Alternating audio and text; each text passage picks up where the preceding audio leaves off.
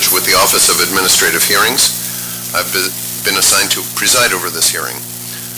First, to ensure there's a quorum, I'd like to have each of the panel members identify themselves for the record, starting with the panel member to my furthest right. Dave Garner. Christina Lawson. Michelle Bolart. Howard Kraus. Denise Pines. Brenda Sutton-Wilson. All right, there being a quorum, I would like to take the appearance of counsel for the parties, starting with the Deputy Attorney General. Good morning, Your Honor and members. E.A. Jones III, Supervising Deputy Attorney General on behalf of the complainant. Good morning. Good morning, Your Honor and board members. Lindsay Johnson on behalf of Respondent Jasper Tawana, who is present and seated to my left. Good morning. All right, the board in this matter has issued an order of non-adoption of a proposed decision by an administrative law judge and has decided to determine the matter itself. The board has invited discussion of whether the proposed order should be modified. The following time limits will apply strictly. The respondent will have 15 minutes to make opening argument. The Deputy Attorney General will have 15 minutes for a response. Respondent may take 5 minutes for closing argument, and the Deputy Attorney General may also take 5 minutes. The arguments must be based only on the existing record in this matter. They shall not exceed the scope of the record of duly admitted evidence. No new evidence will be heard.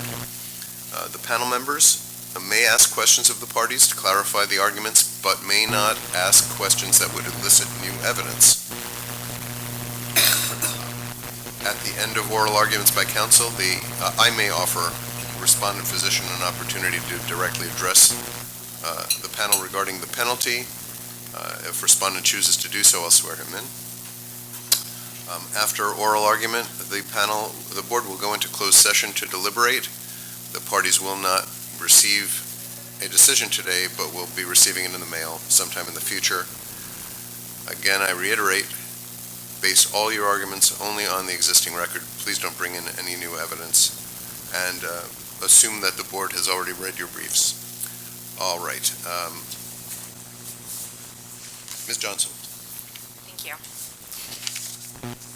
As this board is well aware, Dr. Tawana was licensed by the state of California in 2008 as a physician. Over the last 9 years, he has established a thriving and professional career. Working as a hospitalist, he currently serves as the chairman of medicine and has been supported unwaveringly by his colleagues, his friends, and perhaps most importantly, his patients. Nominated multiple times as Physician of the Year, his colleagues have issued no concern over substance abuse and support his licensure and his continued licensure without any restrictions. We're here today because Dr. Tawana has a single sole misdemeanor conviction for driving under the influence. Over 3 years ago, in March of 2014, Dr. Tawana, after finishing a shift, joined his family at his sister-in-law's house, where he consumed 2 rather large glasses of wine. As he had arrived separately from his wife and children, he drove home separately, on the way glancing at his phone to see if he had any missed messages, swerving, and subsequently being pulled over. After being pulled over, Dr. Tawana, according to the police officer in the report, was cooperative. Although he initially tried to minimize his actions that night, he almost immediately accepted responsibility. He was tested for alcohol and received a blood alcohol content report of 0.11. He was subsequently arrested, and in November of 2014, pled guilty, taking full responsibility in criminal court for his actions. He was sentenced to probation, a first offender's DUI class, and various fines and fees. He completed that class within a month, and subsequently has resolved his criminal matter almost completely. This was the first time Dr. Tawana took responsibility for his actions, but it was not the last. He immediately disclosed his arrest to the medical board and then sat through an interview with the investigator where he was open, cooperative, frank, and accepted responsibility. He then continued that path in front of an administrative hearing, where in November of 2016, Dr. Tawana appeared at that administrative hearing and once again accepted responsibility for his actions. Additionally, though, at that time, providing hopefully this board with reassurance of his rehabilitation and his assurance that it would never happen again. This testimony was supported not only by Dr. Tawana's frank and candid testimony, but additionally by the testimony of 3 other witnesses who testified on his behalf. His wife, who testified as to his social perception and how he handles himself following the DUI in social situations. as someone who was around him the most when not at work. His wife was able to testify as to the fact that Dr. Tawana no longer drinks. This testimony was also supported by the professional realm, by a colleague who testified on Dr. Tawana's behalf, not only to his skills as an excellent physician, but also to the fact that there is no concern in the workplace, according to this colleague, that Dr. Tawana suffers from any substance abuse concerns. The colleague also testified as to the on-call system and how that works at Dr. Tawana's facility, a concern singled out by the board at the hearing. The night of Dr. Tawana's DUI, he was technically on call that night, and that obviously raised a concern for the board, as it raised a concern for Dr. Tawana when he testified at hearing. But it was important to know how the on-call system worked at that facility. It was done through an app on the smartphone, which allowed various physicians who were on call that night, not just Dr. Tawana, to simply push the call to another physician if they did not feel able to take it. Doctors routinely apparently used it at the facility, allowing the call to be pushed if they wanted to go to a movie, join their family for an event, or in Dr. Tawana's case, go out and have a family gathering that night. This did not raise a concern that Dr. Tawana would return to the hospital that night in any way impaired and to threaten or in any way endanger patients. And then, perhaps most importantly, outside of Dr. Tawana's testimony, there was a third witness there on his behalf, Dr. Richard Sander, a board-certified psychiatrist with a subspecialty in addiction, who was singled out by the administrative law judge as very well known and highly respected in his field.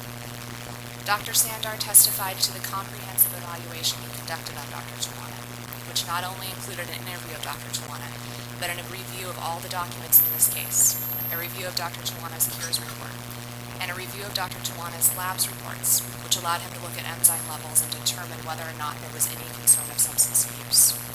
Dr. Sandar concluded that there was not, and that Dr. Tawana not only did he not present as a candidate for substance abuse, but more importantly that recidivism was highly unlikely. As a result, the administrative law judge following the hearing issued a proposed decision. In that proposed decision, the administrative law judge singled out that, I quote, respondent's conviction is an anomaly in his otherwise law-abiding life, and his commitment to continued abstinence suggests that recidivism is highly unlikely. Aside from the single misdemeanor conviction, complainant presented no evidence of any impediments to respondent's ability to safely practice medicine in a proper and safe manner. As a result, the administrative law judge determined that the proper punishment in this matter would be a reprimand. As he said, other circumstances are unnecessary, and a public reprimand will best protect the public without imposing overly harsh and punitive discipline on respondent. That decision, as we all know, was not adopted, and that's why we're here today. However, it's respondent's contention that that decision was well-reasoned and should, in fact, in this matter, be adopted. The board here is put in a unique circumstance where you are asked to decide the outcome of this case without the added benefit of having the witness's testimony live in front of you. Although certainly you have the transcripts and you have the multiple exhibits that respondent presented at hearing, which included 9 different documents, contrary to the argument raised in complainant's brief that he only presented evidence of his probation compliance. In fact, he presented evidence of his awards, of letters from various colleagues, including his chief of staff. And also he presented this testimony, which is very important. Recognizing the board's situation and having to decide this matter separate from the hearing, we're fortunate in the fact that the regulations and case law has given us guidelines to kind of help cure the board's actions in this matter. As we all know, the purpose of these matters are not to punish the practitioner. Case law has told us over and over again that that has seemingly been decided by the criminal court. Instead, the purpose is to determine whether or not the practitioner is safe to continue practicing, or whether he needs additional oversight by the board. In order to determine this, we need to look no further than the board's own published disciplinary guidelines, which have allowed us to put forth a series of criteria over whether or not the person is rehabilitated and thus safe. Under Title 16 of the California Code of Regulations, Section 1360.1, the board has outlined this criteria, and it's respondent's position that Dr. Tawana has met that criteria, and therefore does not need additional oversight. Starting with subsection A, the nature and severity of the actions. No one, including Dr. Tawana himself, is asserting that his actions that night were in any way correct. He has taken full responsibility of those actions. And yet, he has also presented ample evidence that they were not only an anomaly, but they will not be repeated, that they were not indicative of a problem, and his testimony was frank and cooperative. I'm sure many people have come before this board and stated that they are a unique case, and Dr. Tawana is probably not the first person to do so. But I think that his case does represent a uniqueness in the sense that he is probably one of the first times that Complainants Counsel has singled him out for his cooperation. In closing arguments at the administrative hearing, Complainants Counsel stated, "Respondent is remarkably well educated, very accomplished physician, and I have not said that about probably anyone I've ever had the fortune of prosecuting since I've been in the Health Quality Enforcement section of the AG's office.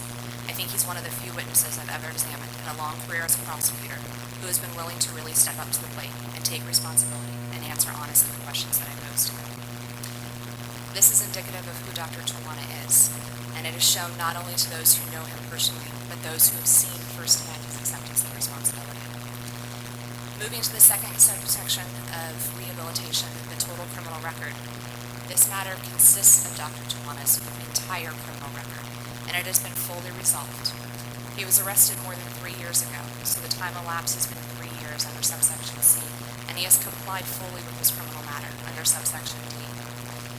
But perhaps most importantly is subsection F, his evidence of rehabilitation. Not only do those who know Dr. Tawana assert that he no longer drinks, not only does Dr. Tawana assert that he no longer drinks, but the board has the added benefit and reassurance from an expert in this matter who has done a comprehensive and thorough evaluation of Dr. Tawana, who also concludes that his recidivism is unlikely, and that Dr. Sandar is remarkably confident that this will not be repeated. That layer of extra reassurance to the board should provide them with the ability to not only see that Dr. Tawana is no more likely to reoffend than any other physician who appears either before this board or holds a license from the state having to not appear before this board, but it also provides the extra level of reassurance that Dr. Tawana has taken this matter seriously and has put forth the best effort to provide any extra reassurance and to quell the board's concerns. The complainant in their non-adoption brief has raised the idea that Dr. Tawana should be set with 4 years of probation, along with various testing terms. As I mentioned earlier, it's respondent's position that since the purpose of these proceedings is not to punish the practitioner, but to protect the public, that 4 years of invasive testing of Dr. Tawana will not only punish Dr. Tawana in a way that is not congruent to the action, but additionally will not help the public.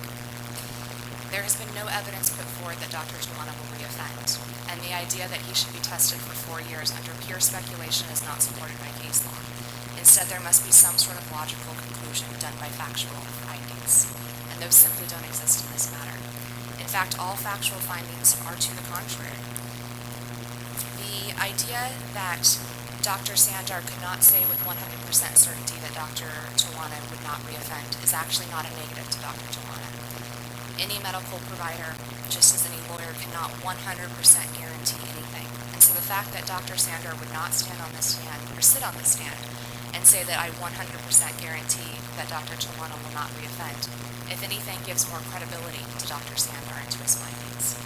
It's important, though, to note his actual finding, which is, and I quote, "I am very comfortable based on my 30-something years, 25 years working with alcoholics and addicts and knowing the problem.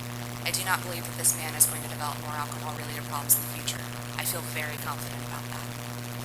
And because of this, we see this extra layer, that Dr. Tawana not only will not reoffend in the future based by everyone who has reviewed him, but additionally that 4 years of additional testing will only prove as punitive if it's done purely on the idea of speculation.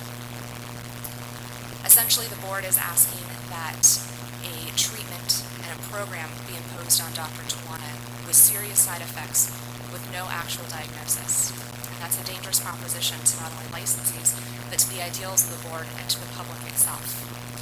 The public, because they will not be harmed by Dr. Tawana's continued licensure, we also must look at the fact that the public will be harmed if Dr. Tawana is placed on probation, especially for 4 years with extensive testing terms. Not only will this cause Dr. Tawana to have to leave the hospital for various shifts in order to testify, but even more importantly, probation triggers a concern of exclusion from the Medi-Cal and Medicare list, as well as an automatic reduction of the Blue Cross Blue Shield's privileges. Counsel, 3 more minutes. Thank you. Blue Shield's privileges. As a result, as noted by the administrative law judge at the hearing, Dr. Tawana's ability to practice and his ability to serve the patients will almost be rendered useless. He will, if facing exclusion from the Office of the Inspector General and the Department of Health, as well as from Blue Cross Blue Shields, not be able to treat many patients in California. And as for someone who both sides agrees is such a skilled practitioner, that is truly a loss to the public. And we have to look at whether or not this loss to the public is in some way outweighed by the idea that for 4 years, someone with a single misdemeanor with a relatively low blood alcohol level should therefore be subject to testing. The board has set forth their substance abuse guidelines, and we certainly recognize them.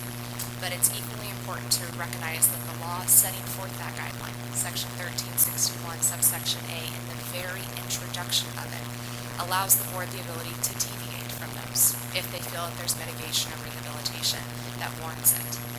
And the mitigation and rehabilitation is evident in this case simply exists. It exists not only through the testimony, and it exists not only through reports, but it exists through the documents that were also presented on Dr. Tawana's behalf. His Physician of the Year notifications and nominations, his patient compliments, the letters from his colleagues who point out his successes, the testimony from Dr. Tawana, the testimony from his wife, the testimony from the expert who has reviewed him.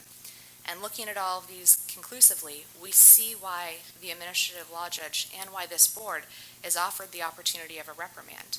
The government code makes it very clear. Revocation, probation, reprimand, and then dismissal. The actions are all obviously on the table for a physician. And it's also why we see that this board recently has, in various other cases, also looked and issued reprimands for various blood alcohol levels. It's certainly a tool that the board can utilize. Ultimately, we ask this board to consider Dr. Tawana's case individually, to look at his character, his demeanor, his evaluations, his reputation, his rehabilitation, and adopt what we believe is well-reasoned decision from the administrative law judge in this case. Thank you. Thank you, Ms. Johnson. Mr. Jones? Thank you.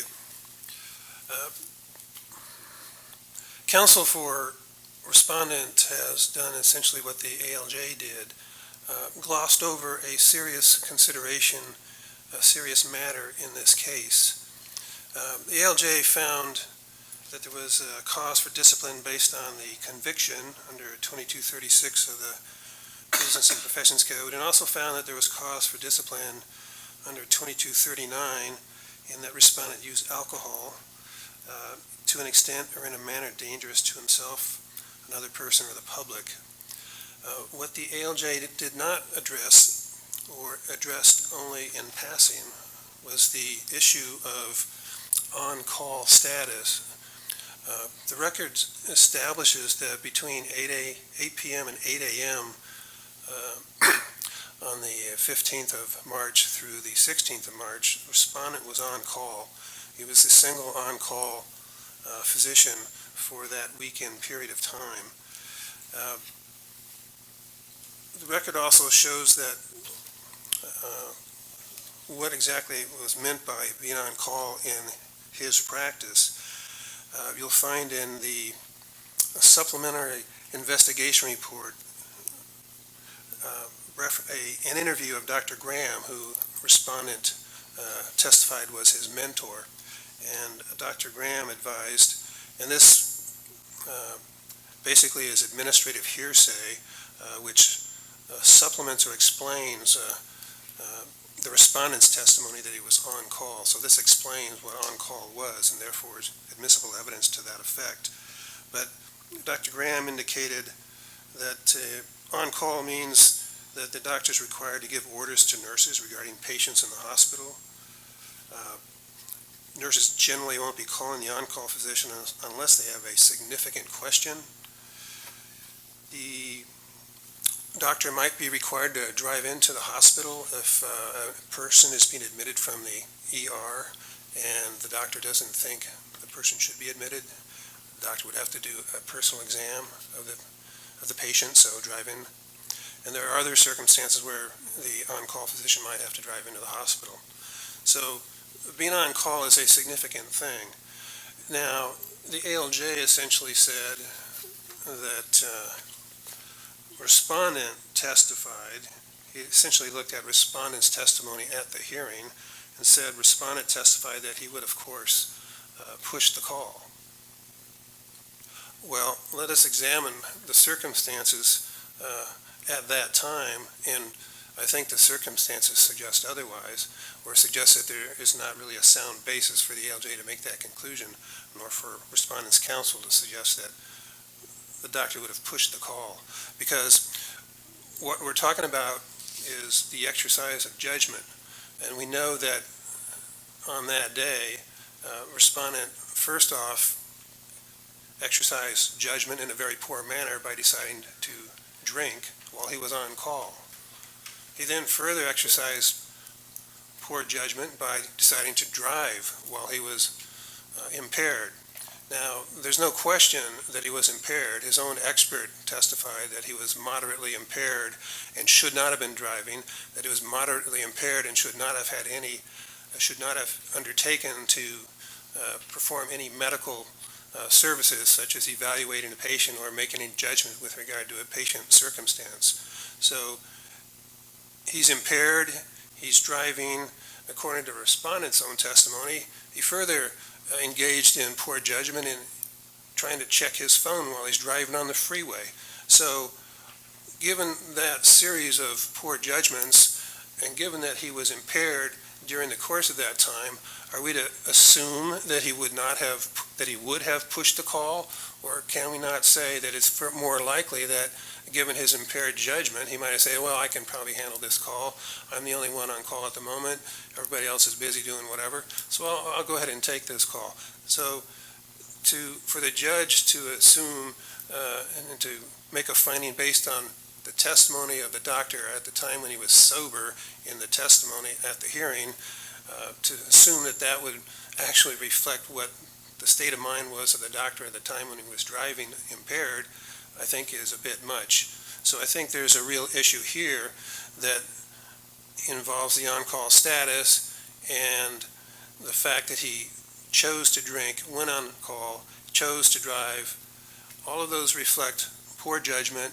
All of those are actions taken when he was impaired. So to assume that he would have pushed the call, I believe, goes beyond what the evidence suggests. I think the inference is that there was a very real risk that he would have taken whatever call came his way and attempted to deal with medical issues while impaired. So that is a key factor here in assessing the facts of this case and determining what the appropriate remedy should be. I believe the ALJ's decision and recommendation for a reprimand is the floor for discipline in this case. This is not a case that should be dismissed outright. To do that would send the wrong signal to doctors throughout the state. That would suggest that they have a free opportunity to engage in the type of conduct that was engaged in this case without repercussions from the medical board. That obviously would send a bad signal to the public. The public would not have appropriate faith in the operations of the medical board if it were to outright dismiss this case. So the question is, as I indicated, what is the appropriate remedy? One option would be to adopt the ALJ's decision as argued by counsel. However, I don't think that would address appropriately the issues involved in this case, particularly the on-call status that was abused by the respondent in this case. So I believe that it would be in the public's interest that the respondent be on probation for a period of time. Now, as was pointed out, the board can deviate from the various guidelines, including the uniform standards where the facts indicate that is appropriate.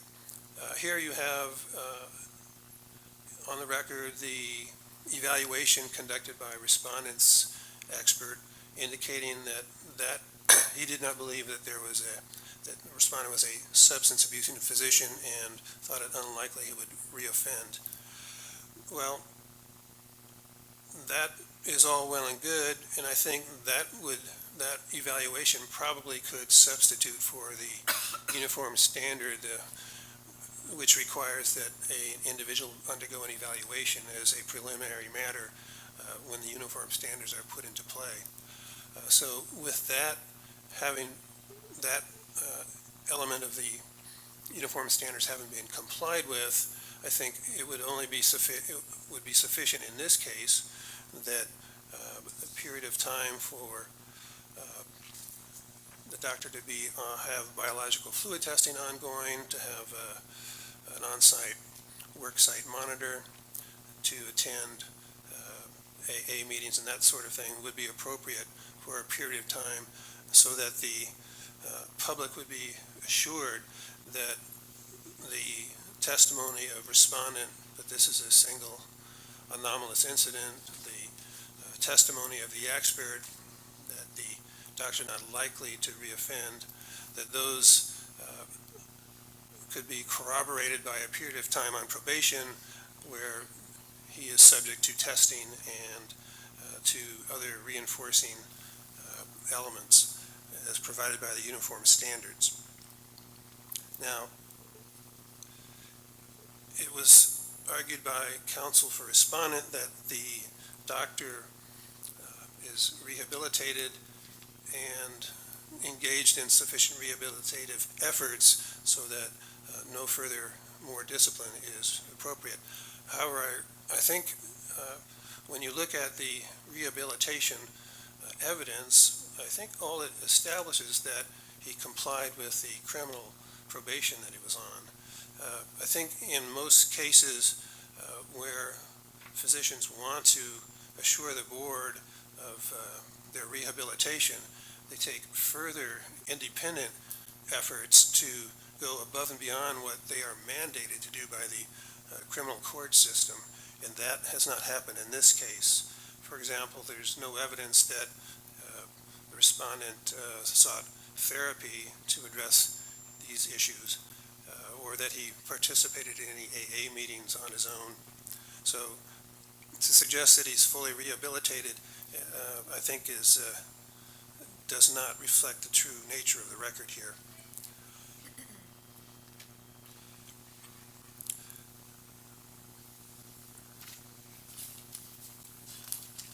So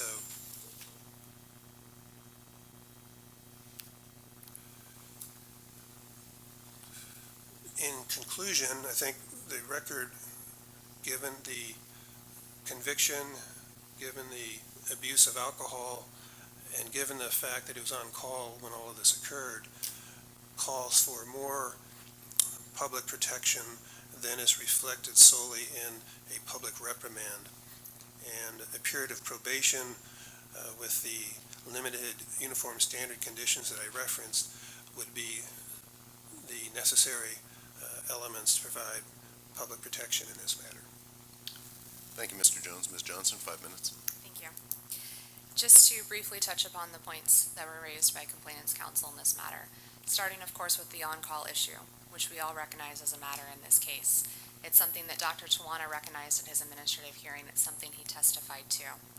Complainants' counsel points to the administrative hearsay document of Dr. Graham, who was interviewed, essentially, during the investigation. Respondent, though, however, would like to point to the direct testimony of the physician who testified at the hearing itself, Dr., and I'm going to actually spell it so I don't butcher it, which is Bagheri, who testified extensively as to the app that was used by the hospital and the Perfect Serve app specifically.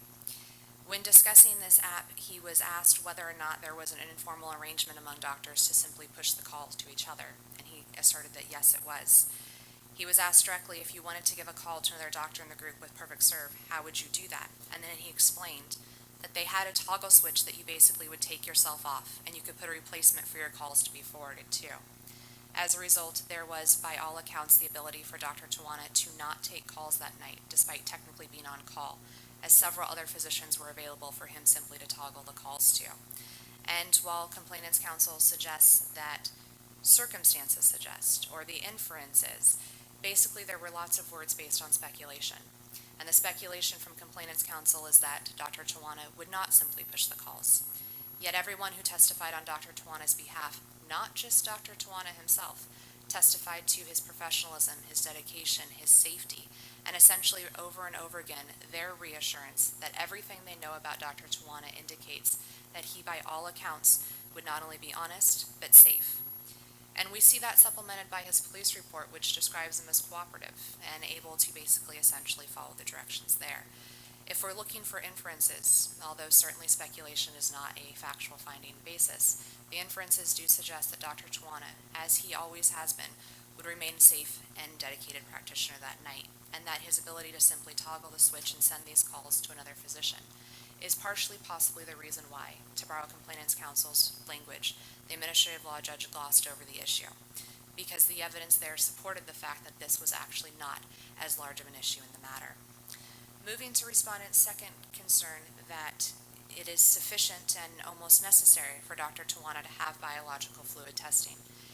It's interesting because that directly followed his argument that the reason Dr. Tawana deserves punishment is that he essentially exercised poor judgment.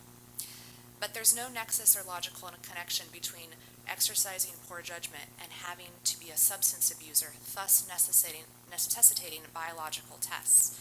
Essentially, the board, or not the board, but complainant's counsel is asking that Dr. Tawana submit to biological testing because of exercising poor judgment, to borrow from their language, for an on-call issue. And that does not directly connect to the idea of whether or not the board thinks Dr. Tawana is a substance abuser, which is when the exercise of biological testing and probation terms should be imposed, if there's a concern that he is a substance abuser. And in this case, all evidence points to the fact that he is not. In fact, the evidence in this matter is important. Dr. Tawana did not just represent rehabilitation evidence of his compliance with criminal probation, although certainly he presented that, and that is important, because it included 3 months of alcohol testing, and it included regular AA meetings that were required by criminal court, thus providing that he did attend classes and he did attend AA meetings. But in addition, he presented other rehabilitation evidence. He presented an evaluation that he voluntarily underwent, which is not something every physician does. He presented letters from various colleagues who know him, including his chief of staff, who discussed their oversight over Dr. Tawana since learning of the incident and since his frank and honest disclosures to them about the incident. And he presented patient comments. Taken collectively, this rehabilitation is more than just his criminal compliance, but it shows the picture of who Dr. Tawana is. And it's this picture, once again, that we ask this board to consider when we look towards the reasoned and well-reasoned proposed decision issued by the administrative law judge in this matter, showing that Dr. Tawana is not a danger, that he's rehabilitated, and that testing terms for something that everyone concludes does not actually exist, a substance abuse disorder, is unnecessary and essentially punitive to Dr. Tawana. Thank you. Thank you, Ms. Johnson. Mr. Jones? Thank you. I heard repeatedly a reference by counsel to doctors, the respondent's status as technically on call, which I believe is indicated or used to minimize the fact that he was on call. It's not a technical matter. The doctor was on call. It suggested that, well, he had the little app on his phone and he could have toggled off. Well, he had the opportunity to toggle off when he decided to drink, and he didn't do that. He had the opportunity to toggle off when he was drinking. He didn't do that. He had the opportunity to do that before he got in his car, but he didn't do that. So to suggest that he, of course, would have, if he got a phone call during that period, escapes or minimizes the fact that he had shown that he didn't do it. More importantly, on top of all that, he was impaired at the time. So to suggest that he would have, of course, toggled off as a rational individual would have done ignores the fact that he was impaired. And that is the significant issue. So I believe that the appropriate level of discipline should include the uniform standards as discussed in my opening remarks. Thank you. Thank you. Did any of the panel members require clarification of any of counsel's arguments? Go ahead and announce your name before you ask your question. Howard Kraus. I'm interested to know if Dr. Tawana wishes to address the board, or if he may be available to receive questions from the board. We will get to that. First, let's focus on counsel's argument and whether you have any questions about the arguments that need clarification. Anything? if, Well, actually, I had a question. okay, state your name, please. Brenda Sutton Wills. My question had to do with the assertion to the officer that he was in fact on call when he was stopped and that he had the power to save lives and the lives of the officer. What was it? And Who so, is this question addressed to? to counsel. So your argument Counsel that, for respondent. yes. Thank you.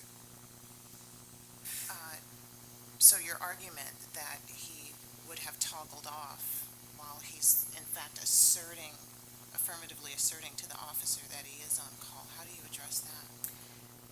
Well, I think it's most clearly addressed in Dr. Chawana's testimony himself, so that way I'm not speculating, but instead using his own words.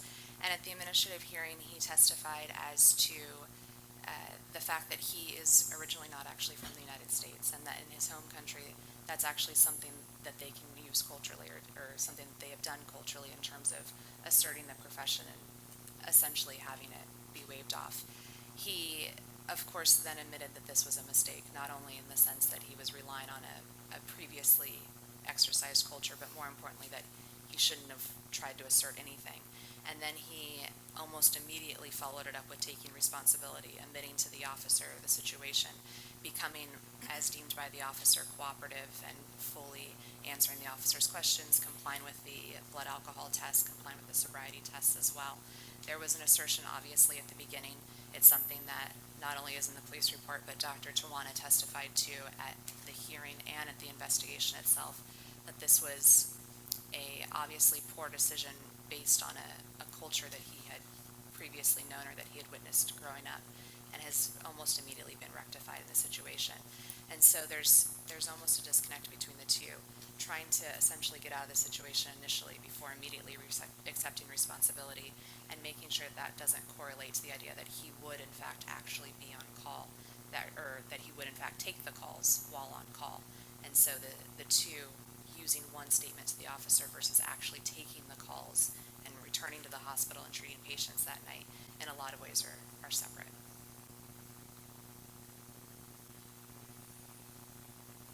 In your assessment of the record, was there a person who knew to be immediately, so if there was a emergency where the doctor needed to be contacted while on call, the time element of him switching to not being on call after the call was made and after he had been drinking, where's the safety measure there for the patients? And I'll caution counsel to only refer to evidence already in the record. No problem. It's essentially based on how it was testified to at hearing. It's essentially immediate. So there's the push of the app. The call then immediately goes to the other doctors. You can choose, it looks like, either a doctor individually or all of the other doctors on call that night. It's discussed at the administrative hearing. I'm certainly not going to read all the pages, but it's in the transcript, pages 89 through, it looks like 96. And so it kind of covers there, and that's the testimony not of Dr. Chawana, but of his colleague who was explaining how the app system works and how they at the facility use the on-call. It seems like to toggle to other physicians immediately. So it's ringing on Dr. Chawana's phone. He pushes it forward. It's almost like call forwarding, and immediately starts ringing on either the physician chosen individually, or you can choose, like I said, all the physicians on call that night, and it looks like there were several. And so all of those several have the same app pop up, or the same notification on the app pop up, the same way it would have on Dr. Chawana's phone that night. Any further questions for counsel? I have a question for the Deputy Attorney General, And announce your name. Christina Lawson. Thank you. Is there any other evidence in the record of Dr. Chawana's poor judgment? Your argument seems to be that this incident, well, there is evidence that this incident is poor judgment, but was there other evidence you presented that showed that there was some sort of pattern of poor judgment or a lack of thoughtful decision-making over time? The only evidence with respect to his exercise of poor judgment is during the course of the events on the day in question, in choosing to drink while on call, in drinking and not toggling off, in choosing to drive while impaired, in asserting to the police officer initially that he hadn't had anything to drink, and subsequently saying I had one. And throughout the period of the interaction with the sheriff, even the last word was, "I'm on call, please don't do this to me."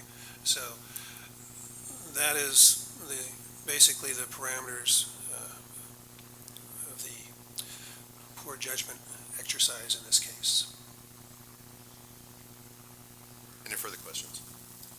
All right, did respondent wish to address the board regarding the penalty? Please raise your right hand. Do you swear or affirm that your testimony in this proceeding will be the truth, the whole truth, and nothing but the truth? Yes. Thank you. You'll have to speak up and into the microphone so that everyone here can hear you, including the court reporter who's making a record. State your name. Jasbir Singh Tawana. Thank you. And what did you wish to say to the board about the penalty? Well, first of all, thank you for letting me the opportunity of coming here. And all I want to say is I'm sorry. This was one-time mistake, and I've never had anything prior to this or after this. And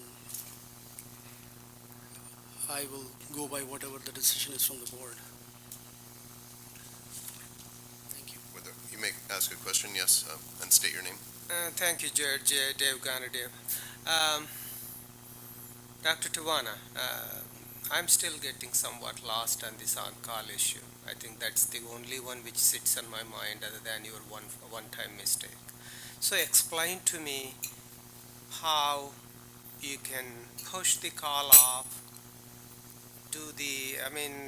your colleagues might also be having their own leisure time activities. So what's the understanding here? How do you do this? Does this happen? Not just alcohol, does this happen because of family issues and others between all of you? And so explain to me a little bit more about your on-call, which is the one which is stuck in my mind. All right. This question could conceivably be calling for testimony that reflects information that does not already appear in the record. I'm going to restrict respondent's answer to only information that is already in the record before the board. And counsel, I'll caution you to monitor that. Judge, Yes. may I comment that my review of the record does reveal this discussion and this information? Do you have a site? I'll have to find it again. That's okay.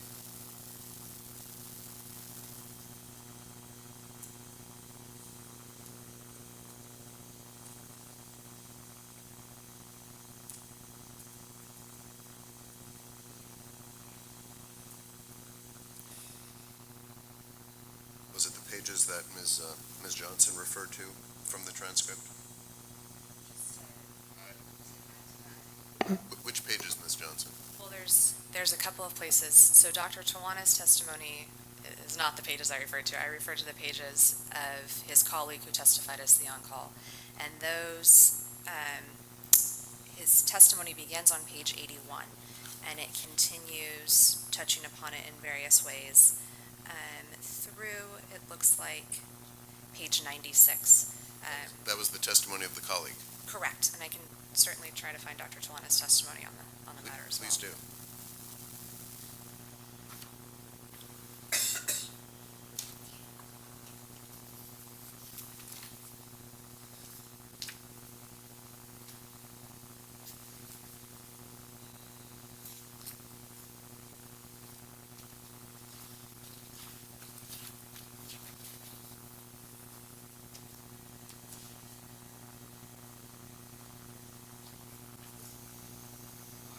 Your Honor, it's also the complainant's documents on page 118.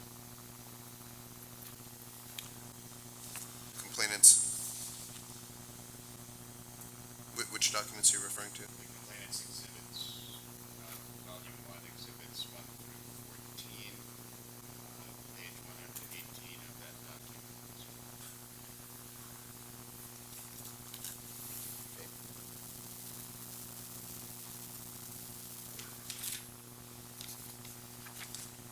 This was in reference to a telephone interview with Dr. Tawana's former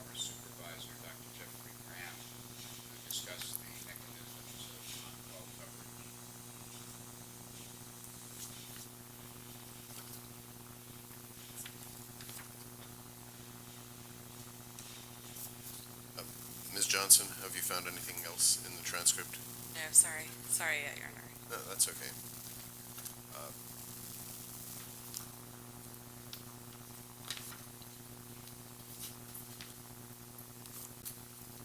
I can't allow respondent to go beyond what's in the transcript and in the exhibits that were already submitted and are part of the record. Judge, I'm not asking him to go beyond. I want to hear from him. I'm not asking him to go beyond what's in the transcript. I want to hear from him. He's in front of the board, so that's all I'm asking. He is in front of the board, but he's not here to give evidence. The evidence is already closed. Yes, sir, He is here only to address under the statute the penalty. And that's what he has addressed, and you may ask questions about that. I'm not going to allow anything beyond what's already in the record. And the record is pages 81 through 96 of the transcript and page 118 of complainant's exhibit. And that's it. I'm good with it. It's okay, thank you. Thank you. Anything else?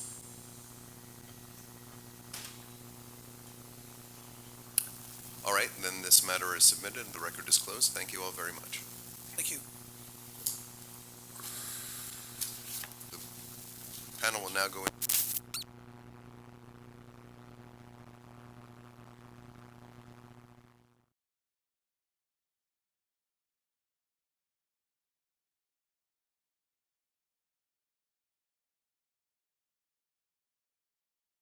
To the Medical Board of California, Panel B, meeting of 4/26/17. My name is Michelle Bolot. I'll be chairing this meeting along with my colleagues and will be presided over by Judge Cohen. Good morning. We are now on the record before the Medical Board of California in the matter of the accusation against Amir A. Peruzian, MD. Case number 10-2011-219745. OAH number 2013-030328. This matter, which is oral argument regarding the remand to the board following a Court of Appeal decision, bears OAH number 2017-040304. This is the time, date, and place set for oral argument. In the notice of hearing for oral argument on this matter, my name is Howard Cohen. I'm an administrative law judge with the Office of Administrative Hearings. I've been assigned to preside over this hearing. First, to ensure that there is a quorum, I'll ask the panel members to identify themselves for the record, starting on my right. Dave Garner, Dave. Christina Lawson. Michelle Bolot. Howard Kraus. Brenda Sutton Wells. Okay, there being a quorum, I'd like to have the appearance of counsel, please. Good morning, Your Honor, members of the panel. Supervising Deputy Attorney General Matt Davis on behalf of complainant. Good morning. Respondent is not at the table and no one representing him is present. Is that correct? That's correct. I know him, but I'm not a lawyer. I just know him. I'm involved. I have heard about the case and all. I just want to bring it up to the court's attention that he's sick. Okay, we can't, first of all, you're not sworn in, and there was documentation to the effect that he was ill and out of the country and not going to be attending. Is that correct, Mr. Davis? Well, my understanding is, Your Honor, that late last week, a staff member from the board received a phone call from someone who represented themselves as his brother-in-law and indicated he has a bad back and can't travel from Iran. That's where he is currently located and has lived for some time. The notice of hearing was served on him at his address of record at what we believe to be his brother-in-law's address and via email in Iran. During the prior litigation in this case, the Superior Court said it was appropriate to serve him by email because a lot of the mail service was coming back non-deliverable in a foreign country. We also know that he was on notice of the hearing because he cited this very hearing in one of his most recent filings in Superior Court trying to overturn this remand. He's not here. He's been put on notice. We've received no motion for a continuance of this, so I think we're on solid ground moving forward. Okay, let's do that. respondent not being present, I will allow you, Mr. Davis, 15 minutes for argument. Thank you. The administrative hearing in this matter occurred between December 9th and 13th, 2013. Subsequent to that, a proposed decision was issued revoking Dr. Peruzian's license, which was adopted by the board. That decision was based on allegations of dishonest and corrupt acts and conviction of a crime substantially related, and that was based on his engagement in disability insurance fraud. What happened essentially was he was working in 2006 to 2007, he was working for children's specialists in San Diego, California, as a physician. He was covered under a group disability policy, and he had also purchased a couple of individual disability insurance policies. On about August 1st, 2006, he took a medical leave of absence from CSSD, that's Children's Specialists of San Diego, due to difficulties associated with depression. He filed a claim under his group policy with CSSD, and he also filed claims under his individual policies.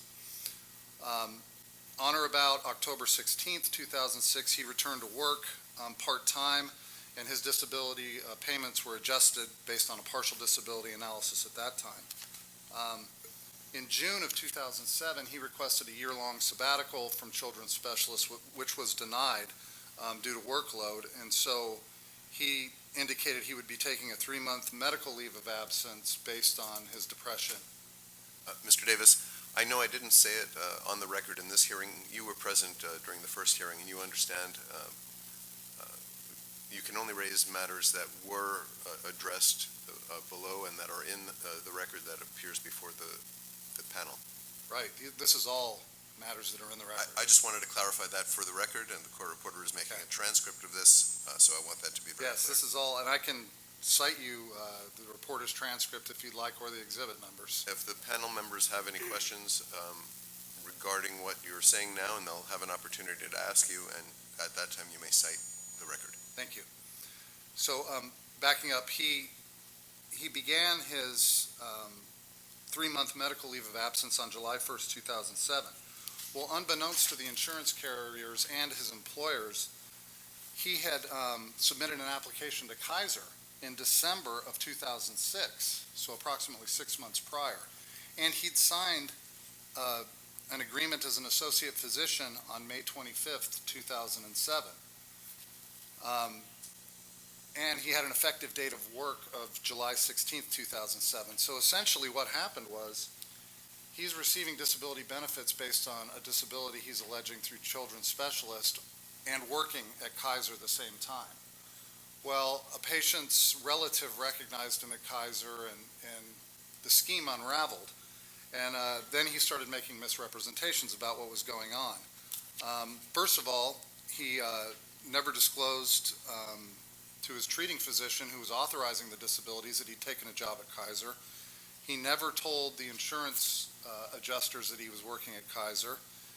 He actually made false statements regarding his claim to the insurance adjusters.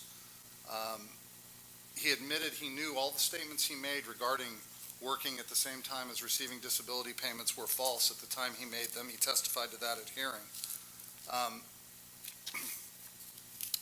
Ultimately, a criminal case was filed against him for insurance fraud.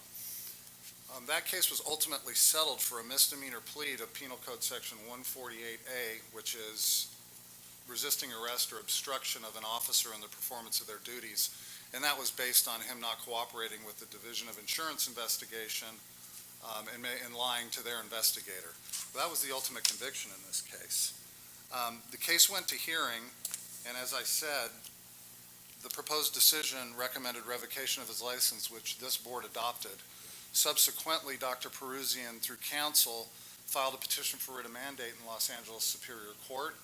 That petition was denied. He then went to the California Court of Appeals, and that, after he filed in August of 2015, the Court of Appeal issued an order requesting briefing on the matter, and in addition, at that point, on September 1st, 2015, ordered that his revocation be stayed. So the board's action was stayed by the Court of Appeals as of September 1st, 2015, and these numbers are going to become important when we talk about what appropriate penalty is now.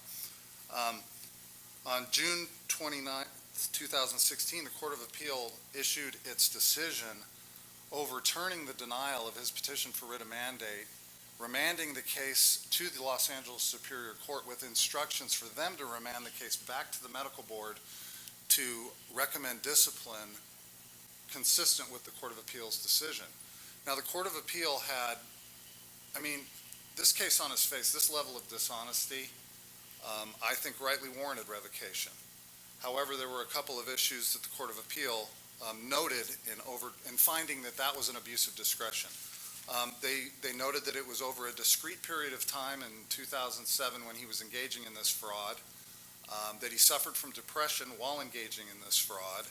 They also noted that the amount of money was not as large as other cases. For example, the Wyndham case, which is a published case that this board issued a disciplinary order against a doctor who'd engaged in tax evasion. His tax evasion was about $60,000. Perusian's amount, I'm not sure of it, but it was significantly less than that. And in the Wyndham case, this board put Dr. Wyndham on probation for 3 years. So the Court of Appeal looked at that and said, look, this guy took more money than this guy, and you're revoking this guy, which I don't necessarily agree with, but this is what the court found. They also found that, and this was, in my mind, in reading the opinion, I thought this was significant. They viewed the board's revocation of his license as what they claimed making up for the lacking criminal penalty. Because he did get a good deal in the criminal case based on the conduct. Unfortunately, the ALJ at the administrative hearing made a comment on the record to the effect of, you got the best deal of any man to walk the streets of San Diego since 1900. So the Court of Appeal took that and interpreted it as the ALJ was making up for what he viewed as lacking in the criminal sentence. And we can't punish doctors under the administrative disciplinary scheme we operate under here. So the Court of Appeal said this appears to be punishment, and you can't do that. Hence, they remanded it. So what we're left with is a remand from the Superior Court for this board to take action consistent with that opinion. So they didn't specify, but what they're saying in between the lines, in my view, is that you can't revoke him, but you can put him on probation. So what we would recommend, based on the Court of Appeals decision and the facts of this case, is revocation stayed, 5 years probation, a professionalisms program, a psychiatric evaluation, billing monitoring, solo practice prohibition, and all standard terms and conditions. And I'm happy to entertain any questions if there are any. All right. Any questions from the panel members for council? Go ahead. I have a question. Why the solo practice prohibition? And announce your name, please. Brenda Sentinel. I think the solo practice prohibition is recommended because he engaged in he was subversive in both places where he's practiced.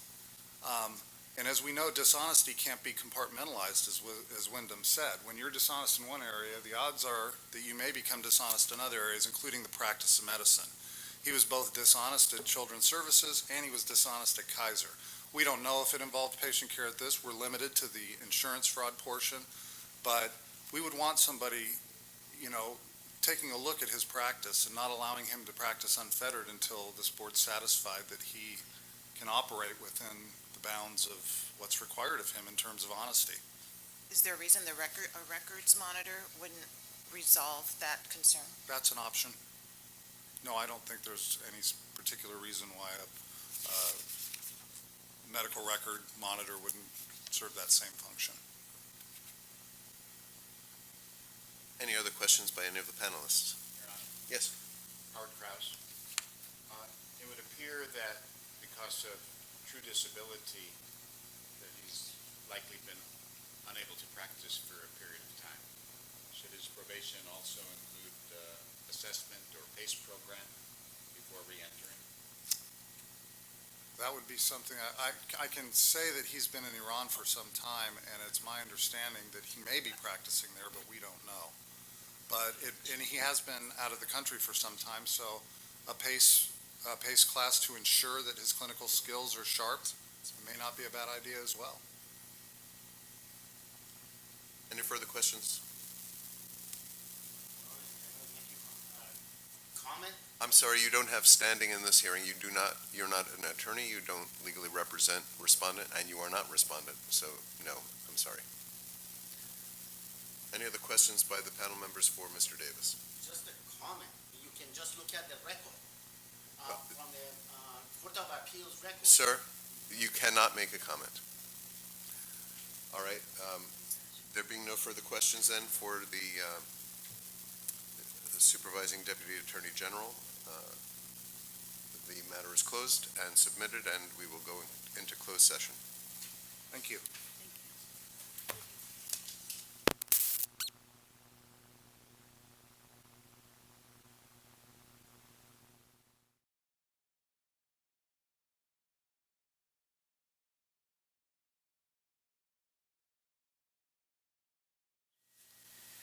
You may notice committee members accessing their laptops or smartphones during the meeting. They are using these devices to access committee meeting materials that are in electronic format. We have a designated time on the agenda for public comment and ask for public comment on each agenda item. I ask that you be respectful of the need to conduct the committee's business. Should anyone disrupt the meeting, I will ask that person to conduct himself or herself in such a manner that permits the committee to transact its business. This meeting will be available via teleconference. Individuals listening to the meeting will have an opportunity to provide public comment and will be assisted by a moderator who will be facilitating the teleconferencing process. For those members of the public participating via teleconference, please wait until the moderator has introduced you before you make your comments. To request to make a comment during the public comment period, press star 1. You will hear a tone indicating you are in the queue for comment. If you change your mind and do not want to make a comment, press the pound sign. Assistance is available throughout the teleconference meeting. To request a specialist, press star 0. Each person will be limited to 3 minutes per agenda item. However, during agenda item 2, public comments on items not on the agenda, the committee has limited the public comment period for individuals on the teleconference to a total of 20 minutes. In addition, public comment from individuals here at the meeting will also be limited to 20 minutes. Therefore, after 20 minutes, no further comments will be accepted. During public comment on any other agenda item, 10 minutes will be allowed for comments from individuals on the teleconference line and those in the audience. After 10 minutes, no further comments will be accepted. Staff will be assisting me with receiving the public comments via teleconference during this meeting. The committee welcomes public comment on any item on the agenda, and it is the committee's intent to ask for public comment prior to the committee taking action on any agenda item. If for some reason I forget to ask for public comment on an agenda item and you wish to speak on that item, please raise your hand and you will be recognized. I would like to remind all speakers to complete a presenter's slip so I can call you by name at the appropriate time and so that the record of this meeting can be full and complete. However, this is voluntary. Please give the speaker slips to Ms. Toof. Ms. Toof, can you identify yourself for the audience? I will do my best to call upon everyone who has supplied a slip for the agenda item and recognize those who wish to make a last-minute comment, but we ask you to fill out a speaker slip after your comments so we have it for the record. I want to remind all speakers to please stay on topic and keep your comments to 3 minutes or less. We plan to end today at 2:45 p.m. I would like to call the meeting to order and ask that Ms. Toof please call the roll. Dr. Bishop? Here. Dr. Gonadev? Here. Dr. Hawkins? Here. Ms. Pines? Here. Mr. Wormuth? Here. Dr. Kraus? Here. Thank you. Thank you. A quorum is present. I would like to remind the members that we will be taking a roll call vote on all action items. Moving to agenda item number 2, public comments not on the agenda. I have no speaker slips. Are there any comments on the phone? Val, are there any comments on the phone? No comments. Moving to agenda item number 3, approval of minutes from May 5th, 2016 Licensing Committee meeting. Are there any additions or corrections to the May 2016 minutes from the members?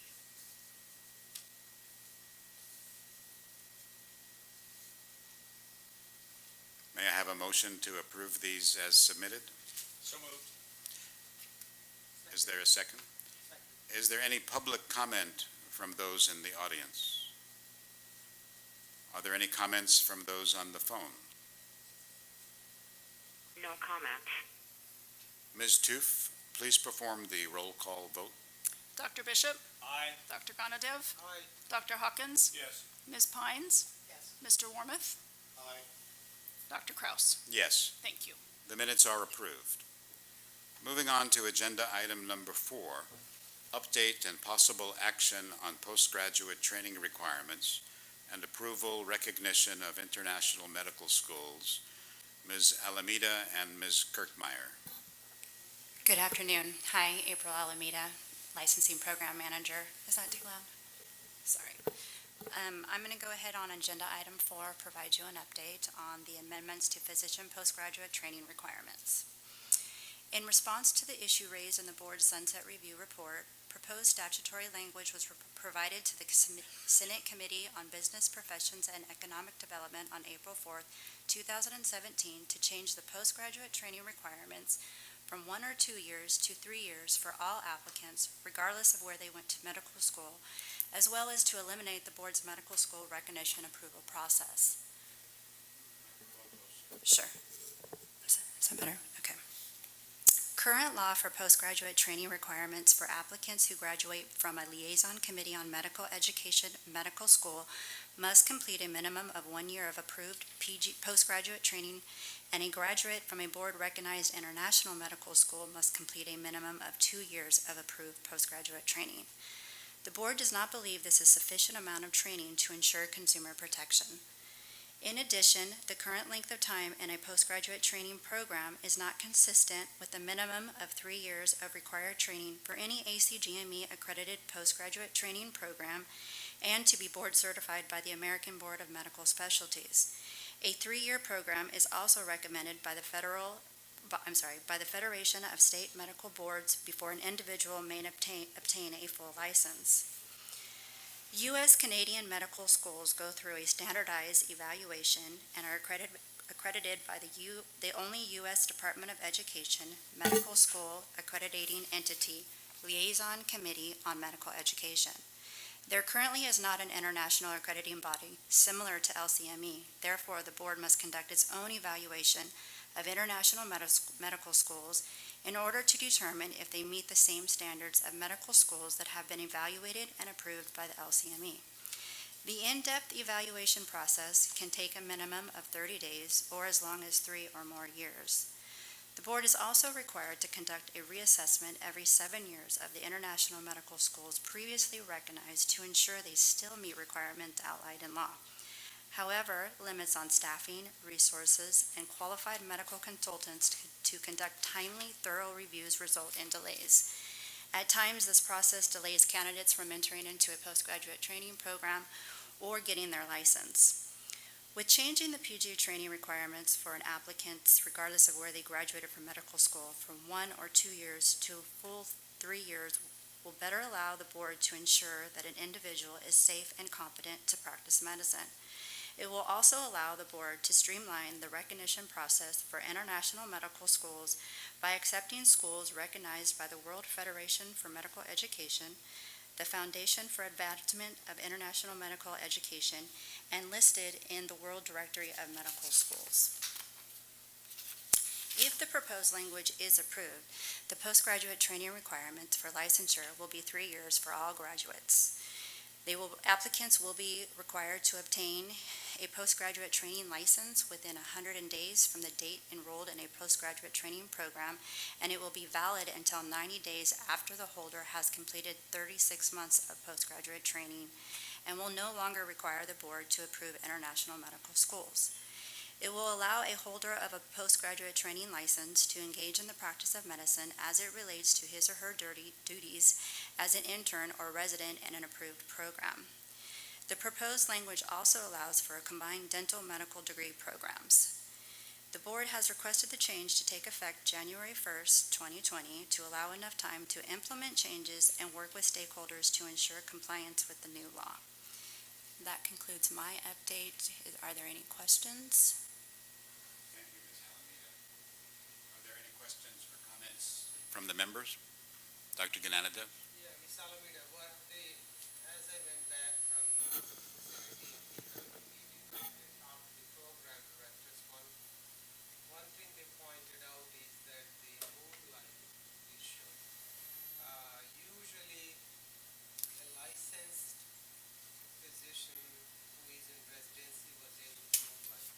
That means that someone who has finished at least 1 year if they went to U.S. school and 2 years if they went to international school.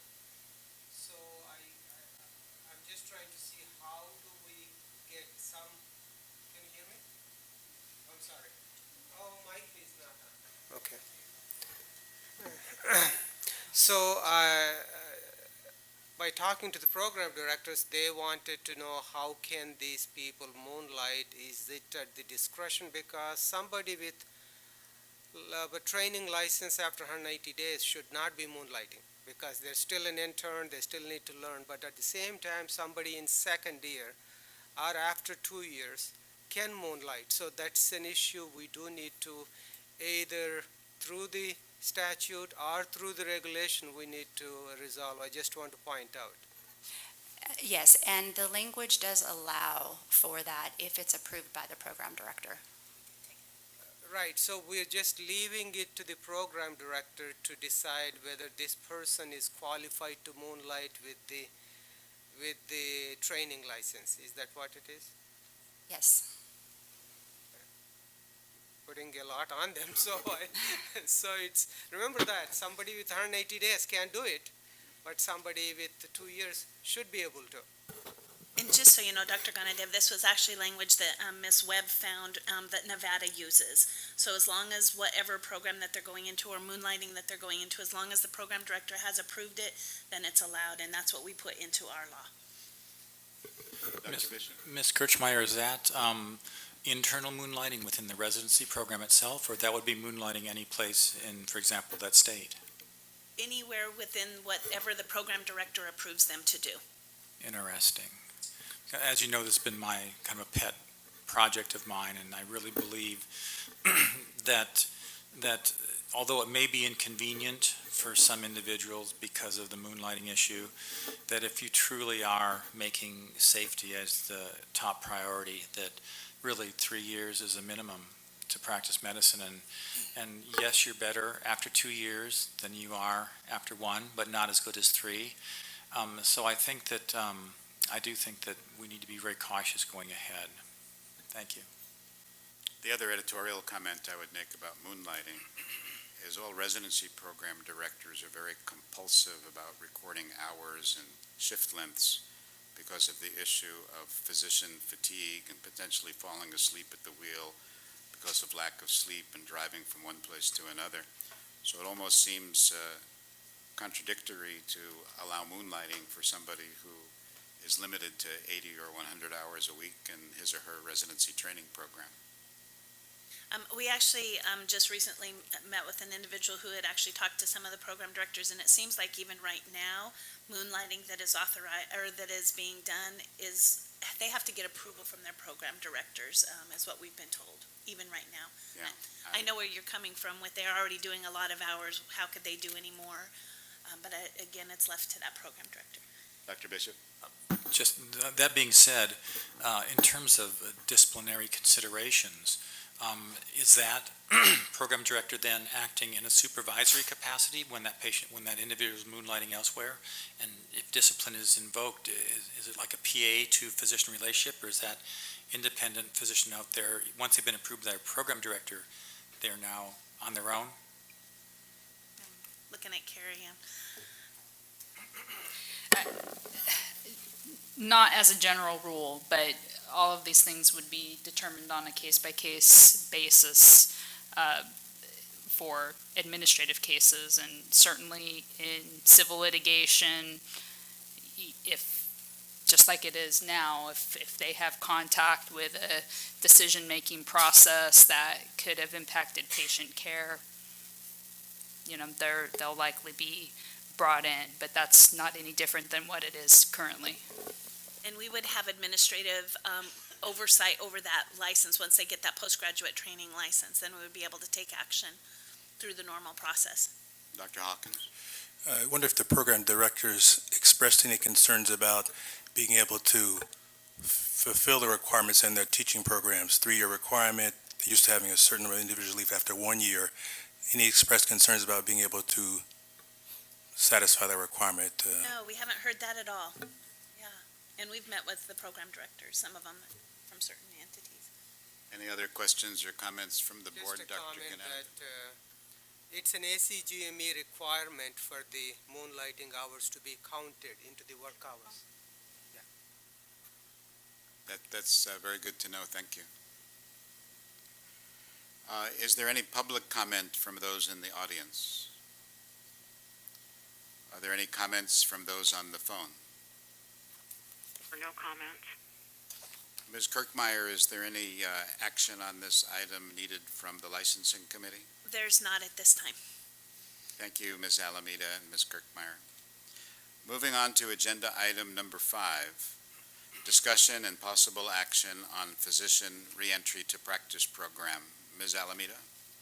So before April gets started, I'm going to actually kick this off.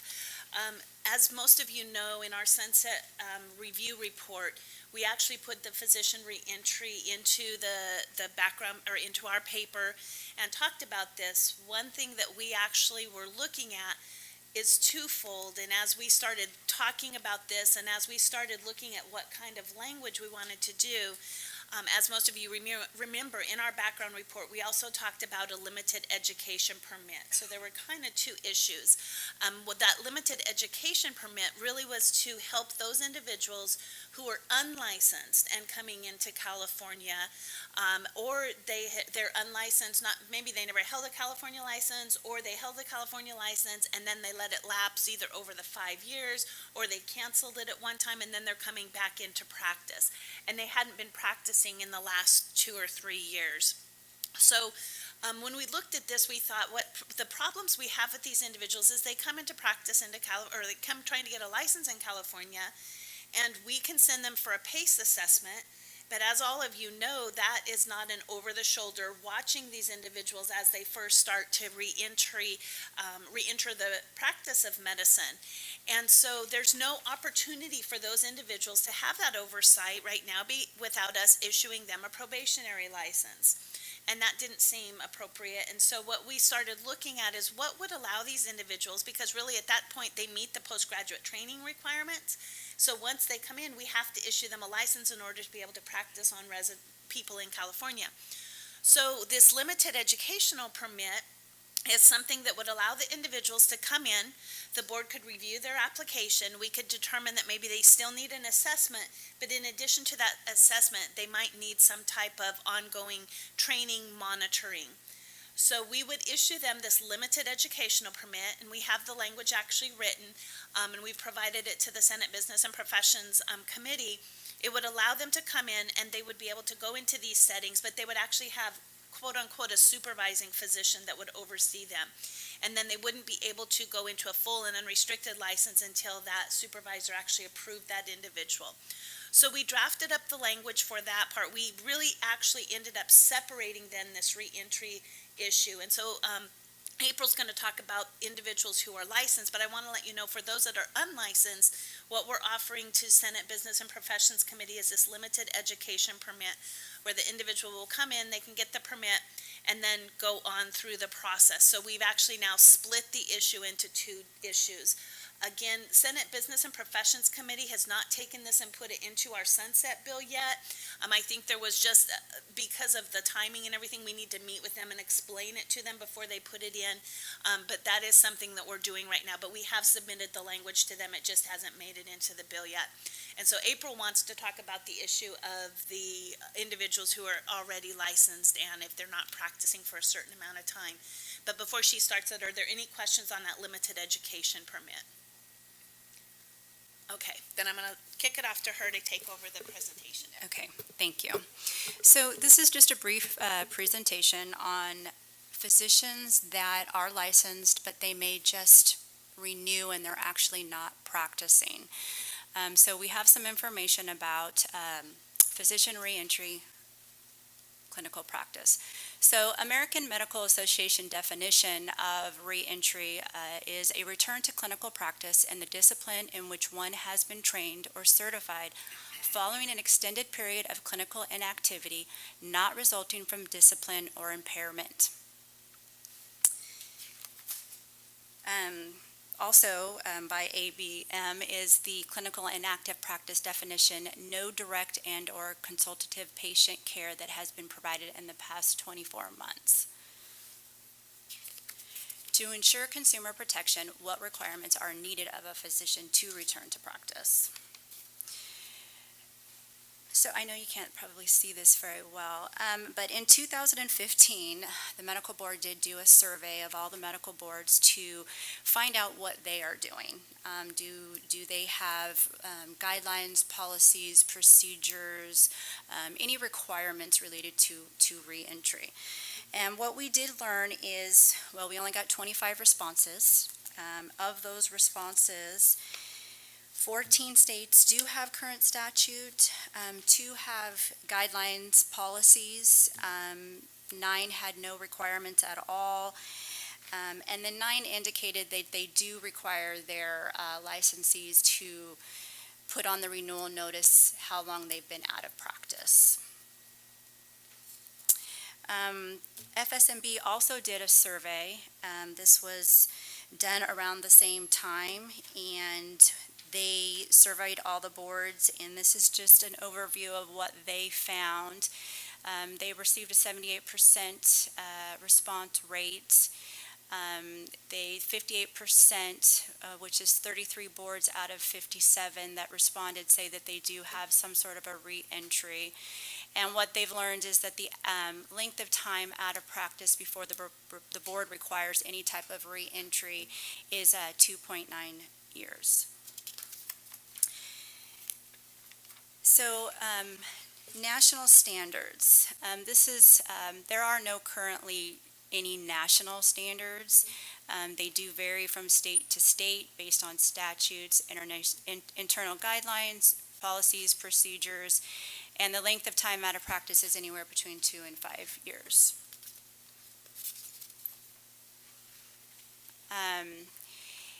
The plans, the states that do require this, there are a few things that they require. Some require clinical skill assessment, clinical training, refreshing training, practicing under the supervision of a licensed physician, board interviews, and licensing committee review to determine what that individual would need based on the years that they have been out of practice. So, as Kim had just explained, this was brought up in the Sunset Review. The question was asked, what is the length of time an individual should be eligible to remain out of practice without additional training? The board does not have statutory authority to require anything at this time. If an individual does not renew their license within 5 years, or their license is automatically canceled. However, a licensee may just continue to pay the fees, renew their license, even if they've been out of practice.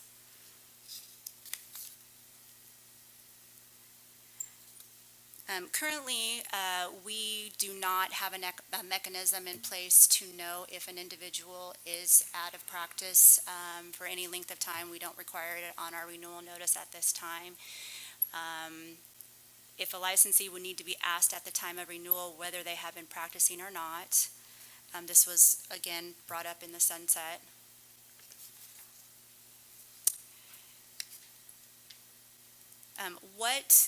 One of the questions is, what is that length of time out of practice that we would want to know before we would require some sort of a clinical assessment or training? 3 years, 5 years. Discussion items for today. What would be required to ensure consumer protection?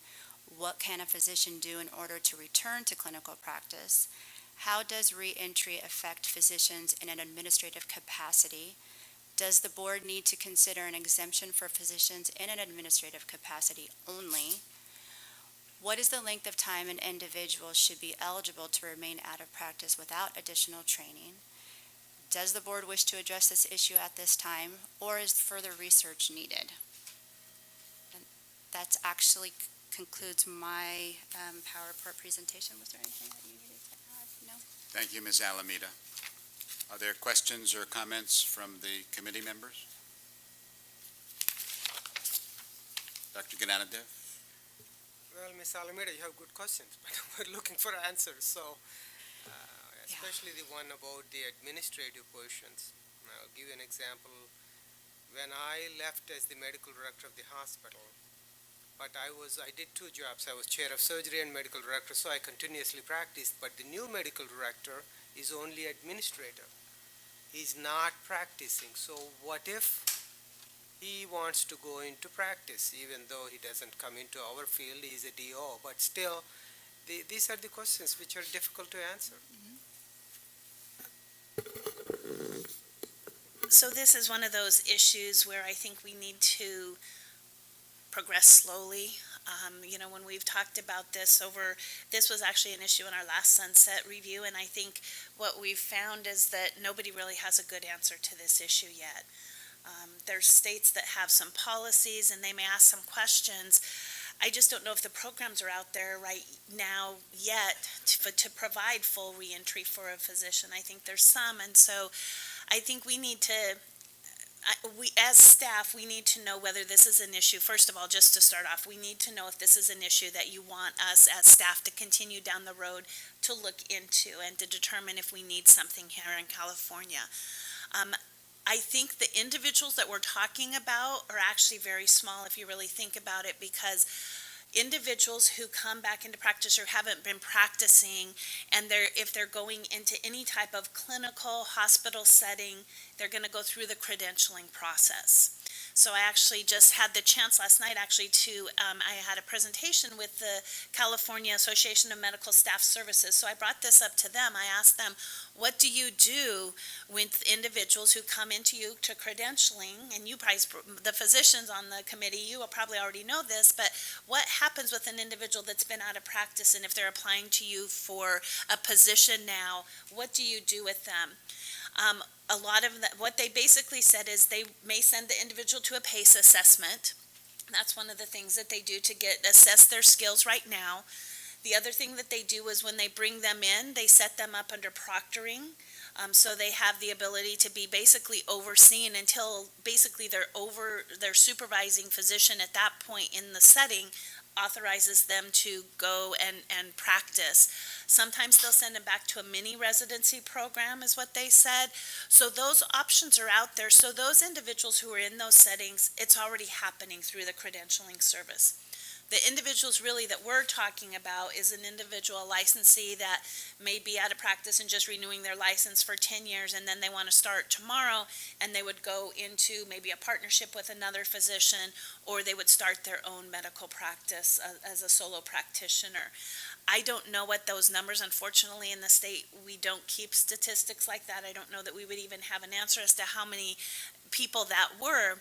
The other thing that I can't come before you and say, last year we took this amount of disciplinary actions and this percentage of them were because the individual was out of practice, and when they came back in, they injured this individual. We don't gather data like that. Our accusations aren't even listed like that. I think it would be very difficult to obtain those kind of statistics. So how big of an issue this is, we can't even identify that either. So that's why we're coming to you as the licensing committee now to say, how would you like us to proceed with this? There are states that do have, like Dr. Ganadev said, that administrative license, so it's the individual that is solely doing administrative medicine, basically. They're coming in, they may be serving on a board or somewhere within a hospital setting, and they're strictly an administrator, they're not doing any direct patient care. Some states do have those administrative licenses, and then when they come back in, then they'd have to get probably an evaluation. But that's kind of why we're coming, and we kind of would like feedback from you members as to how you would like us to proceed on this issue. Well, it does bring to light the parallel issue of physicians who, by virtue of their position, whether it be a CMO or a insurance company medical director, who are required to have state licensure, but are not and are not intending to provide clinical care. So I think in parallel, if we're considering requiring clinical care for license renewal, that it's incumbent upon us to think of creating a administrative physician licensure. It may take us forever or never to know quantitatively how much practice is required to maintain clinical skills and to protect the public. But those of us who sit on disciplinary panels take it for granted that if a physician has not been in practice for a period of time, that they do need an assessment and some guidance and some reentry into practice. So why wouldn't we make the same assumption for someone who's been out on disability or out on family leave or out touring the world for a number of years and been out of touch with updates in medicine, that that individual wouldn't require the same reentry program. So I think it is incumbent upon us to design a reentry program, but at the same time to work with the legislature to find out the best mechanism to create the law that would allow us to do that. Is there work that needs to be done by the licensing committee or by staff to proceed on those two parallel issues? I think from staff's perspective, yeah, because we would need to sit down and try to figure out what that really looks like, and then bring language back to you or with further analysis basically on our side, I think. Any other comments or questions from committee members? Or suggestions? Well, I mean, Howard mentioned a few instances. Even the corporate bar requires you are a large group. Once you're a large group administrator often doesn't really have time to practice because it's important to run that group. So we do have to seriously look at that one. And for the re-entry, unless they are practicing in a hospital with all the requirements, then we do have to look into how can we protect the public if they are just a primary care only outside the hospital, not because many primary care docs now don't even go to hospital because you have hospitalists who take care of them once you're admitted. So we have to look into that, I think. And I think the issue of if we move down the path of starting to ask individuals for, how long they've been in practice or have they been in clinical practice, it's going to go hand in hand with the need for an administrative license. Because you don't want to stop those individuals from being able to continue in that administrative function. Without setting a requirement or condition, do we have the authority on our relicensure process at this time to ask physicians to simply respond to the question, have you provided clinical patient care or consultative services within the last 24 months? We could ask it as a voluntary question, but it would be up to them whether they want to respond. Right now on their physician survey, we do have that information. We ask them how many hours a week you provide in direct patient care, how many you do in administrative, how many you do in telemedicine, et cetera. And so we do already ask that question in that voluntary physician survey. So we can go back actually and pull some statistics and actually see what the answers are of the individuals who have completed that portion of the survey. And maybe that's something we could bring back to the committee and show them how many individuals that do actually fill out the physician survey, how they've answered that. That's a good idea to give us a starting point. Is there any action item from this committee today that would be helpful to you? Just as long as we know that you do want us to continue on this project, I think that's No, enough for us. I think it's important. Okay. Is there any public comment from those in the audience? Are there any comments from those on the phone? There are no comments. Moving on to agenda item number 6, future agenda items. Are there any future agenda items from the members?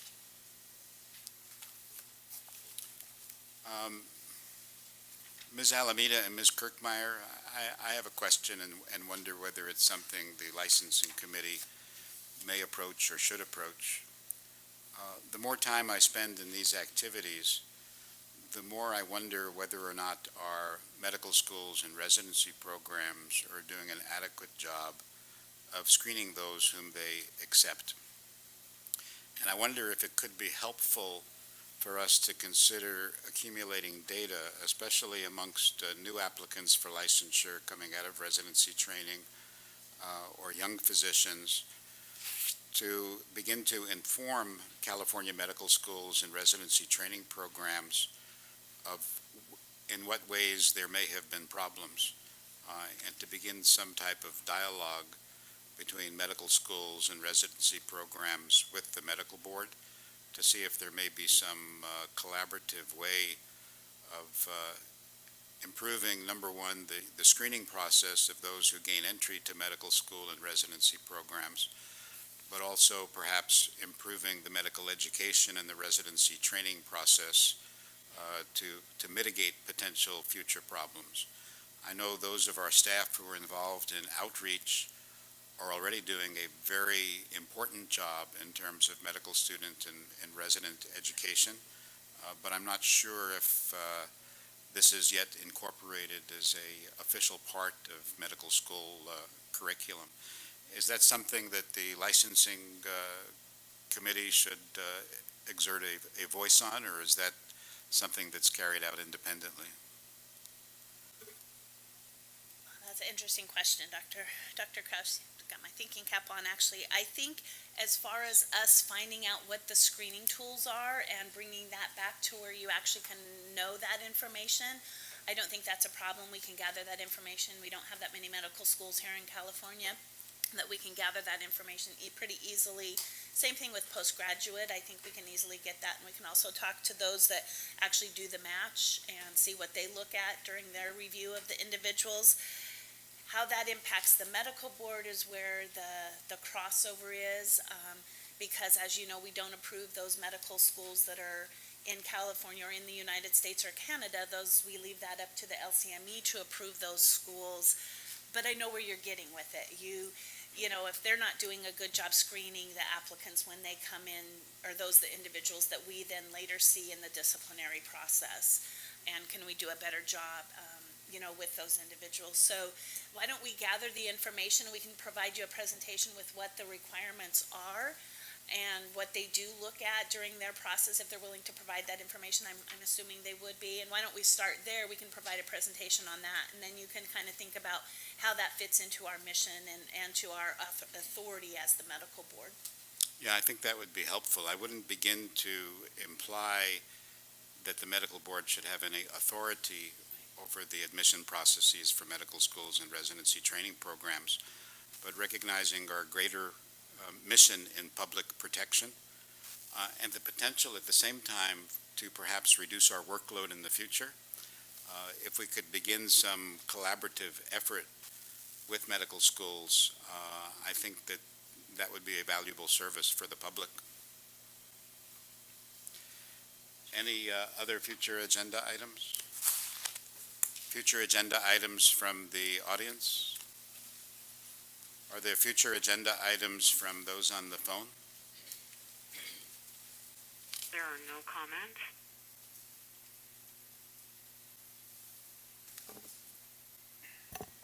Good afternoon, Dr. Kraus and members. Julie D'Angelo Felmuth from the Center for Public Interest Law. Earlier in this meeting, you all discussed moonlighting. This is an issue that has not been raised in front of this board, by this board, since the last time you tried to increase the postgraduate training requirements, and I think it's a very important issue. The number of hours that residents are allowed to work, required to work, and then moonlighting on top of that poses grave public risk. And I really think you ought to talk more about that. Thank you. Thank you. I did hear a comment earlier from one of the physicians that moonlighting hours are included in the total work hours of the postgraduate resident. Is that the case? Yeah, ACGME wants you to count. Program directors are required to count moonlighting hours. That's why the program directors come into play. When you moonlight, why you need a permission. Otherwise, if you're right now, after second year, they're fully licensed. But that requirement keeps program directors aware of the hours, and they do need to count those hours. And Ms. Felmuth, I think I see your concern. I think it is important. But remember that at third-year family medicine or internal medicine resident level, your workload is about 40 or 50 hours, not 80 hours like the intern level. So these people are already in training, 4 years of college, 4 years of med school, and another third year in the residency. So they are financially somewhat strapped, and they are already licensed, so that's what they're doing. So usually program directors are very good with this, so that's why I wanted to make sure that program directors are fully aware of or somewhat in charge of what like ACGME does to get this thing done. Is this something that outreach should discuss with residents when they travel to medical schools in terms of limiting moonlighting hours and being sure that they're approved by their residency program director? Should we assume that the world that we think exists is indeed the world as it exists?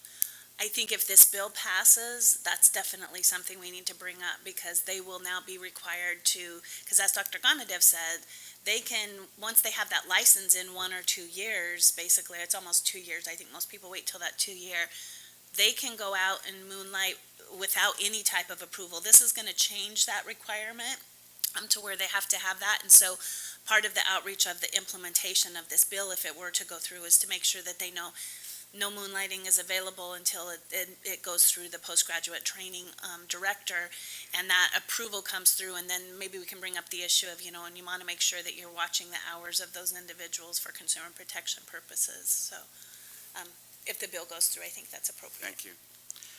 Before I ask for a motion for adjournment, I wish to acknowledge and thank our staff, most notably Ms. Alameda, who has stepped into a difficult position, replacing and filling in for retired Kurt Worden, and Ms. Toof and Ms. Kirkmeyer and all of our staff here today. Thank you very much. We get the pleasure of sitting in front of the public, but you guys are doing most of the work, and it's appreciated. Is there a motion for adjournment? So moved. Second? Second. Ms. Toof, do we need to roll call? All in favor of adjournment? Meeting is adjourned.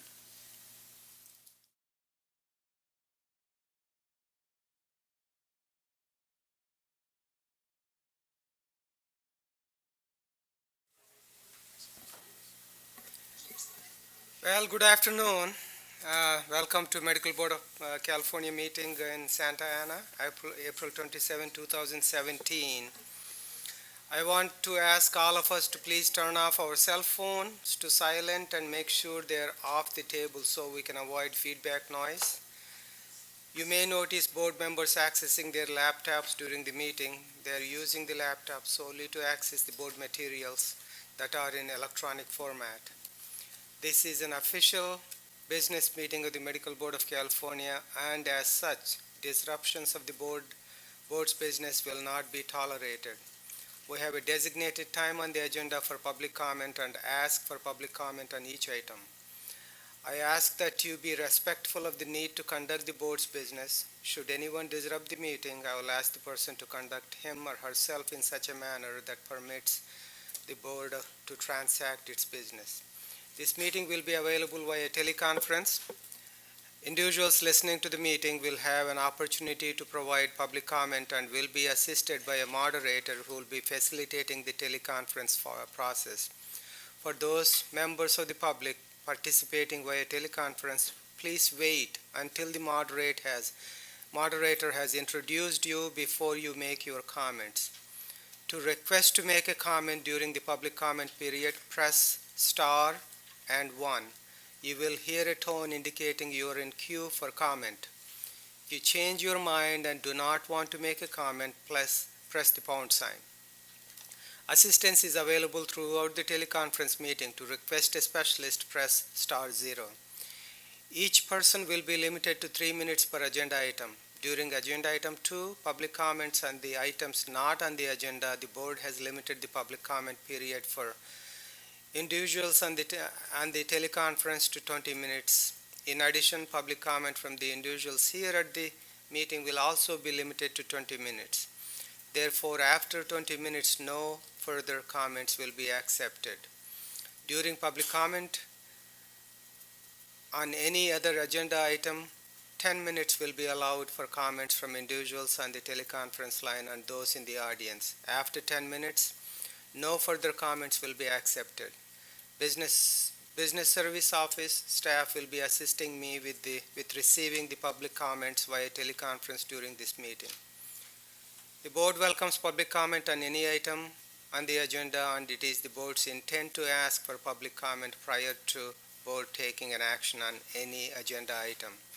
If for some reason I forget to ask public comment on agenda item and you wish to speak on that item, please raise your hand to come forward and you will be recognized.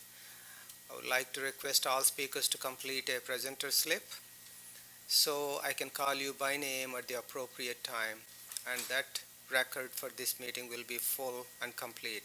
However, this is voluntary. Please give the slip to Ms. Toof. Ms. Toof, identify yourself. Thank you. I'll do my best to call upon everyone who has supplied a slip for the agenda item and recognize those who wish to make a last-minute comment. I want to remind all speakers to stay on the topic and keep your comments to 3 minutes or less. We plan to end the meeting today around 6 p.m. I would like to introduce Kim to introduce the people. Actually, in our audience today, we usually have Christine Lawley, but unfortunately, she actually had another engagement. So today with us from the Department of Consumer Affairs, we have Jonathan Burke. So, welcome. Thank you, Kim, and I would like to call the meeting to the order and ask Ms. Toof for a roll call, please. Dr. Bolat? Present. Dr. Bishop? Here. Ms. Feinstein? Dr. Hawkins? Here. Dr. Kraus? Present. Ms. Lawson? Dr. Levine? Dr. Lewis? Present. Ms. Pines? Ms. Sutton-Wills? Ms. Durwormuth? Here. Ms. Wright? Dr. Yip? Dr. Gonadev? Here. Thank you. Thank you. The quorum is present. I would like to remind the members again that we'll be taking a roll call vote on all action items. Moving to the agenda item 2, public comments on items not on the agenda. Do we have any slips? Anyone like to make a comment? I don't have any slips. Any comments on the telephone?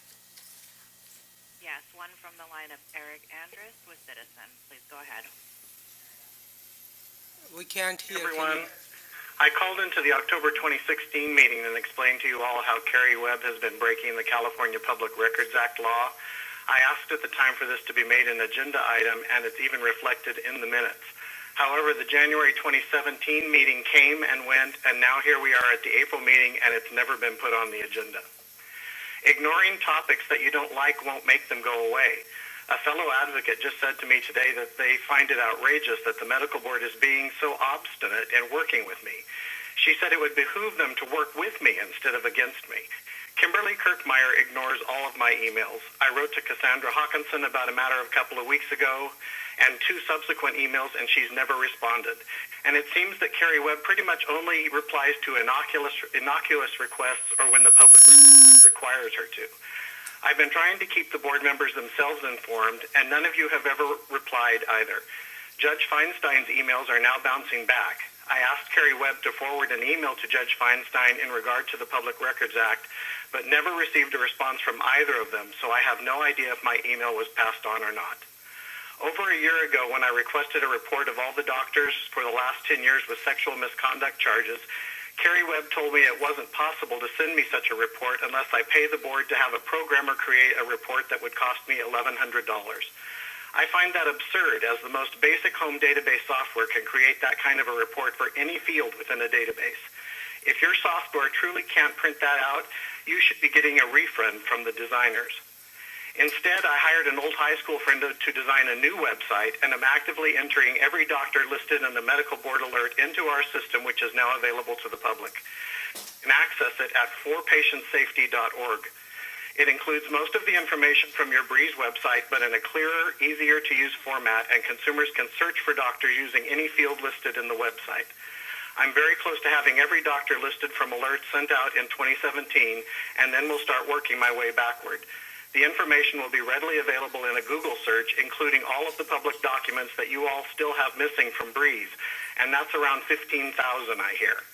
I'm also documenting all the missing documents I find and any other problems with Breeze in a public spreadsheet that I've made available to Carrie Webb, but she seems to be ignoring that as well. So if you have doctors complain about their information now being so readily accessible in public, you can tell them to thank Kimberly Kirkmeyer and Carrie Webb for being so unhelpful. The harder you all work to ignore me, the harder it makes me work to keep the public safe, since you're not. Until next time. Thank you, Mr. Andrus. Any other comments on the phone? From the line of Khadijah Leahy with President of Golden State Medical Association. Please go ahead. Good afternoon. This is Dr. Khadijah Lang, President, Golden State Medical Association, and I would just like to inquire as to, I didn't see anything specific on the agenda, so I wanted to find out, will we in fact be getting any follow-up on the issue that I raised at the January public meeting regarding narcotics and their availability in inner-city pharmacy neighborhoods? So I guess this is a comment section, so you can't respond, but I'm just hoping that we will be getting some follow-up information as to what was determined, or have we made any progress on the concerns that Golden State expressed about doctors being able to prescribe prescriptions to their patients for controlled drugs, and those patients that live in underserved medical communities would still be able to actually get the prescription filled at pharmacies. Thank you. Thank you, Dr. Lang, and Ms. Kirshmer will talk to you, and it's mostly a pharmacy board issue, but we'll talk to you. Thank you. Any other comments on the telephone? No other comments. Thank you. Let's go to the agenda item 3, approval of minutes from January 27, 28 meeting. I move to approve the minutes from that meeting. Second. Okay, so are there any comments from the board members? Any comments from the audience? Any comments on the phone? No comments on the phone. Thank you. Ms. Toof, roll call, please. Dr. Bolat? Dr. Bishop? Aye. Dr. Hawkins? Yes. Dr. Kraus? Yes. Ms. Lawson? Dr. Lewis? Aye. Ms. Pines? Ms. Sutton-Wills? Mr. Warmoth? Aye. Ms. Wright? Yes. Dr. Yip? Dr. Gonadev? Aye. Thank you. Motion. Personal privilege. Go ahead, please. May I inquire if the thermostat is set at a level that pleases everyone? Sort of warm. Yeah, I think Ms. Toof was actually checking in to see, and one concern we had was that they might go to the completely opposite direction. Then we'll be shivering without some extra clothes on, but yes, Dr. Cross. Thank you. We'll move to the next item, which is the President's report. That's me. So what have we done? Ms. Pines and I worked, this is the sunset review time, so actually Ms. Pines and I worked closely with the staff to prepare for the board's sunset review hearing. We met with the chairs of the Senate and Assembly BNP committees, answered any questions they had regarding the board and its sunset report. Staff also met with the other members of these committees prior to the meeting. The Senate and Assembly BNP committees had specific items that the board had to provide testimony at the hearing, and Ms. Pines and I worked with the staff as we were delegated to prepare the testimony. In addition, after the hearing, we worked with the staff on the preparation of responses to the sunset report background paper that was issued prior to the hearing. The responses were submitted to the Senate and Assembly committees on the due date, which was 30 days after the hearing. As you will hear later during the legislative report, many of the items requested by the board for legislative change were included in the sunset bill. There were also items we did not request on the sunset bill, but all our items were included. I would like to take a moment to thank Senate BNP staff really for their hard work on the legislation. In addition, on Monday, I testified at the Senate BNP committee hearing on Senate Bill 798, which is the board sunset bill. Ms. Samo will provide more information on the bill, but I testified on those sections that were requested by the board. We support those because we requested them. Since the last meeting, Ms. Pines and I had calls with executive staff to discuss board projects, and I have met with the new Director of Department of Consumer Affairs, Mr. Dean Graffalo. We look forward to working with him in the future.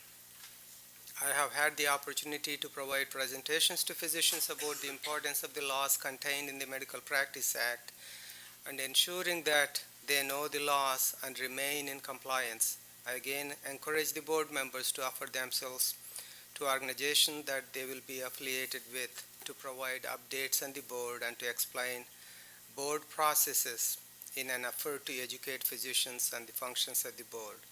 Since the last board meeting, there have been no committee assignment changes. However, if any member wishes to change their committee assignment, please feel free to contact me or Ms. Kirschmeyer. Are there any questions from the members? Okay, any comments from the audience? Any comments on the phone? No comments on the phone. Thank you. Moving to the agenda item 5, board member communications with the interested parties. I will repeat this every meeting usually. That is, I am involved with multiple organizations including AMA, AMPAC, CalPAC, and so on. And I do meet as a member of their boards, but never bring up the medical board issues. Try to keep as separate as possible. Any other members to report? Thank you. Is there a public comment on this? Any comments on the phone? Okay. Any callers on the phone? There are no comments. Thank you. The next item is agenda item 6, discussion and possible action on 2018 proposed board meeting dates. Ms. Kirschmeyer. Well, good afternoon. I'd like to draw the members' attention actually to a new document that was placed in the packet that was on your table there under the legislative. There are new dates on this new amended version. I believe this is also in the back table. So the reason that I had to do the amended option for board meeting dates was I found out via staff that January 23rd to 25th is actually a wine and food festival in Sacramento, and I'm afraid that if we have the January 25th and 26th date that same weekend, we're really going to have a hard time finding a hotel in Sacramento, and as you know, we have a hard time finding a hotel in that area, so I think it'll make it even harder. So I'm proposing that we actually move the January meeting up to January 18th to 19th. We could move it a week forward into February, the first weekend of February, but that also has its own issues because again, we have to set the meetings to where we keep as much time in between cut down and usually try to set it about 13 weeks in between our board meetings because of the disciplinary cases and the need for interim meetings. So at this time, there still is that opportunity for the 25th and 26th if that's the best for everybody's calendars, but that January 18th and 19th or the 25th to 26th would be in the Sacramento area. Then the options for the next meeting are actually April 19th to 20th or May 3rd to 4th. That would be, the Federation meeting is actually the 26th to the 28th. At this time, if there's no change in the stance in California, this meeting actually is in North Carolina and we actually cannot travel to North Carolina. So it may not be an issue, but I don't want to kind of go into it thinking that that may get changed before that time. So at this time, we're recommending either the 19th to 20th or May 3rd to 4th in the Los Angeles area. And then July 26th to 27th in San Francisco and October 25th to 26th in the San Diego area. So at this point, I would leave it up to the members, to those first two, which would be the best, or if they have a proposal. Dr. Cross. Thank you. Regarding the January date, if it's moved off the 25th to 26th, the 18th to 19th is better for my schedule as the first Thursday of each month I serve the veterans. Similarly, the April/May date, the April 19th to 20th is certainly better. And the October date is problematic in that I am committed to a meeting in Chicago those days. So if it would please the other members of the board and if it would meet in their guidelines to consider the October meeting for the 18th and 19th, that would be preferential for me. But I know that I'm not required to personally be at every board meeting. So it's not my intention to create inconvenience. Thank you, Dr. Cross. Dr. Lewis. We also have to check on religious holidays, because at one time we were doing some meetings and it was close to one of the holidays, so that's going to, we need to check, make sure it doesn't conflict. Make sure it doesn't conflict with a religious holiday, please. Any other comments? Kim, I can tell you about that. The days we should avoid whatever we can to do it on the days of the wine festival. The longest line for Starbucks I saw was during that festival. It was just awful. So the 18th to the 19th would actually, it'll work for staff. It shortens the time between our October this year and next year. And if we do that April to 19th to the 20th, that's actually the best date for that as well because of the timeframes. Are you able to reconsider October or do you need to stay at the 25th? No, October would be, it would be fine to move it up to 12th, and it might just mean that we have an earlier meeting in 2019 in January, but that would be fine too, moving it up to October 18th to 19th. So I'd actually like to ask for a motion to move those dates. Repeat those dates. Yes, so at this point, it looks like for the best of members, from what I'm hearing from comments, it would be January 18th to 19th in the Sacramento area, April 19th to 20th in the Los Angeles area, July 26th to 27th in the San Francisco area, and October 18th to 19th in the San Diego area. I so move those dates, but you will check on holidays. Yes. So that's my motion, to accept those dates. Okay. Do we need a roll call on We this? do. Okay, roll call, please. Now, before I do, any comments from the audience? Any comments on the phone? Comment. Dr. Gunda, before you take the roll, one thing I do want to say, just like as it happened this year, if we're not able to find a hotel within that area, like Los Angeles area, it may be that we're here in Orange County again, but we'll try to keep it central to LA-ish area. Orange County is good any day for me. For me too. Driving. Maybe not. Okay, so Okay, roll call, please. Dr. Bolat? Aye. Dr. Bishop? Aye. Dr. Hawkins? Yes. Dr. Kraus? Yes. Ms. Lawson? Dr. Lewis? Aye. Ms. Pines? Mr. Warmouth? Ms. Wright? Yes. Dr. Yip? Dr. Gonadev? Aye. Thank you. Motion passes. Okay, oh, Jennifer time, so. Move to agenda item 7, All right. discussion on possible action on legislation regulation, Ms. Amos. So please refer to your legislative packets. You should have gotten some updated documents, an updated tracker list, and several updated analyses and bills. So on your tracker list, the bills in blue are either two-year bills or bills we've already taken positions on. So these do not need to be discussed at this time. The bills in green and the one bill in pink will require discussion and a position. So I'm going to move on forward to the first bill in green, which is AB 148, Mathis. This bill would revise the definition of a practice setting for the purposes of the Physician Core Loan Repayment Program eligibility, and that program includes the Stephen M. Thompson Loan Repayment Program, or STLRP, and the Physician Volunteer Program, to allow community clinics and physician offices that are in rural areas to be eligible if 30% of their patient population qualifies as medically underserved.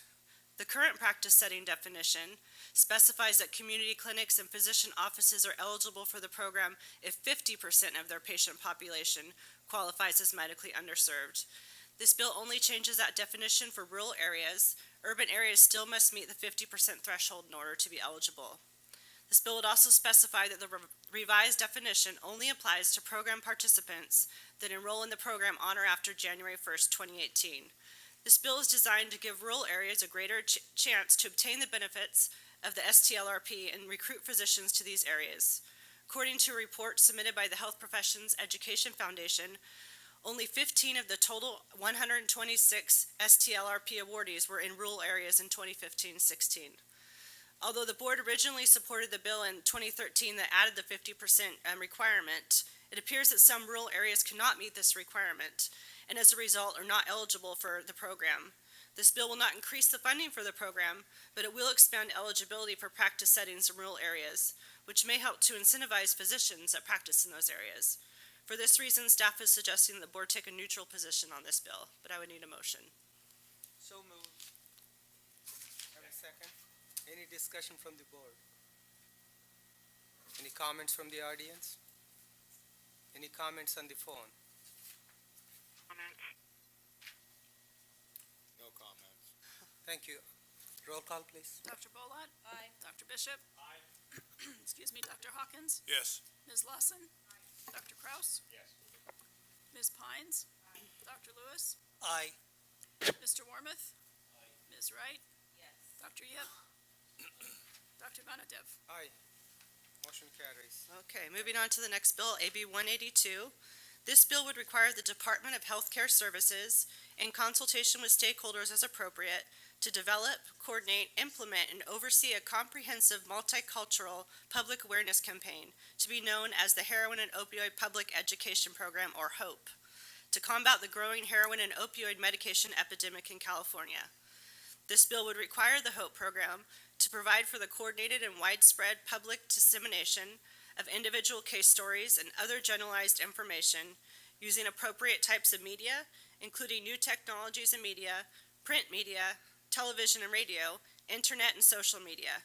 In disseminating this information, the HOPE program shall employ a variety of complementary educational themes and messages that shall be tailored to appeal to different target audiences. This bill would require DHCS to submit a report to the governor and the legislature on at least an annual basis that summarizes the actions undertaken by DHCS to implement this bill and include an assessment of the effectiveness of the HOPE program.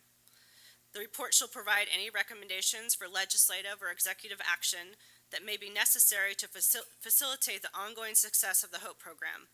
This bill will increase awareness and provide education to help prevent heroin use and opioid medication abuse, and furthers the board's mission of consumer protection. Board staff recommends that the board support this bill. I need a motion. Okay, any discussion from the board? Dr. Bishop? I certainly agree in principle with this bill. But I'm an old guy and I've seen this kind of stuff kind of come and go. Do we have evidence that this sort of outreach actually has an effect? Is there any, have the studies been done, or I'm just curious. I mean, because when I was a kid, they had a lot of scare tactics on TV about this is your brain on drugs. I'm not sure if it made a difference. I'm just curious. We just, if we're going to do this, we want to be sure that we look at what happened in the past, what did and did not work, and tailor it, because we would want to, this is critical. We want to just make sure that if we do this, make it absolutely good. I don't know if there's actual studies related to getting the outreach out and if it makes people not abuse opioid medications or not, but I think from staff's point of view, as we were looking at like any information we can get out there. So some of the work that DHCS or the CDPH work group is doing, but it's actually deliverables that are required, and so that's why we thought it was something that would be good to support. Yeah, when I see suspense in appropriations, I know what the cause is. It's the money. Yeah. So, anyway, any comments from the public? Comments on the phone? No comments. Thank you. Roll call, please. Dr. Bolat? Aye. Dr. Bishop? Aye. Dr. Hawkins? Yes. Dr. Kraus? Yes. Ms. Lawson? Dr. Lewis? Aye. Ms. Pines? Mr. Wormuth? Ms. Wright? Yes. Dr. Yip? Dr. Gonadev? Aye. Thank you. Motion passes. Next one. Okay. Jennifer. Next bill, AB 505.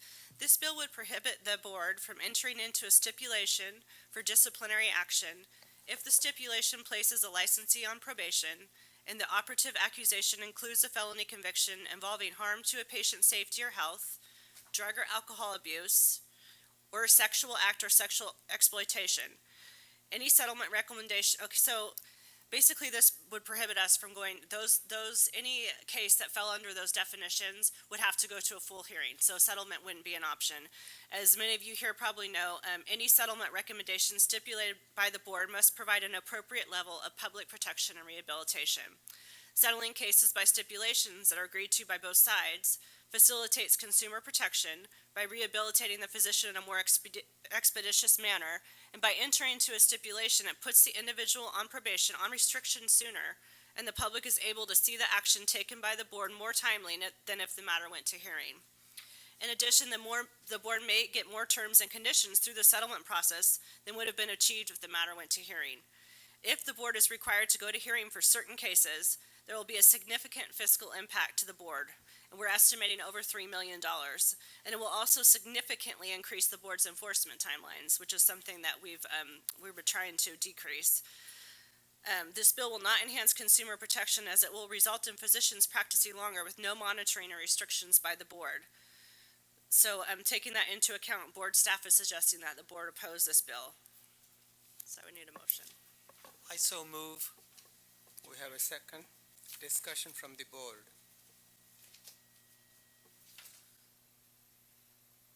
Okay. Comments from the audience. Comments on the phone? Yes, we have a comment from Alicia Sanchez with California Medical Association. Please go ahead. Good afternoon, Alicia Sanchez with the California Medical Association.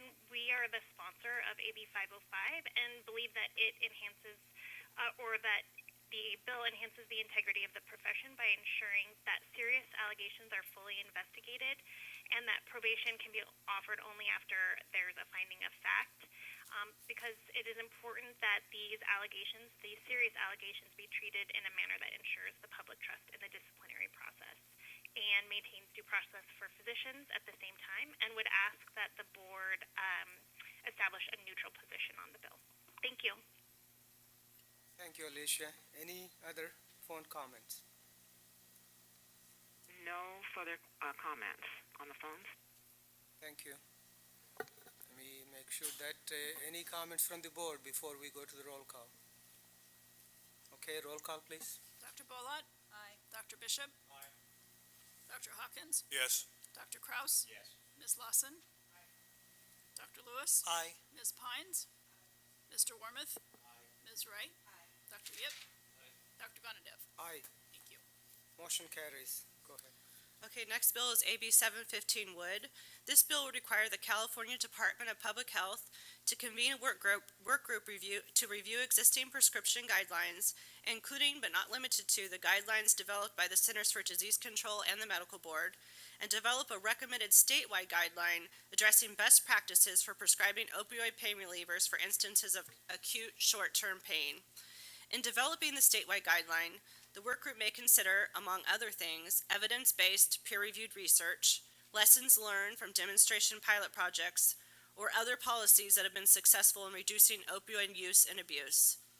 The guidelines shall include, but not be limited to, the appropriateness of limiting initial prescription duration and the appropriateness of a differing prescribing protocol for individuals under 21 years of age. This bill would require CDPH to submit a report to the legislature on or before March 1st, 2019, which shall contain the work group's conclusions and the required recommendations. This bill would sunset the work group on January 1st, 2020.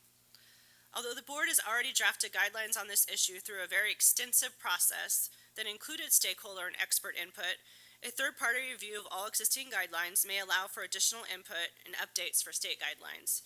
So board staff recommends that the board take a neutral position on this bill. I need a motion. Second. Discussion. Dr. Bishop. Oh, Dr. Bishop and then Dr. Lewis. Go ahead, Dr. Jennifer, is this the bill that initially said that it would prevent any prescriptions for oxycodone to people under 21? No, that's another bill. There's a lot of bill on preventing opioid use and misuse this year. So this bill is basically just a third level review of like, okay, you have these CDC, you have ours. What's the best one to use as the state guidelines? So we will, as this bill moves along, we'll have another opportunity to see what they're recommending and what they're doing, or no? Yeah. So basically, the bill just starts this work group. So hopefully, we'll be active participant in the work group, and we'd have some input on the process. Thank you very much. Dr. Lewis. So your reason for recommending neutral is because it's so early in the stage that you're not yet ready to support? Well, I mean, we could definitely support, but I mean, we do have our own guidelines out there that we kind of went through this process for. So this is kind of saying, okay, let's look at CDC, let's look at ours, and let's develop something different than what we've done. So because we've done some work on this issue, I didn't know if we wanted to, I mean, we can support this bill, but it might be, the guidelines might be different than the guidelines that we've actually already done, so. My comment is that we did put extensive work on this, and even the legislators told us that our guidelines are light years better than what is in CDC, so I'm not sure what it will add. That's why I think right now she's recommending neutral. That's what I gather. And thank you, Dr. Bishop, doing all that work. Thank you. Okay, so I'm suggesting. Any other comments from the board members?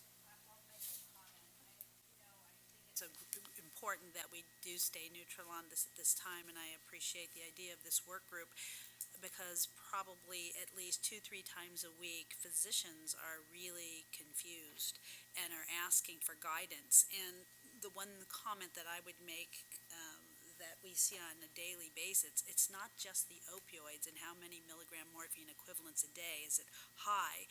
It's also the other substances that are prescribed with them, such as, benzodiazepines and other things. And that's where the things become very difficult and challenging. So I do support a neutral position. Okay. Comments from the audience? Any comments on the phone? Comment. No comments. Okay, so roll call, please. Dr. Bolat? Aye. Dr. Bishop? Aye. Dr. Hawkins? Yes. Dr. Kraus? Yes. Ms. Lawson? Dr. Lewis? Aye. Ms. Pines? Mr. Wormuth? Aye. Ms. Wright? Yes. Dr. Yip? Dr. Bonadev? Aye. Thank you. Motion carries. Jennifer? Okay, next bill, AB 845 would allow a physician to prescribe and a pharmacist to dispense cannabidiol, or we're going to call it CBD, if it is removed from Schedule 1 of the Federal Controlled Substances Act and placed on a schedule other than Schedule 1, or if a product composed of CBD is approved by the Federal Food and Drug Administration and either placed on a schedule of the Act other than Schedule 1 or is exempted from the Act. If a physician and pharmacist prescribes and dispenses CBD in accordance with federal law, they shall be deemed to be in compliance with the state law. This bill would state that upon effective date of one of the federal changes specified in this bill, the prescription, furnishing, dispensing, possession, or use of a product composed of CBD in accordance with federal law is for a legitimate medical purpose and is authorized pursuant to state law. This bill is an urgency statute and would take effect immediately upon signing the law. According to the author, the purpose of this bill is to ensure Californians with uncontrolled seizures will have continued access to FDA-approved epilepsy treatments derived from CBD. This bill wouldn't become effect until any of those federal changes, so it's basically just conforming, if that happens in federal law, it's basically conforming that state law when that happens, and to allow those treatments authorized by the federal government in the future. So board staff is suggesting the board take a neutral position on this bill. So move. Have a second? Second. Any discussion? It is a difficult issue. I know one ER doc whose daughter, the only thing which worked on her was what you mentioned, CBD. And it's when you see little kids suffering, it gets to you. But unfortunate thing is we still don't know what the dose is. You don't know what the strength is. You don't know how to follow. So we have ways to go. All right, comments from the audience? Comments on the phone? No comments. Okay, thank you. Roll call, please. Dr. Bolot? Aye. Dr. Bishop? Aye. Dr. Hawkins? Yes. Dr. Kraus? Yes. Ms. Lawson? Dr. Lewis? Aye. Ms. Pines?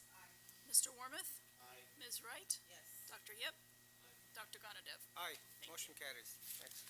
Okay, the next bill, AB 893, would authorize until January 1st, 2022, Pioneers Memorial Healthcare District to employ physicians in charge for professional services. The district can only employ physicians if the medical staff concurs by an affirmative vote that employing physicians is in the best interest of the community served by the district, and if the district does not interfere with, control, or otherwise direct the professional judgment of a physician in a manner prohibited by existing law. This bill would require the district to submit reports to OSHPD on an annual basis. The district includes one hospital, Pioneers Memorial Hospital, and one health center in Calexico. This bill would expand on AB 2024 from last year and allow the district, which is a rural healthcare district, to better recruit and employ physicians in order to assure physician retention in a rural setting. The board has always believed that the ban on the corporate practice of medicine provides a very important protection for patients and physicians from inappropriate intrusions into the practice of medicine. That being said, this bill only applies to one hospital and one health center, and this bill would help this hospital to recruit and retain physicians. In addition, this bill is a pilot program that will be evaluated, and the bill makes it clear that the district must not interfere with, control, or otherwise direct the professional judgment of physician. This bill is modeled after AB 2024 from last year, in which the board took a neutral position. So as such, staff is recommending the board also take a neutral position on this bill. Do we have a motion? So move. Second. Okay, any discussion?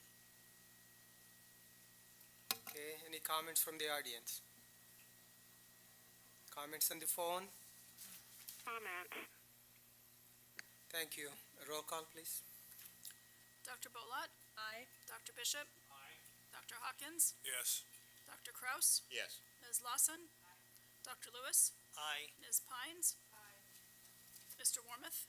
Aye. Ms. Wright? Dr. Yip? Dr. Gonadev? Aye, motion carries. Okay, next bill, Keep going, AB Jennifer. Actually, you're talking slow today, I'm so trying. it's good. Okay, the next bill you should have got an updated analysis on. This is AB 1048 Arambula. This bill would authorize a pharmacist to dispense a Schedule II controlled substance, including opioids, as a partial fill if requested by the patient or prescriber. This bill would specify that subsequent fills, until the original prescription is completely dispensed, shall occur at the pharmacy where the original prescription was partially filled. This bill would require the full prescription to be dispensed not more than 30 days after the first partial fill. 31 days after the initial partial fill, the prescription shall expire, and no more of the drug shall be dispensed without a subsequent prescription. This bill would require the pharmacist to record in the state prescription drug monitoring program only the actual amounts of the drug dispensed. This bill would require the pharmacist to notify the prescriber that the prescription was partially filled and the amount of the drug that was dispensed as specified. This bill would also remove the requirement that pain be assessed at the same time as vital signs and would instead include pain as an item to be assessed, which shall be noted in the patient's chart. This bill will increase consumer protection by allowing for partial fill of opioids, which will likely reduce the supply of opioids that could potentially be misused or diverted. And it takes reasonable steps to address the opioid epidemic. Board staff recommends that the board support this bill. I need a motion. Okay. Do we have a motion? Do we have a second? I'll second. Okay, any discussion from the board? Yes, sir, Dr. Hawkins. Do you know if there's been any input from the pharmacy board or the pharmacy association regarding this? Seems a potential to really increase the amount of work they have to do in traffic and. Yeah, at the time that I got the analysis, they hadn't weighed in yet, but I could find out, but. So pharmacy board, I think they're having a meeting next week, so they may not have taken a position on this yet. I don't know for sure, but I know their meeting's not till next week. Dr. Bishop. I see in your original analysis, it says that this bill would prohibit health facilities from in any way conditioning or basing executive compensation, ... Has that not been removed? Taken out, yeah. Thank you. In the most recent amendment. So actually, this might cut down the opioid sitting at home in a bottle. I mean, that's the way I look at it, because many times somebody prescribes for severe pain from a broken bone, gone after 2 days, but you have a 30-day prescription sitting there. So I think it's a good idea. So I would agree with that. I just wondered what the pharmacists are going to do with the traffic, running in and out of the pharmacy. No. Thank you. Comments from the audience? Any comments on the phone? Yes, we have a comment from Alicia Sanchez with California Medical Association. Please go ahead. Yes, Alicia Sanchez, California Medical Association. We're the sponsors of AB 1048 and very much appreciate the staff analysis and recommendation for support.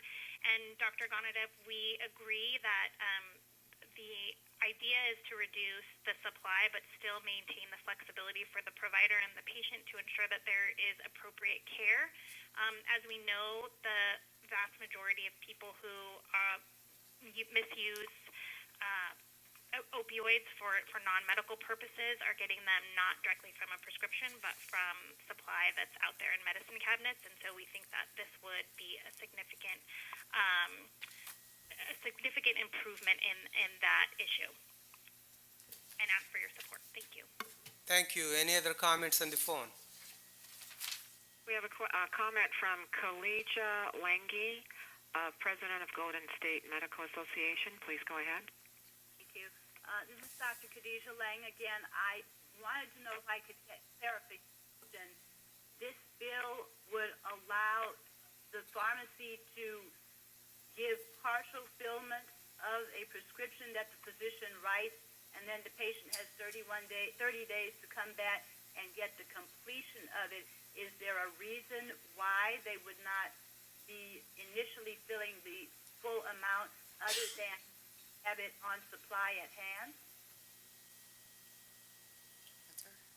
Jennifer, yeah. So basically, it would allow for the partial fill, but it would have to be requested by the physician or the prescriber or the patient. So they just wouldn't automatically partial fill. It'd have to be a request to do so. So it's not a requirement. It's more of an authorization for the pharmacy.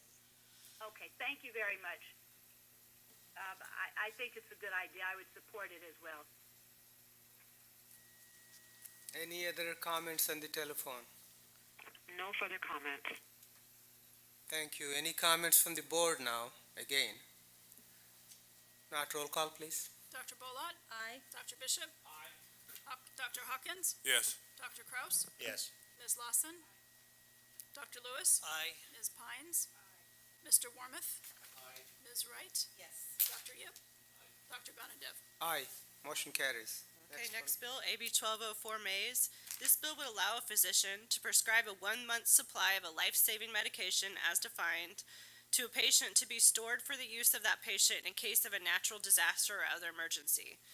This bill would specify that a life-saving medication does not include medications that are primarily prescribed to relieve pain. According to the author's office, this bill is a district bill, and the purpose is to ensure that once a year, a doctor can prescribe a life-saving medication over and above what is normally prescribed, so that patients can store that medication at home in case of a natural disaster or other emergency. And the example they gave me is like a bridge or something goes down, and they live in a really rural area, and something happens, they don't have extra medication on hand, so this was brought to their attention. So it's basically over and above. Ensuring that patients have access is important to these life-saving medications. The bill isn't clearly written that it's over and above the normal prescription. There needs to be some technical amendments to kind of have the bill, actually look like what they're trying to do. So they seem really open to amendments. Staff thinks that, it should make it clear, and also it should really state in there that, that should prohibit controlled substances, and so it says that it shouldn't be used for that, but I think there needs to be some stronger language in there. So board staff would suggest that the board be neutral if these amendments are made, so the technical amendments to actually reflect what the bill is, what they're trying to do, and then to really put a prohibition on controlled substances. Do we have a motion? Also move. Dr. Lewis, yes, you have a second. Second. Okay. Any discussion? Ron? I'm just a little confused about the reason for this bill, and I see there's going to be a lot of confusion with third-party payers, extra prescriptions. They've already got their 1 month supply. They're going to get another month's supply. So how they explained to me, like on January 1st of every year, these patients should be able to go to their doctor and say, okay, I have this heart medication. I want to get my 1 month supply in case something happens and I cannot get on the road and I can't get my medication. I want this one-time thing where I can have this extra month supply. I don't know how the payer situation, and this bill isn't clear that it's in addition to, it just says a person can get a 1 month supply, and I was like, what's that difference from existing law? A person can get a 1 month supply now, but, so that's their intent. So there just needs to be some technical amendments to ensure what they're trying to do is what the bill actually does. And I don't think for the billing that it was actually changed, because they wouldn't fill that unless their current prescription was now gone, and so they would be going in for their normal one anyway. It's just that they don't have to get to the doctor, right, to get that, the prescription I can think they would fill fill it, and it would be in their medicine cabinet. That's Oh, what I they're see what trying you're to saying. do. Have Yeah. to. It's in my medicine cabinet, and I have it if the I road paid goes for down. it, and Okay, Dr. Bollard and then Dr. Kraus. No, I really don't want to underestimate this issue for patients and then subsequently the doctors and their staff, because somebody said I can get an extra month, and then the PBM says there's a quantity limit, and particularly I'm concerned about under-resourced populations that may have the Medi-Cal fee-for-service and the managed care and so on, Medicare patients. So I think it's a great concept, but I'm concerned about the how. I understand the why, but it's the how that's concerning. Dr. Kraus? Assuming that patients aren't instructed as to how to rotate their stock, I imagine there'll be a lot of extra 1 month supplies that go out of date that could be harmful to patients if taken beyond the expiration date, or could be disposed of in an undesirable manner. Okay. Dr. Bishop, and Yes, then I Mr. wanted to second what Dr. Kraus said. I was going to say also, people, for whatever reason, gosh knows, could stockpile this, or potentially even sell it. Gosh knows what people do out there. So I would like to see some facilities, so if the patient does receive that 1 month supply, their ordering physician should have some access to seeing what they've done with this over the years. So they either don't write it again if the medicine doesn't run out, or they dispose of it in the physician's office. Mr. Varma. My question isn't really about the merits of the bill. It's kind of a technical question to staff. What's the difference between neutral if amended and oppose unless amended? Well, neutral if amended is basically like, we're okay with it, but we need these amendments. Oppose is like, unless you make this amendment, we're opposed, and we're gonna it's a stronger position, basically, that you don't like it as much as you would if the neutral if amended.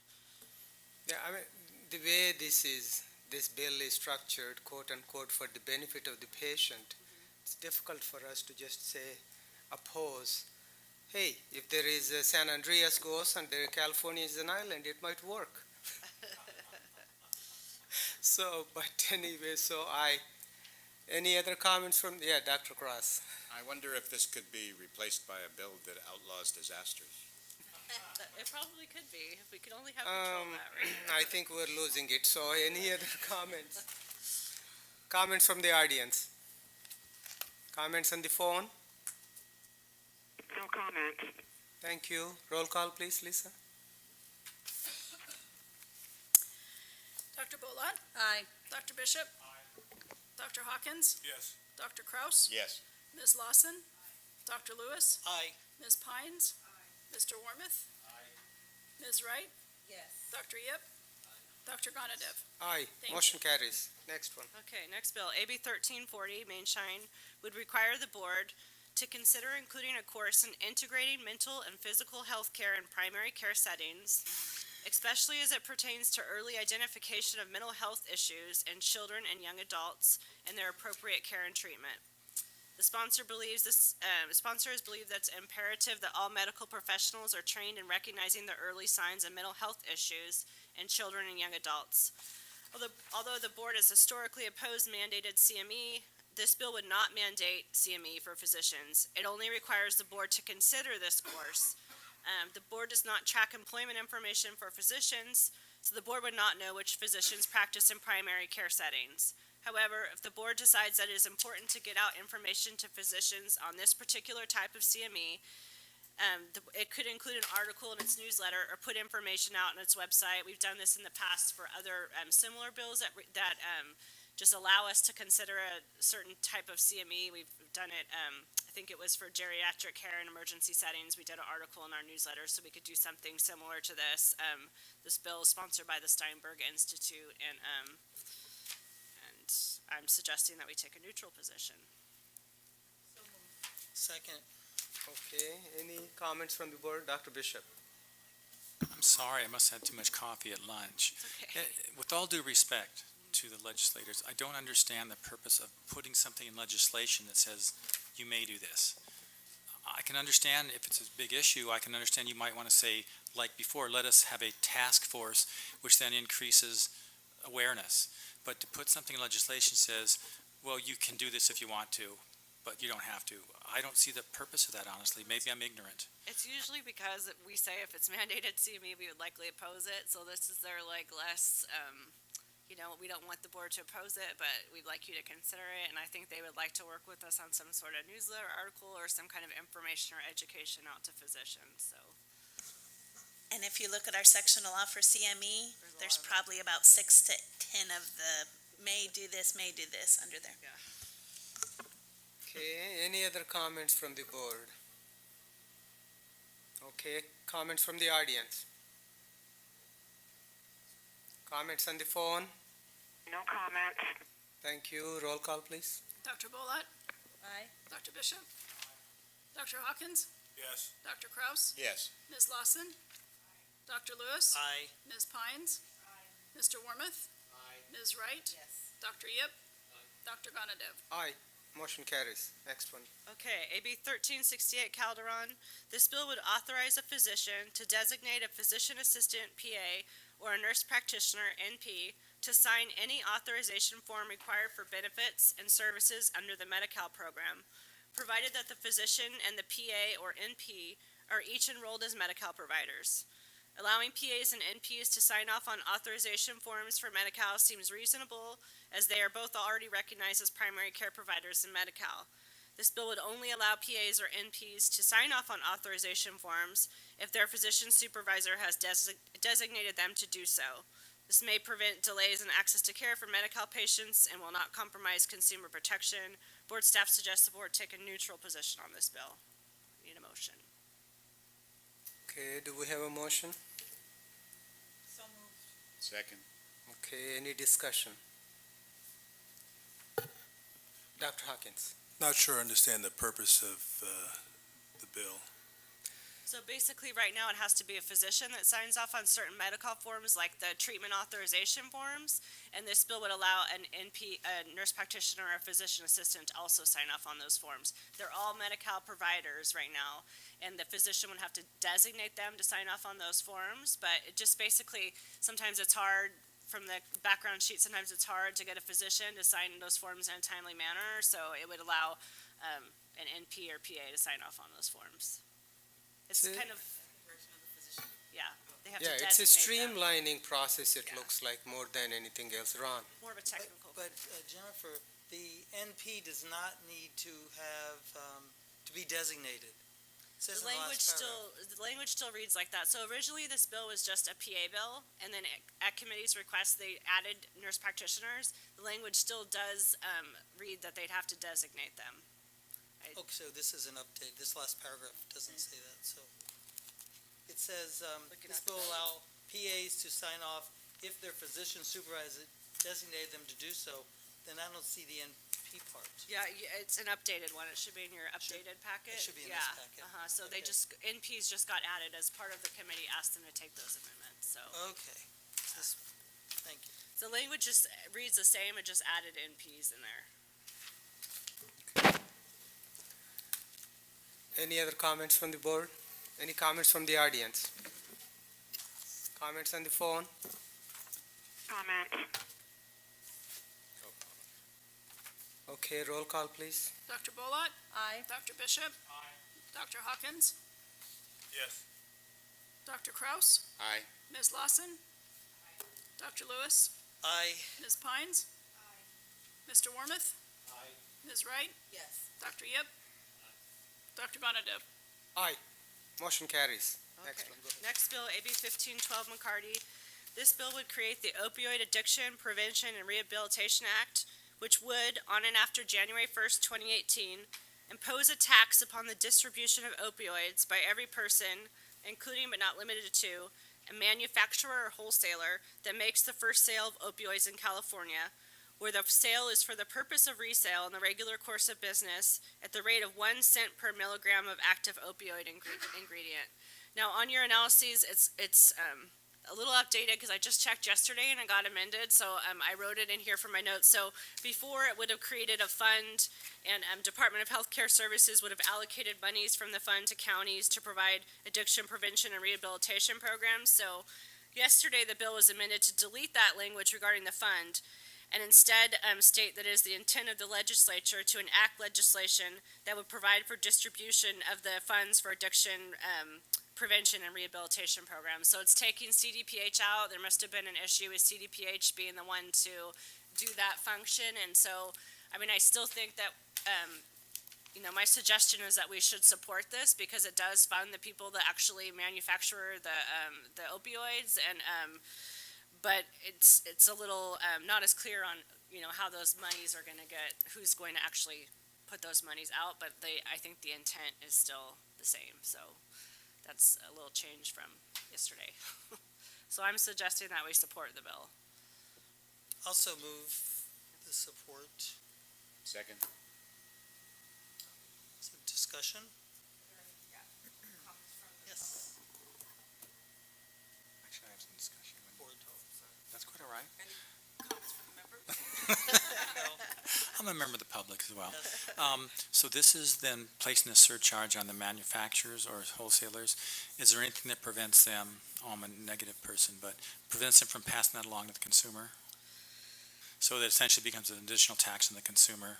So it's on the first sale of the opioids where the purpose is of resale. So it's taxing the first person, not the person that's actually selling it, I guess, to the consumer. It could be to the consumer. It's just the point is the pharmacy does that, then they just increase their fees. Yeah, I mean, So the I think consumer gets the tax, and it's not that much, but for someone on low income, on chronic pain medication, it could add up.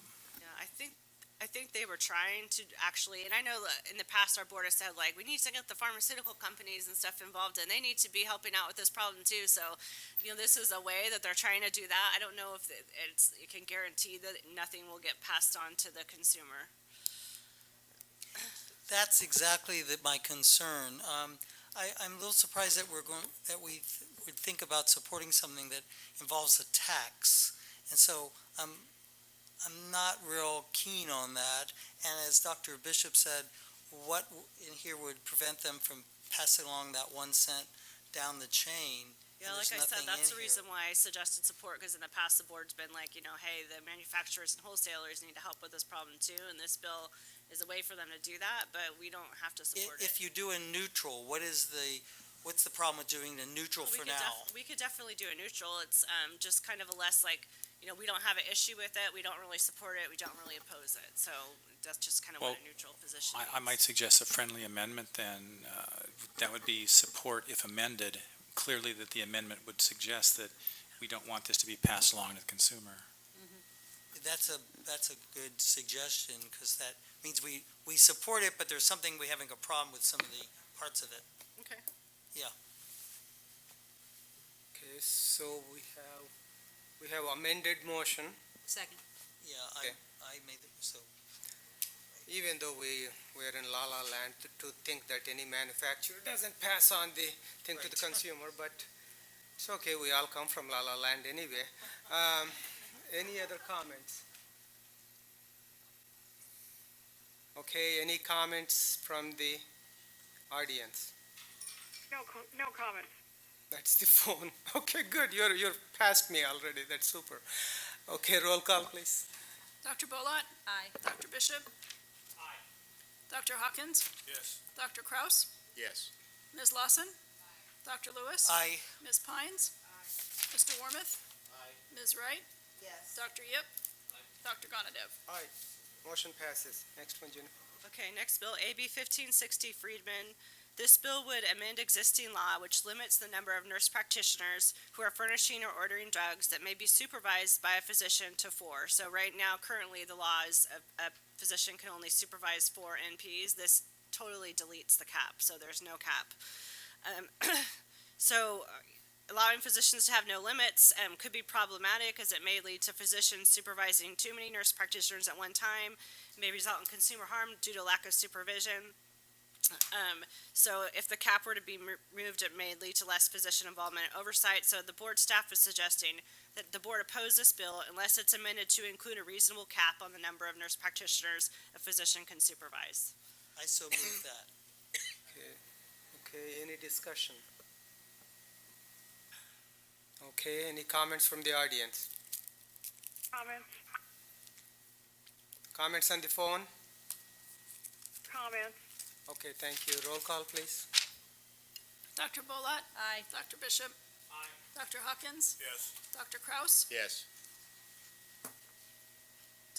Dr., who did I miss? Dr. Hawkins? Yes. Dr. Kraus, yes. Yes. Sorry, Ms. Lawson? Dr. Lewis? Aye. Ms. Pines? Mr. Warmoth? Aye. Ms. Wright? Yes. Dr. Yip? Dr. Gonadev? Aye. Thank you. Motion carries. Next one. Okay, next bill, AB 1612. This bill is similar to bills in the past. It removes physician supervision for certified nurse midwives. But in the past, the bill actually had parameters on what kind of services could be provided and what kind of patients CNMs could take. This bill basically just removes physician supervision. There's no parameters, as you may remember when the licensed midwife bill went through. There was, certain parameters on what types of patients a licensed midwife could take, when there had to be a physician consultation exam. We supported that bill because it was really clear and restricted on what types of patients they could accept in the required physician consultations. High-risk patients cannot be accepted by licensed midwives. This bill doesn't put any of those parameters on certified nurse midwives. They could accept all patients. There's no clear limits.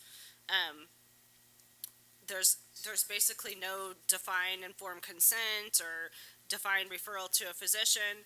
And so, board staff is recommending that the board oppose this bill unless it's amended to address, to be more similar to licensed midwife bill and have clear limits and parameters on what type of patients a certified nurse midwife could accept. Okay, Okay, I'll make a motion to accept your motion made. Any second? proposal. Second. Okay, Dr. Cross, second. Any comments by the board? I have a couple audience comments. First one is Shannon Smith Crawley.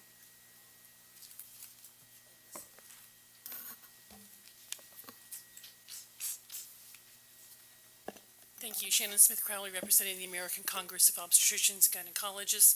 We were sponsors of AB 1308, and even though it is imperfect, as we will talk about tomorrow, it has made tremendous improvements in out-of-hospital care, especially at the pinch point, the really delicate point of when a midwife transfers somebody in a crisis situation into a hospital.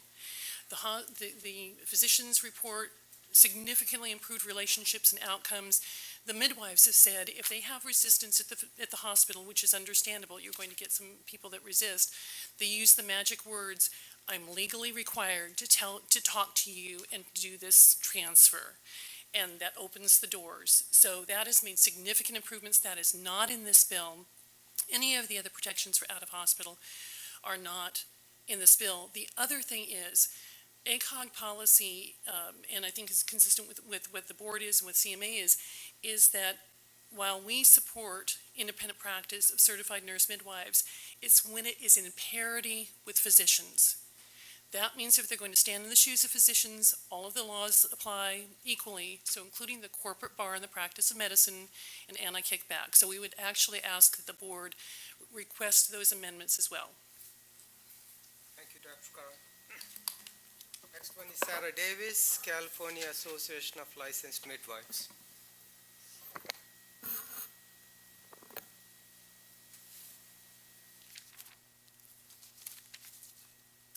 Good afternoon, I'm Sarah Davis. I'm a licensed midwife in San Diego as well.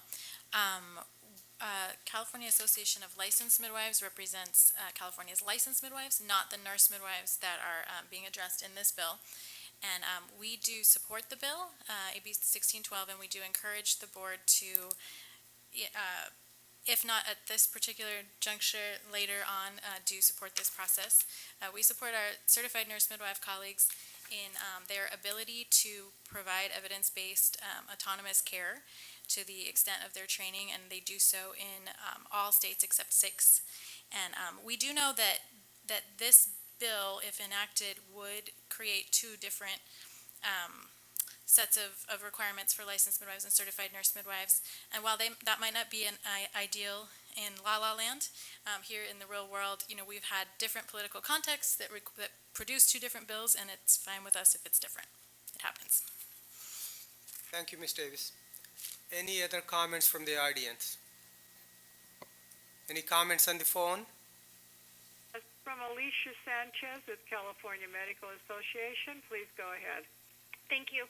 Alicia Sanchez, representing the California Medical Association. We would align with our colleagues at ACOG in wanting to see protection as such as afforded by the licensed midwife construct in terms of out-of-hospital births and transfers and consent. We'd also like to point out that the bill as drafted includes a requirement for standardized procedures and protocols for furnishing medications, which we believe would create confusion for patients and increase liability for physicians, and really is basically unworkable. Without having had the benefit of an analysis to look at, which I think it was missing in the packet that's online, we would ask for you to oppose AB 1612. Thank you. Any other comments on the phone? No comments. Thank you. So we have a motion on the floor. Recommendation is oppose unless amended. Any other comments from the board? If not, a roll call, please. Dr. Bolat? Aye. Dr. Bishop? Aye. Dr. Hawkins? Yes. Dr. Kraus? Yes. Ms. Lawson? Dr. Lewis? Aye. Ms. Pines? Mr. Wormuth? Ms. Wright? Yes. Dr. Yip? Dr. Gonadev? Aye. Motion carries. Okay, next Jennifer. bill, AB 1650, Mainshine. This bill would create the Community Paramedic Program in the Emergency Medical Services Authority. This bill would sunset the program on January 1st, 2022, so it's a pilot program.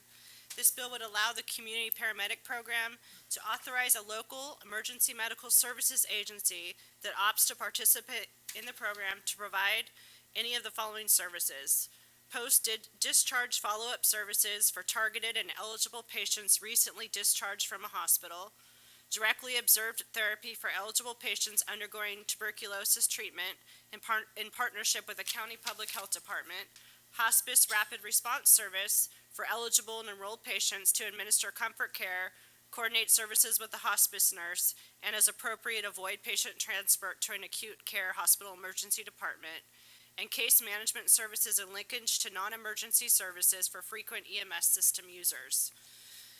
This bill would require IMSA to develop criteria that qualifies local community paramedic services to participate in the program, which must include minimum training and certification requirements. This bill would require IMSA to provide OSHPD with an annual report regarding all local community paramedic programs that would include program effectiveness, cost savings, and patient safety, and including details regarding adverse patient outcomes. OSHPD would be required to report this, to publish a report on its website. So just for a little history, beginning in 2014, 13 community paramedicine pilot projects began in California, testing 6 concepts as part of the Health Workforce Pilot Program.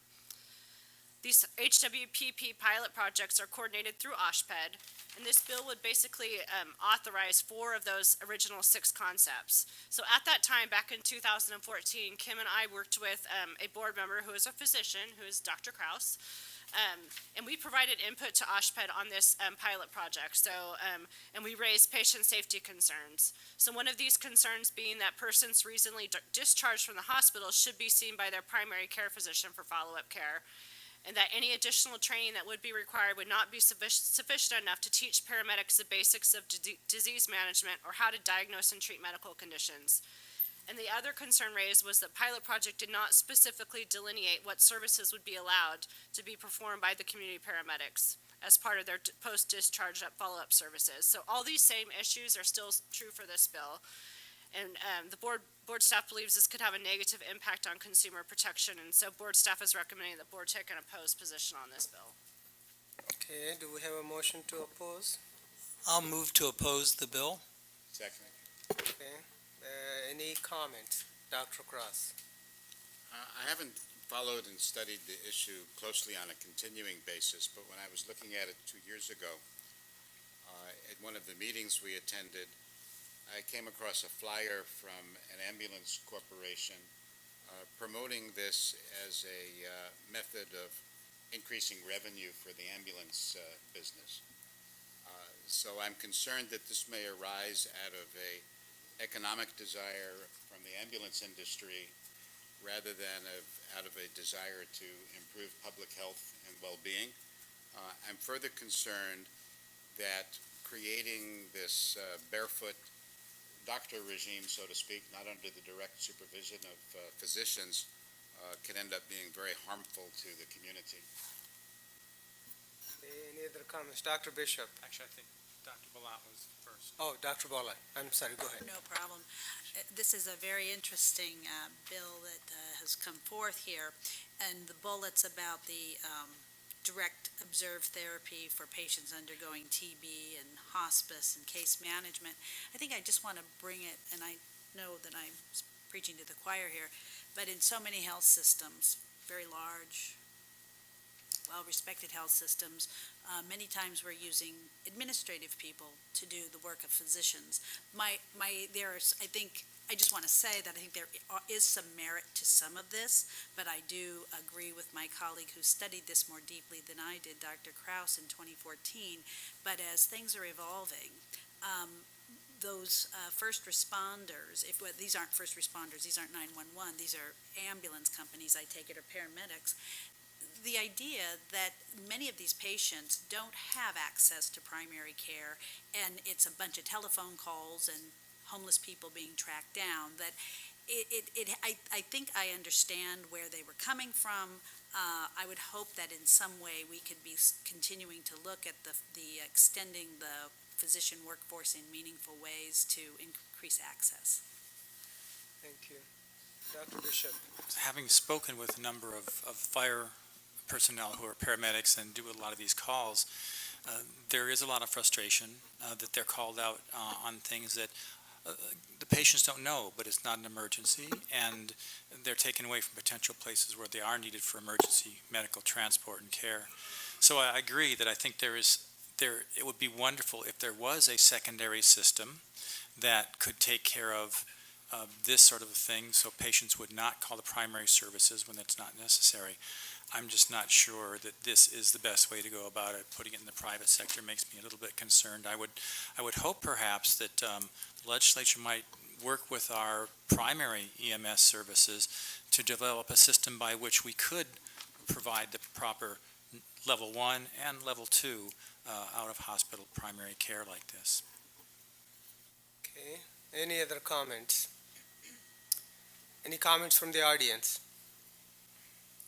Comments on the phone? None. Okay. Motion is made and seconded. Roll call, please. Dr. Bolat? Aye. Dr. Bishop? Aye. Dr. Hawkins? Yes. Dr. Kraus? Yes. Ms. Lawson? Dr. Lewis? Aye. Ms. Pines? Mr. Wormuth? Aye. Ms. Wright? Dr. Yip? Dr. Gonadev? Aye, motion carries. Jennifer?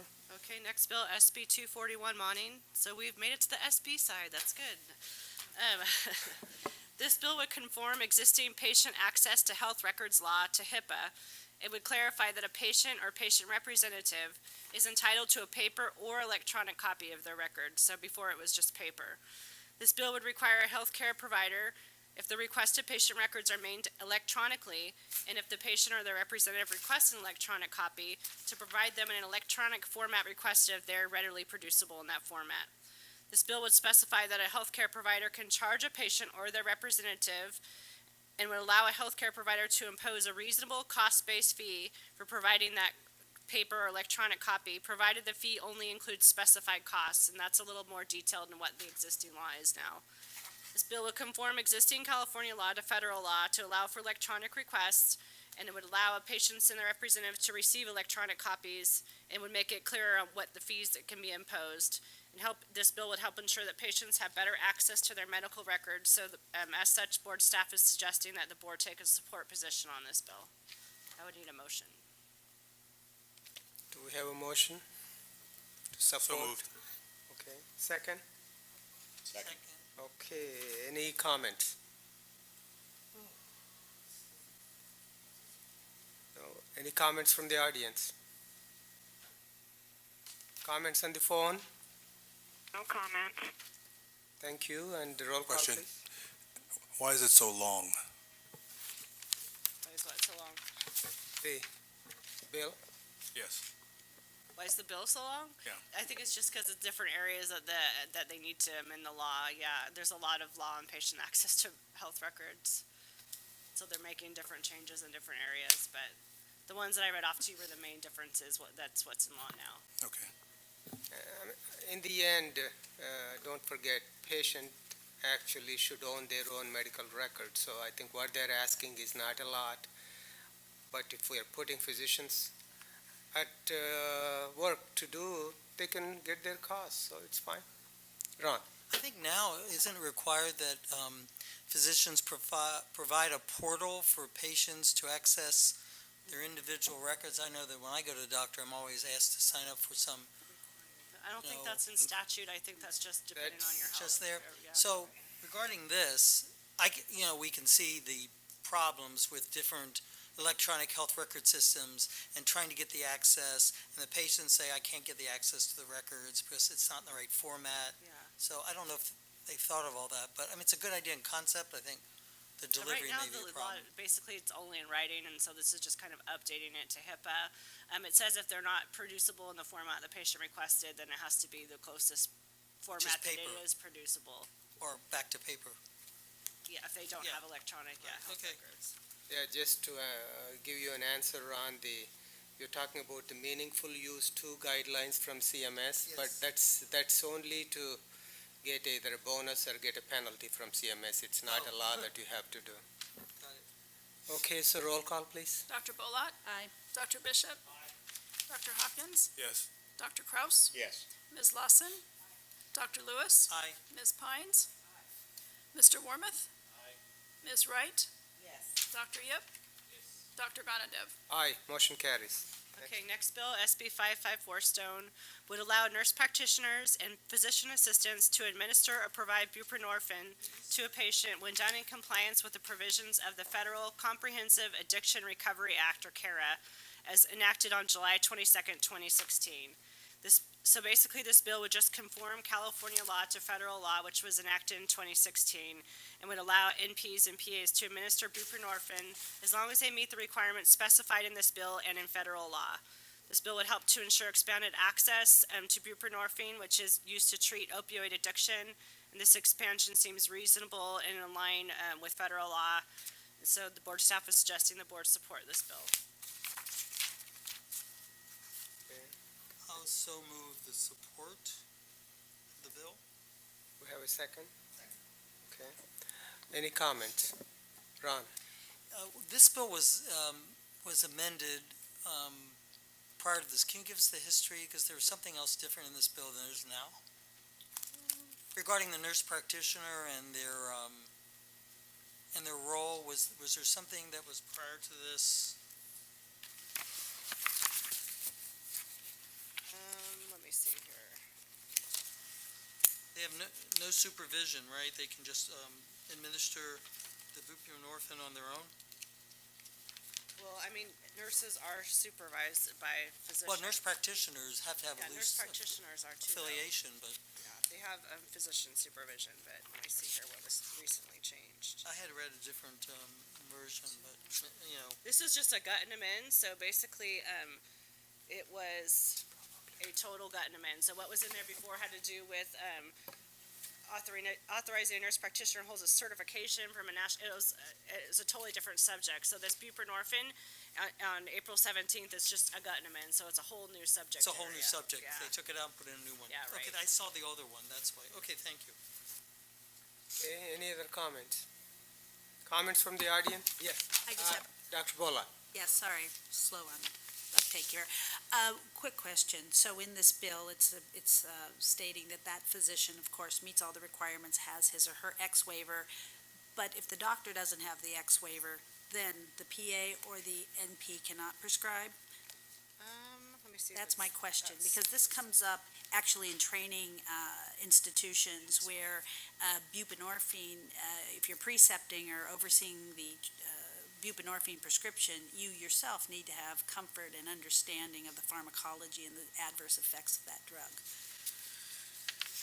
I'm trying to see if it actually talks, because it's talking about what the nurse practitioner, what they have to have, but I'm not sure that it says what they're.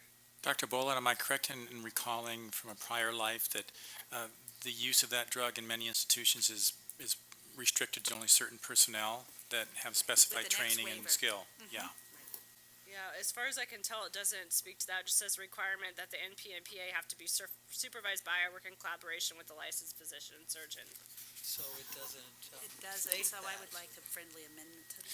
Yes. Okay. Now, from the standpoint of PAs, theoretically, their delegation of services agreement would then proscribe them from prescribing something like that if their supervising physician did not have the requisite skills. And so, in the case of PAs, I believe that's probably covered. NPs, I'm not so sure. Right. That's the problem with that bill. I remember something. So support if amended? Yeah, we'll move to support if amended. To include supervising physician as authorized to prescribe, is that what we are looking at? What's the With the waiver X waiver. called? X waiver It's a certification or on your DEA. your DEA, got it. And I can work with you, Dr. Bullitt, on the amendment if I need more clarification. Does it also include that the nurse practitioner have the special training that's required? It does, actually. I can read it through if you want, but it does require the training for the nurse practitioner. Okay, any other comments? So, comments from the audience? Comments on the phone? No comment. Thank you. So we have the amended motion. Can we call for roll call? Dr. Bolat? Aye. Dr. Bishop? Aye. Dr. Hawkins? Yes. Dr. Kraus? Yes. Ms. Lawson? Yes, sorry. Thank you. Dr. Lewis? Aye. Ms. Pines? Aye. Mr. Wormuth? Aye. Ms. Wright? Yes. Dr. Yip? Dr. Gonadev? Aye, motion carries. Okay, next bill, SB 641 Lara. This bill would specify the Department of Justice shall only provide data obtained from cures or the Controlled Substance Utilization Review and Evaluation System to a federal, state, or local law enforcement agency pursuant to a warrant based on probable cause and issued at the request of the law enforcement agency engaged in an open and active criminal investigation regarding prescription drug abuse or diversion of controlled substances involving the individual to whom the requested information pertains. So this bill originally would have restricted regulatory boards' access to cures. It was amended, and now it only affects law enforcement access to cures. It does have a small impact on us because there are a small number of criminal investigations that are performed on behalf of our HQIU investigators on behalf of the board, but that's only approximately 20 a year, so board staff doesn't have any concerns. The author's office did take a technical amendment to specify that it only applies to criminal investigations, so we're not worried about it impacting our administrative regulatory investigations, and so they took our amendment, so board staff is suggesting that we take a neutral position on this bill. Okay, can we have a motion? I'll give you a motion. Second. Okay, so we got a motion made and seconded. Any discussion? I have something. Dr. Bishop? Say there was a concurrent investigation by both the police, for example, and our board. Would we be restricted from giving them information from our cures search? You know the answer to that, Kim? Yes?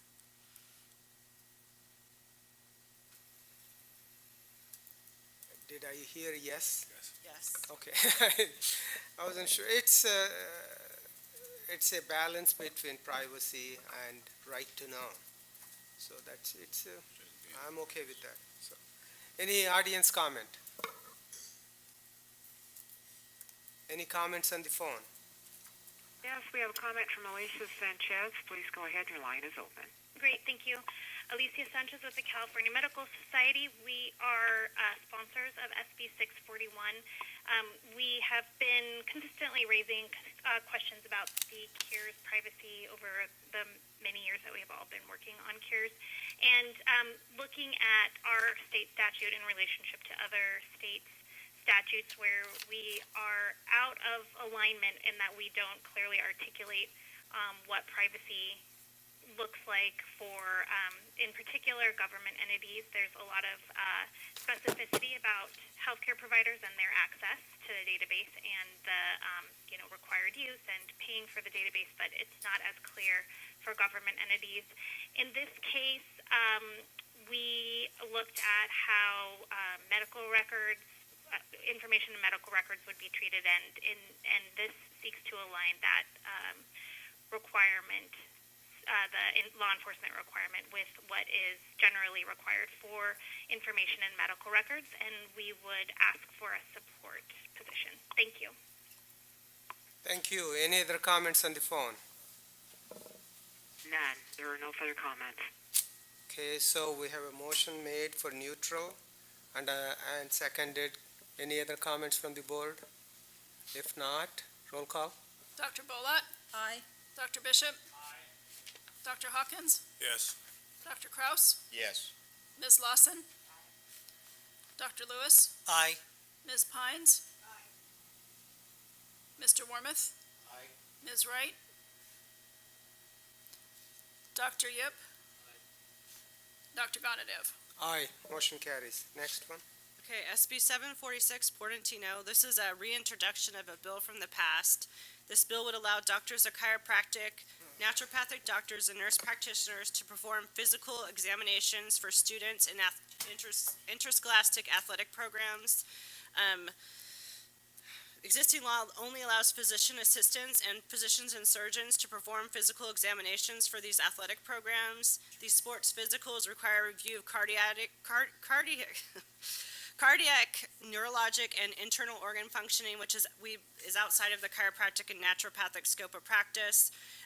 Last time this bill came across, we took an opposed unless amended position. We thought it might be reasonable for nurse practitioners to do these type of exams, but not for chiropractic and naturopathic doctors. So board staff again is suggesting that we take the same position, oppose unless amended, where it would be okay for nurse practitioners to perform these exams, but not chiropractic or naturopathic doctors. Okay, do we have a motion? So moved. Second? Second. Okay, any discussion from the board? Dr. Bishop, you are actually, that caffeine is kicking in. I know. Well, when we think of these evaluations, they focus here again on musculoskeletal, but as you mentioned, cardiac, and in the young adult, the adolescent as well, one of the most devastating causes of death on the field is an undiagnosed cardiac abnormality, such as IHSS, or HOCM as we call it now. And that could be diagnosed based on a physical exam detecting a murmur that had previously been undetected. So I think if you eliminate that skill, you're really risking severe potential damage for these young athletes. Thank you, Mike. Any other comments? Any comments from the audience? No, I'll come back, Ron. Any comments on the phone? No comments. Thank you. Dr. Lewis? So can you oppose unless amended, and the only really amendment is to allow nurse practitioners only? Yeah. So is it better just to oppose or oppose if amend? Well, I mean, last time we took the same position and just basically said our letter, said we're okay with nurse practitioners Only. performing Yeah. these, but not the other two, and, Okay, I mean, they're probably not gonna take that amendment, but that's. okay, I'm just curious the difference. Okay, any other comments before we go to roll call? Roll call, please. Dr. Bolat? Aye. Dr. Bishop? Aye. Dr. Hawkins? Yes. Dr. Kraus? Yes. Ms. Lawson? Aye. Dr. Lewis? Aye. Ms. Pines? Aye. Mr. Wormuth? Aye. Ms. Wright? Abstain. Dr. Yip? Aye. And Dr. Gonadev? Aye, motion carries.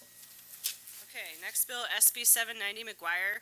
This bill would prohibit a manufacturer of a prescribed product or a wholesale distributor of medical devices from offering or giving a gift to a healthcare provider. This bill would prohibit a manufacturer of a prescribed product or an entity on behalf of a manufacturer of a prescribed product from providing a fee, payment, subsidy, or other economic benefit to a healthcare provider in connection with the provider's participation in research. This bill would authorize the Attorney General to bring an action to enforce a violation of these prohibitions, and to seek injunctive relief and imposition of a civil penalty for each violation. This bill would define an allowable expenditure and would provide exemptions to the gift prohibitions. This bill would state that it is the intent of the legislature that the requirements and prohibitions in this bill would complement and operate in conjunction with the Federal Physician Payment Sunshine Act. If the Physician Payment Sunshine Act is repealed or becomes inoperative, it's the intent of the legislature to enact similar legislation requiring manufacturers to disclose payments or other transfers of value made to healthcare providers in California. The board's mission is primary mission is consumer protection. This bill would ensure that physicians are not influenced by gifts or economic benefits when deciding what brand of drug to prescribe, but would still allow for some reasonable expenditures. So board staff is suggesting the board take a support position on this bill. Just a curiosity, Jennifer. It's a federal law.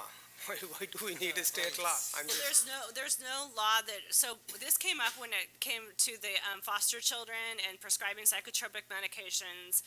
There was some articles where they actually tracked what kind of payments physicians took and how that impacted their prescribing. And basically when they called us and they said, what are you gonna do about this? We basically said there's no law that prohibits it, so here's the law. So the federal government is not enforcing its law, so we have to do it at the state level. Okay, do we have a motion? You have a motion. Okay, second? Second. Okay, any discussion? Dr. Cross? There is corruption, but I'm always amused when the government decides to stamp out corruption with a broad paintbrush. And when I go to a meeting where there might be some hors d'oeuvres purchased by a pharmaceutical company, I have to sign a paper, and that ends up being reported under the Sunshine Act. Sometimes I go to national meetings where they have signs up that say, physicians from Maine and Massachusetts are not allowed to eat. And pharmaceutical manufacturers are no longer able to leave a 10-cent fountain pen at my office. And although I think it's important to protect the public, I take umbrage when every physician is painted as corrupted or corruptible by laws of this nature. So if there is evidence that this level of corruption has caused harm to the public, then I believe we should support it. But I'm not sure that the thesis that a physician receiving some value from a pharmaceutical company or a device manufacturer is always bad for the patient. We accept samples in my office. Those samples are distributed to patients, many of whom need them because they are burdened by the cost of purchasing pharmaceuticals. The federal government recently published a study that cited that because physicians receive samples, their study indicates that brand name drugs are prescribed with greater frequency than generics. If that was true, or if it is true, I'm wondering why the government doesn't support the distribution of sampled generics to physicians' offices, because then that would ease the problem. So while I am in favor of supporting this particular bill with the medical board, I think that we all need to be skeptical as to what really serves the public interest. And sometimes it does serve the public interest to allow physicians to receive something of value that they can turn around and pass on to their patients. Well, and I should say, I didn't read all the allowable expenditures and exemptions, but an allowable expenditure is provision of meals for a healthcare provider that does not exceed $250 per person. I mean, there's like a whole list of, and then you're talking about samples, the prohibitions of the bill don't apply to samples of a prescribed product at reasonable quantity, or samples basically for free distribution to patients. So both those examples aren't prohibited under this, and I can go through if you want me to read the allowable expenditures and the stuff that's prohibited in this bill, but there's actually quite a few of them that they're kind of trying to allow for some of that, like you're saying, but at the same time preventing bigger kinds of gifts. No, I'm glad you read those things, Jennifer. Otherwise, it is an issue with anytime I go to a meeting, I don't eat. Yeah. I don't want my name there. It's these are serious issues, but I think this probably looks better than the federal law, where just don't forget that one of the things implied on opioid abuse is actually what the pharmaceutical companies did in promoting opioids, that they're non-addictive drugs. So there are reasons. I think there is a significant thing behind why it came about, but the consequences sometimes are what Dr. Cross mentioned. So, but with that, any other comments? Dr. Bishop. I presume this to be true, but this would not prevent a physician from acting in a consulting basis. For example, with a medical device manufacturing company who is requesting an input into the use of this device, or for that matter, pharmaceuticals, something, because physicians do a lot of that consulting work, particularly in the academic areas where they're asked to consult on something. And it seems like that could be quite restrictive if that was the case.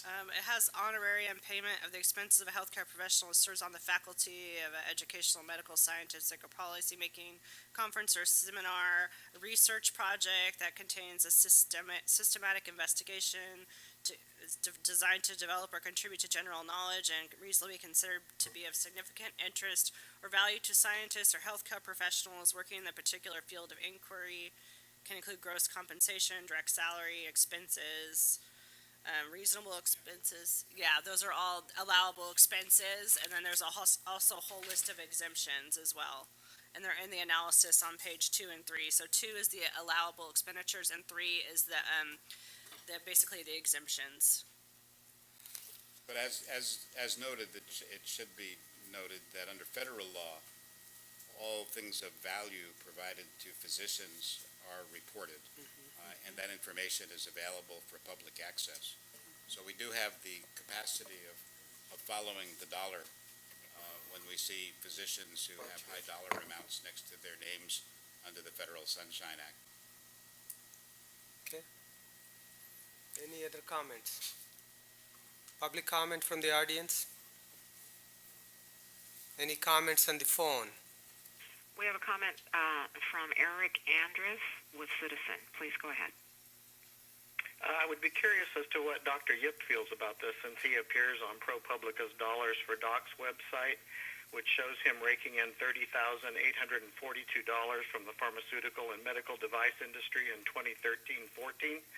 $18,524 of that came from the makers of a drug called Rapaflo, and he has a 41% brand name prescribing rate, which they consider very frequent. So it would be interesting if he would weigh in on this. Doctor, if you don't have to answer that, because it's a public comment period. Mr. Andrist, your comment is taken in. Thank you. Any other comments on the phone? No, there are no further comments. Thank you. Roll call, please. Dr. Bolat? Aye. Dr. Bishop? Aye. Dr. Hawkins? Yes. Dr. Kraus? Yes. Ms. Lawson? Aye. Dr. Lewis? Aye. Ms. Pines? Aye. Mr. Warmoth? Aye. Ms. Wright? Aye. Dr. Yip? Aye. Dr. Gonadev? Aye. Motion carries. Now we are at the big kahuna. It's our last bill with the big bill. Well, we'll do a little after that. We might have to look Okay. at what we didn't look at, but the big bill. Go ahead. So this is Jennifer. our sunset bill, SB 798. First, I'd briefly like to provide an update on the hearing. So as Dr. Gonadev mentioned on February 27th, Dr. Gonadev, Ms. Pines, and Ms. Kirkmeyer appeared on behalf of the board to testify at our sunset review hearing. They gave a brief summary of the board and its activities and improvements, followed by responses to questions that were specifically requested by the Senate Business Professions Committee and the Assembly Business and Professions Committee. The committees asked for testimony on the vertical enforcement model, data sharing between the board and other state agencies, disparity in enforcement actions, and complaint processing. Testimony was given by Dr. Gonadev and Ms. Pines on these issues, as they were authorized by the board to speak on the behalf of the board regarding sunset. Patient notification of a physician on probation was also an issue that was discussed. Prior to the hearing, the committees had provided a background paper to the board identifying 30 issues for the board. On March 27th, 2017, after review by Dr. Gonadev and Ms. Pines, the board provided a response on all 30 issues. Several of the issues were items the board had raised in its sunset review report. In addition, several of the issues required proposed legislative language, which the board staff provided to the Senate committee staff on March 10th, 2017 and April 4th, 2017. So like I said, SB 798 is the board's sunset bill, and it includes language on a portion of the new issues from the board's 2016 sunset review report, and will also extend the board's sunset date for 4 years until January 1st, 2022. So I can go about this a couple ways. I've bulleted in the analysis what issues of the new issues, which this board has already discussed as part of the sunset report, are included in this bill, or I can start at the issues to talk about what wasn't requested by the board and it's included in this bill. So, Jennifer, take the easy one first. Let's finish what the board requested and what's in the bill. okay, so go over what the board requested and what's in the bill? Yes. Okay, so the bill includes a language for a 2-year license for all the board's licensees, and it includes technical language to clean up existing law for licensees not under the purview of the board. That's the first one. This bill includes language that would require an applicant to complete 3 years of postgraduate training, and we talked about this a little bit in the licensing committee. The bill includes some exceptions for applicants who have a medical degree from a combined dental and medical degree program. Bill would create a postgraduate training license with specified application requirements that must be obtained within 180 days after enrollment in a postgraduate training program, and would be valid for 90 days until 90 days after the holder has completed 36 months of postgraduate training. Would also delete the requirement for the board to approve international medical schools, and would determine that an international medical school is recognized. They are listed on the World Federation for Medical Education and the Foundation for Advancement of International Medical Education and Research World Directory of Medical Schools, Joint Directory of the World Directory of Medical Schools. The next one is the bill includes language largely based on what was included in previous legislation and existing law regarding data that surgical clinics are required to report to OSHPD. It would require the accredited outpatient settings to report this information to OSHPD. It would also revise the adverse events that are required to be reported to the board in existing law to only include those that relate to outpatient settings. This bill would amend existing law to allow the board to require more information about the board in a more consumer-friendly manner on notice to consumers postings. And this this changes existing law to allow the board to require changes and more information. This bill would allow the board to fine an entity of up to $50,000 per violation for failing to submit an 805.01 report to the board, or $100,000 per violation if it's determined that the failure to report was willful. This bill would require state agencies and hospital accrediting agencies to report to the board any peer review incidents subject to 805 reporting that are found during an inspection of a healthcare facility or clinic. This bill amends existing law regarding the Health Professions Education Foundation to require 2 members to be appointed by the board, as was previously required. Let's see. The board recommended in its previous sunset report that the provision in existing law that requires the board to approve non-ABMS specialty boards be deleted, and that change is included in this bill. This bill makes technical clarifying changes to make it clear that the Board of Podiatric Medicine is its own board that performs its own licensing functions. This bill deletes the requirement in existing law that the board president cannot be on a disciplinary panel. This bill amends existing law regarding the prompt revocation of physicians who are required to register as sex offenders and changes it to an automatic revocation to allow these revocations to be processed in a more expeditious manner. This bill amends existing law to make it clear that invocation of the psychotherapist patient privilege is not a barrier to the board in obtaining psychotherapy records via subpoena upon showing of a good cause. This bill would allow the board to issue a cease practice order in cases where a licensee delays or does not comply with an order to undergo a physical or mental health examination. This bill amends existing law related to expert witness reports to include additional information that the reports must include and to ensure the board receives these reports in a timely manner. This bill, existing law requires that if a board pursues and obtains an interim suspension order, it has 30 days to file an accusation. This bill would make that the same for a petition to revoke probation. It would have the same 30-day requirement. This board also deletes outdated sections of law related to the board's licensing program. And that's what's our language. So we have a couple options. These were approved by the board. There are some details here. If you wish that this needs to be reapproved, I have no problem, but I'm taking it for granted that this was the board position, so we don't need to go through. Is that acceptable? You can comment. Yes. Okay. So then we go to the next step. Jennifer. Okay, so we'll just take the first one. So this bill would require on and after July 1st, 2018, for the board to require a licensee on probation pursuant to a probationary order made on or after July 1st, 2018, before a patient's first visit following the probationary order, to provide the patient or the patient's guardian or healthcare surrogate with a separate disclosure containing all of the following information. So it would be 1, the licensee's probationary status, 2, the length of the probation and the end date, 3, all practice restrictions placed on the licensee by the board, 4, the board's telephone number, and 5, an explanation of how the patient can find further information on the licensee's probation on the licensee's profile page on the board's website. So this bill would specify that a licensee required to provide a disclosure shall obtain from the patient or the patient's guardian a separate signed copy of the disclosure, including that information that I just read. This bill that would specify that a licensee on probation is not required to provide a disclosure if any of the following applies. So these are basically the exceptions. The patient is unconscious or otherwise unable to comprehend the disclosure and sign the copy of the disclosure, and the guardian or healthcare surrogate is unavailable. In that instance, the licensee shall disclose his or her status as soon as the patient can comprehend and sign the disclosure, or a guardian or healthcare surrogate is available. 2, the visit occurs in an emergency room or an urgent care facility, or the visit is unscheduled. Or 3, the licensee who will be treating the patient during the visit is not known to the patient until immediately prior to the start of the visit. So those are the exceptions to the probation notification. So this bill would require the board on and after July 1st, 2018, to provide the following information for licensees on probation and licensees practicing under probationary licenses in plain view on the licensee's profile page on the board's website. So, for a probation imposed pursuant to a stipulated settlement, the causes alleged in the operative accusation along with a designation identifying those causes by which a licensee has expressly admitted guilt, and a statement that acceptance of the settlement is not an admission of guilt.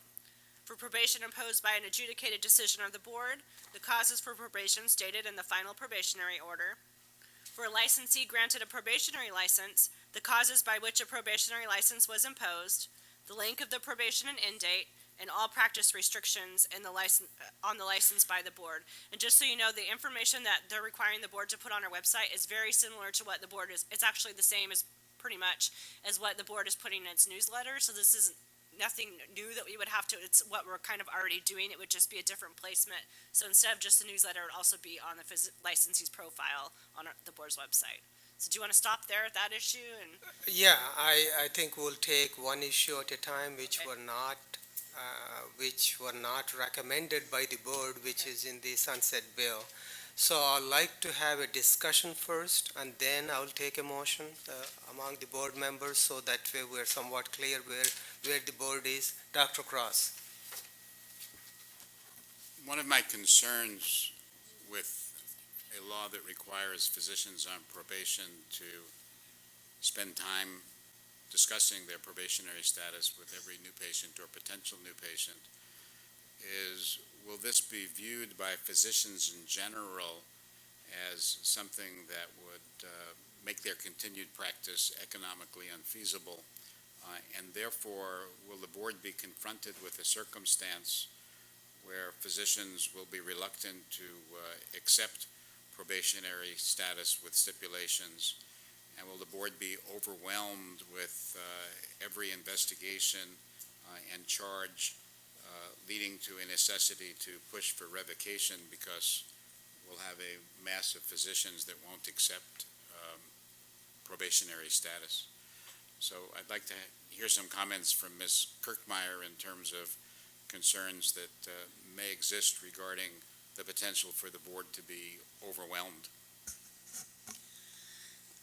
So I don't have a crystal ball, but I can say that with the language, the way it's written right now, it's significantly different than what it was before, because they don't have to discuss the reason or anything. They just have to tell them that they're on probation and really direct them to the medical board. That being said, I think any physician is not going to want to tell that to their patient, and so there will probably be some cases, depending on the allegations and the charges of the case, if it's not so severe that they think that they need to have probation, I think that there will be those that would rather take this to hearing. What that number is, I don't know, but any time that there's a case going to hearing, rather than it actually going through the settlement process, Jennifer and I, the analysis we did last year, it costs about $35,000 more to go to a hearing rather than go to through the settlement process. So there's your increase in cost. The one thing is if we put for time and how it will hold up the disciplinary process, the adjudication process.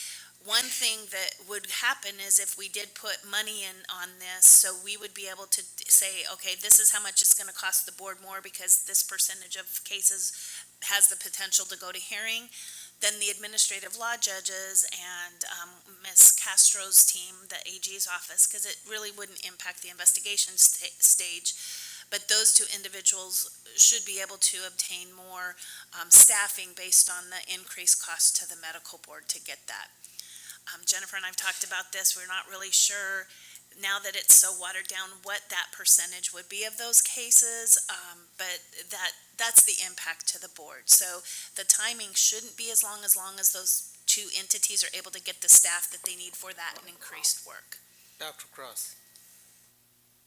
Is there a concern that if the board is distracted, that the enforcement timeline on other cases will fall behind? Is there the possibility that instead of protecting the public, that if we're delayed in enforcement on other cases, that we may harm the public? So again, as I stated, if we put the appropriate fiscal on the bill when it goes through, then we would be able to get staffing at both the AG's office and OAH to absorb that additional workload. So it shouldn't impact consumer protection as long as they hire the individuals. is there potential for us to support this with the amendment of allowing fiscal to pay those expenses?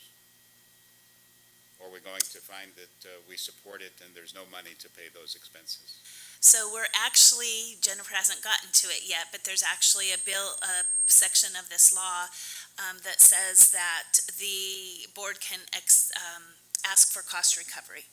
So the cost recovery isn't OAH, but it is the AG's office, and so we would add those additional costs to that physician as they go through the disciplinary process.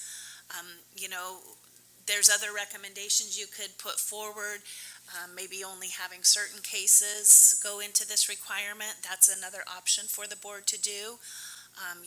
When it went through before, we kind of looked at that and thought about maybe there's just certain cases. We were going to go down the process of doing regulations for the disciplinary guidelines to allow us to have the opportunity to choose which cases we wanted to do. So maybe you could think about that, cases that involve certain aspects, sexual misconduct, conviction of crimes, in the line of the practice of medicine, individuals who have had prior probation. Maybe you want to think about those individuals would have to notify their patient. I mean, there's a lot of options, or you can just outright say, we don't think that should be. But that's up to the board. And then what would happen is, because it is a large bill, we would go forward, we can because this is our sunset bill, so we're obviously going to support it, but we could support it if amended with changes. And those would be our amendments. But obviously, we would support the bill. But we would have amendments that we would take back to the author. As you all know, that this is an issue that this author feels very strongly about, but at least we could give them our amendments, whether they take them or not, then would be left up to them at that point. Okay, Ms. Lawson. So I've put a lot of thought into this issue in particular because it's been bouncing around out there for so long. And I think probably we could all agree, I'm only going to speak for myself, but I think we could probably all agree that the more information that patients end up with, the better. And how we get that information to them, whether we require doctors on probation to provide it to them, whether we make best efforts, I really fundamentally believe that the more information they have about their healthcare providers, the better. What continues to come up is a legitimate concern that a bill like this has unintended consequences for patient care, for patient safety, because potentially our enforcement timelines could be extended. We'll have physicians who try to use process to delay the imposition of discipline. And so I think where we should focus our discussion and where I would like to see the board focus the discussion is on, well, what are the most egregious cases, or how could we try to solve for those unintended consequences? But the more we talk about, well, physicians just don't want to provide the notification, that doesn't resonate with me at all. I think, frankly, the physicians, if they're on probation for certain types of violations, should be required to provide information to their patients. But I do recognize that there could be unintended consequences, slowing down the timelines. And so if we focus on, focus on the types of violations where no matter what, physicians are, going to end up on probation, or where they settle. We see them all the time on our panels. I think we would do ourselves a favor as we go through this sunset process. Thank you. Dr. Lewis. Yes, I 100% agree with what you're saying. So I agree with the more information, the better off the patient is. We've had these discussions for quite a number of board meetings, and I think with Jennifer and Kim and the rest of the staff kind of knows the flavor, the feelings, the comments that have gone back and forth. And I'm going to ask you more of a procedural thing. Is it better now not to come up with those lists of egregious activities that we really want to have out there, for disclosure, but maybe do the support if amend, and you sit down with the author, the comments like Ms. Lawson said, and Dr. Krause and other people, and come up with a better working document for that? Tell me. So we have to work at your direction. So we need your amendments. We need, quite frankly, now is the time for this discussion, and we need you to tell us what you think those egregious violations are, because we need to go back your direction to tell them what the amendments would be, because our next meeting isn't until July, and that's very late in the process, so. We don't need exact language, but like Right, a not language, concept of but what what, you guys are what you thinking. think, what those cases are, like I said, there's sexual misconduct, misconduct, there could be fraud, So, criminal criminal conviction, convictions. those that are already on probation, any other comments? I spent a lot of time thinking about this, talking to people there in the legislature and talking to our staff. So I have a few, but I want to hear yours before I can give mine. I would Dr. just say Cross. that regarding direction from the board to Kim and Jennifer, I think our principal concern, of course, is protecting the public. And as part of that, our concern is being able to do the job that we have been doing. So I think that the give and take with the author of the bill has to be in relation to not wanting to have a medical board that shoots itself in the foot. So I don't think that we can prescribe for you what to do, but to keep in mind that our primary concern is being able to do the job that we have been doing. so. Any other comment before I make my comments? So I just want to hear everyone out before I do.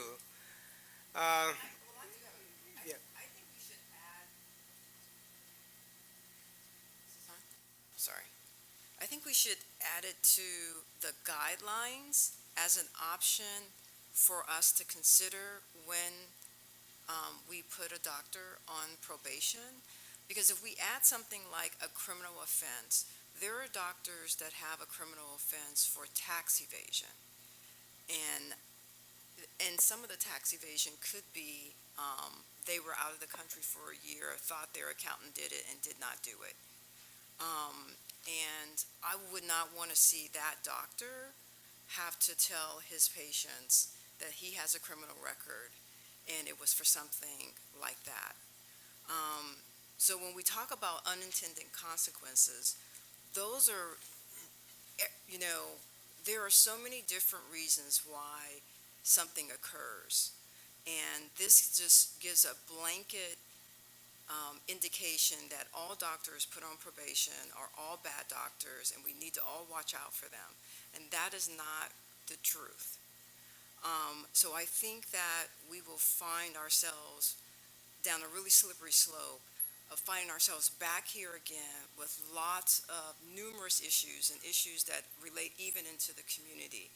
So those patients who rarely even go see their doctor will use that as an additional excuse not to go see their doctor.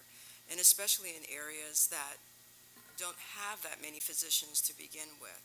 So the unintended consequences are so many with this one decision. And so I'd like us to, really consider that at least adding to the guidelines will give us an opportunity to consider that when we know there is a particular doctor we feel this way about. Any other comments? So I spent some time with the staff and talked about it, and a few things which came to my mind, I will express now, is that number one is sexual misconduct. Inexcusable. The relationship between doctor and patient is doctor has a lot more power over a patient. You should not have that. Second one is, as Ms. Pines mentioned, criminal prosecution related to practice of medicine. It has nothing to do with tax evasion or something else where they are done, but it's Medicare fraud, Medi-Cal fraud. So this is practice of medicine, so it's specific to practice of medicine. Third one is repeat probation. And fourth one is practicing under the influence. Means that somebody actually went to a hospital drunk and practiced, not somebody just got a DUI, made a stupid dumb mistake and got a DUI. So these were the thoughts I had. I just wanted to hear you out first before I gave my thoughts, and you can add. These are just giving to our our thoughts are to the staff so that they can take it, because we can't just say blank, go and see we can get amendment. So we need to give some direction to the staff, so there are certain things we agree on, if we agree on. So I would like to hear your comments on that.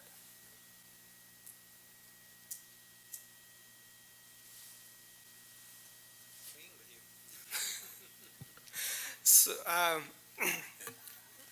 Dr. yeah. So I feel very comfortable with those four areas. Those are egregious, and I think that patients or potential patients will be entitled to know those. Thank you. Any other comments? Yeah, Dr. Cross.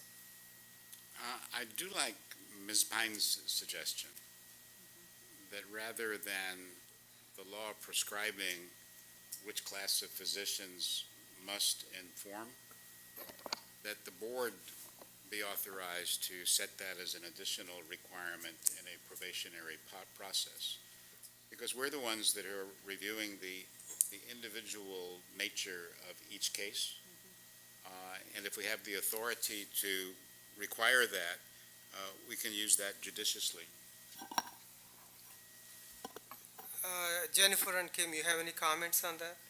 I would love that, but I just want to hear the staff comments. We did testify and actually met with Senator Hill, and we did tell him that's something the board is considering, and I don't think that is swaying he still introduced this bill, and so he knows that's something the board's considering, but I don't think, he already knows we're doing that, so. I mean, I don't want to speak on Senator Hill's behalf, but I don't think that would be enough for him, because there's the potential that then that will never happen, because we never put it in, so. Okay, so Dr. Yip, then Dr. Bishop, and then Christine. I think we need to accommodate both, that we have certain category, very obvious. All panel members agree that needs to be reviewed to the patient, and some leeway, certain cases that the panel, the staff can have a judgment on based on experience that the physician need to be one of the conditions to review to the patient that he's on probation. There are gray zone, the cases like that, but certain category, everybody agree that need to be on the panel, on the panel, so. Dr. Bishop. Can we do a hybrid of what Ms. Pines has said and what Senator Hill kind of wants, where we have, I think what they've alluded to is having a certain number of ones that we list specifically, and say the board also has the option to impose this on particularly egregious cases requiring this for patient safety, something of that nature. So that there are certain things that they know are going to get flagged every single time, the big low-hanging fruit that he wants off the table, and I agree with that. But there are other cases where maybe a surgeon has had 10 different things happen terribly over his career, or perhaps a certain number of lawsuits or 805s, or there's a number of things that we should have some discretion on. And again, every time you try to enumerate every single thing, you're going to fail. There always has to be some latitude in what you're going to do. So I think trying to let him know we're serious by presenting a number of the really egregious ones and say that we anticipate we'll use this in other circumstances where we feel it's indicated. Thank you. Ms. Lawson. So I actually like that approach. What I was going to ask a question about is whether Senator Hill would consider some type of amendment that defined who needed to be notified as major or egregious or some term, and then allowed us to regulate as to what that term meant within a certain defined period of time.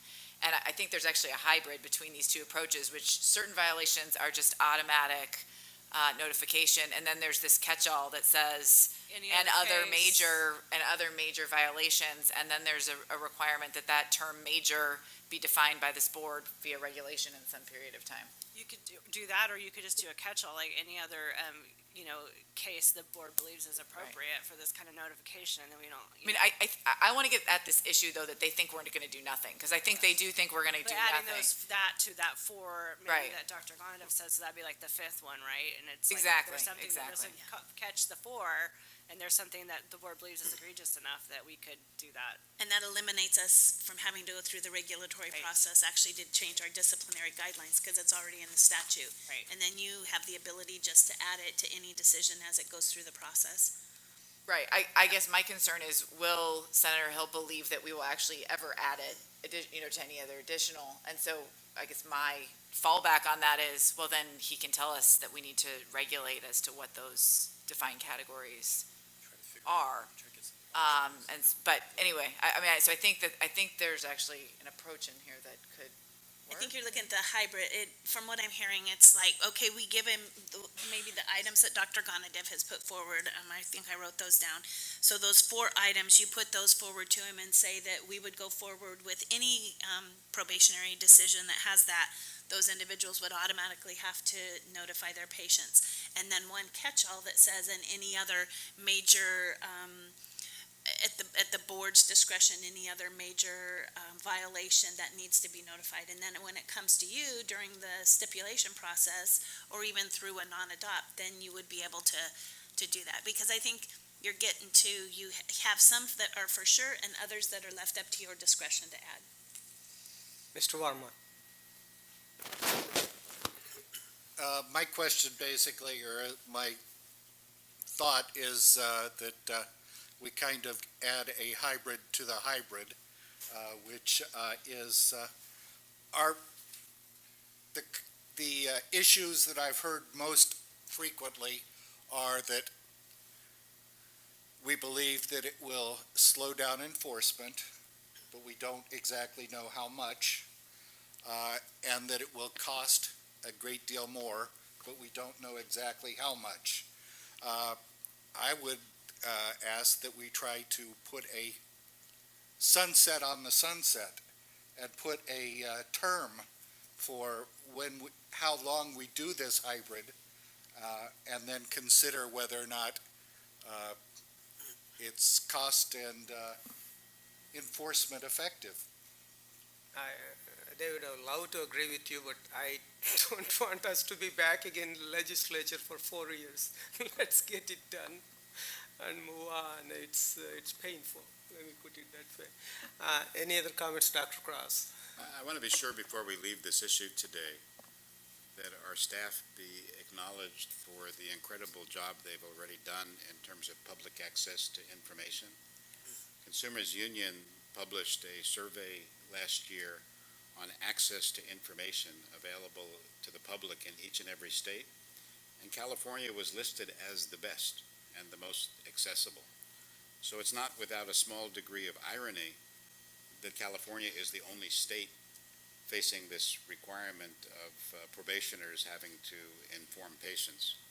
But I do want to be sure that our staff is acknowledged for the incredible job that they have done, bringing us to number 1 in the state in terms of public access to information. Thank you.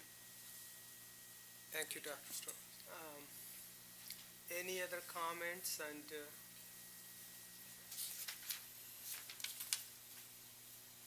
so these are such special issues. I thought I would take comments on each one of the 2 or 3 issues we're going to talk about. So I'll take the public comment now on this issue. So we have some slips, I think. Yeah, that's fine. I think just come on forward and introduce yourself. We know most of you, so.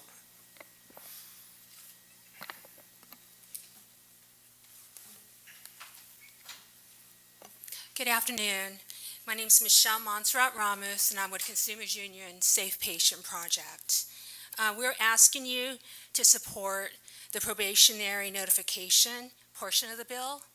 And as an aside, I have to say the reason why I've spent the past 12 years of my life coming before this board is because my late fiance's doctor was a substance abusing physician, and he had a long arrest record for many things, including felony possession of crack cocaine. Saying this, consumers are counting on you to ensure that we have adequate information to make the best possible healthcare decisions for ourselves and our families. We have the right to know our physician's background, just like he should have had the right to know. The impact on the physician is minimal. Your mission is to protect consumers and California patients. We've been advocating for this issue for a while, and we urge you to support this portion of the bill. Thank you. Thank you, Ms. Ramos. Next person.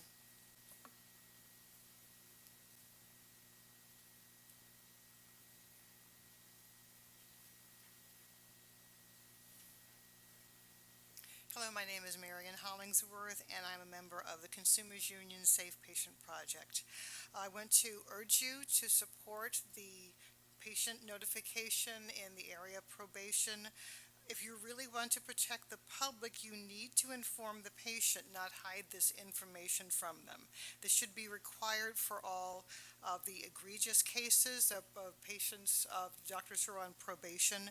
And the thing that seems to be missing here is this is just a few hundred patients, a few hundred doctors. Why protect a few hundred doctors who are actually dragging down the reputation of all doctors and the reputation of the board at the same time? This goes down to informed consent. Patients are supposed to be able to know all the risks and benefits of any procedure or treatment, and the background of their doctor should be part of this informed consent process. By leaving it up to the patients, they can decide, they can have more power. For example, you might have the best cardiologist in the world, but he's on probation for having a consensual affair with a patient. For some people, this might be a deal breaker, but most people, I think, would say, maybe he's a jerk in his personal life, but if he's the best, I want him for my surgery or for my loved one's surgery. But it gives the power and the informed consent up to the patient. The bottom line is a patient should know about the doctor's background. Breeze, even though it came out well, it still has a lot of issues. It still is hard for people to interpret. And most people are not going to look up their doctor every single time they go in for bronchitis, a twisted ankle, an earache, whatever. California should lead the nation in this and be kind of a guiding light for other states that might be afraid of this issue. And I think you could really make a statement by coming out in favor of the patient and the patient's right to know. So, thank you for your time. Thank you. Next. Sarah Davis with the California Association of Licensed Midwives.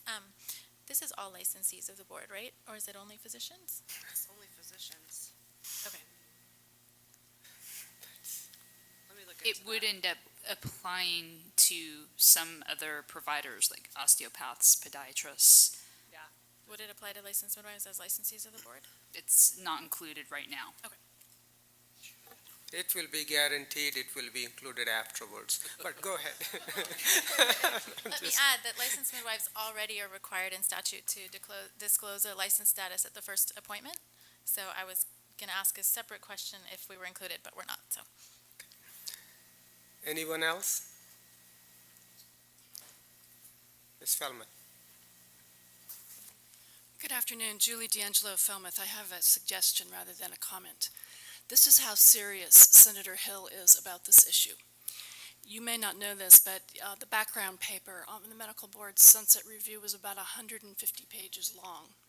At least 90 pages of that was a giant chart of every doctor that's on probation in the state of California, what that doctor was charged with doing, what that doctor accepted probation for, what the penalty was.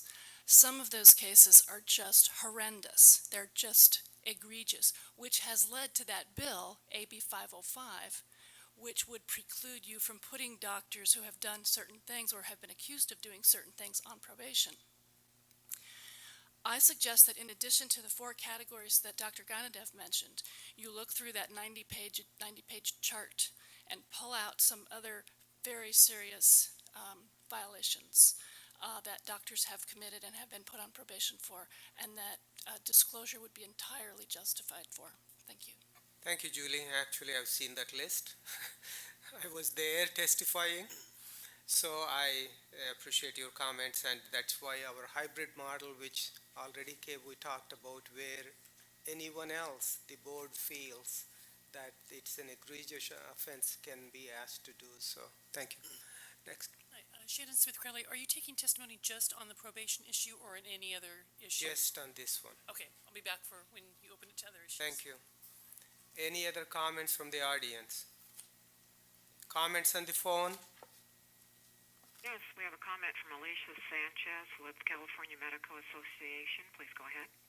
Thank you, Alicia Sanchez with the California Medical Association. We are opposed to the provision in SB 798 related to probation notification. For some of the reasons that were raised in the discussion earlier, we do believe that physicians will be loath to settle cases with probation notification and disagree with the assertion that the impact on practice is de minimis. Because of that, because it would function more like a de facto suspension, we think that people will seek to have their cases heard all the way through. And so we remain opposed. Thank you, Alicia. Any other comments on the phone? We have a comment from Eric Andrus with Citizen. Please go ahead. I have a couple of replies to Dr. Krause's statements. He mentioned that he thought that doctors would probably try to avoid getting probation, but Dr. Ganadev said at the Sunset hearing that the medical board doesn't want to put people on probation, that they'd rather just flat out revoke their licenses, which I think is kind of strange. Also, he mentioned that the Consumers Union came out with this list of all the good medical boards and how well the California Medical Board did. But I have a letter from Consumers Union's Lisa McGifford talking about how they were disappointed in the results, and that the list, it's almost like if you have a list of murderers going from the least bad murderer to the worst murderer, there's always going to be one at the top that's not as bad as the rest. That's what the California Medical Board is in that chart. You guys need to stop patting yourself on the back so much for all this good work you're doing, because I wrote a report that I turned into the Business and Professions Committee called The Medical Farce of California. It's 200 pages, and if you guys haven't read it, you should. It's available at bit.ly.com ADV Sunset. It's 200 pages of the problems with the medical board. In the back of that is 100 articles of how the medical board has been screwing up over the years. So to think that you guys want to keep sunsetting, giving yourself 4 more years to protect the public when you're not protecting the public in the first place is absurd. You guys are put into office to protect us. Don't keep doing things bad and then giving yourself a pat on the back because you think you're doing such a good job and then giving yourself 4 more years to protect us when you're not. There's article after article after article talking about how bad the medical board is. Read the report. Read what citizens are telling you. Listen to what consumer organizations are telling you. Stop patting yourself on the back. Thank you, Mr. Andrus. Any other phone?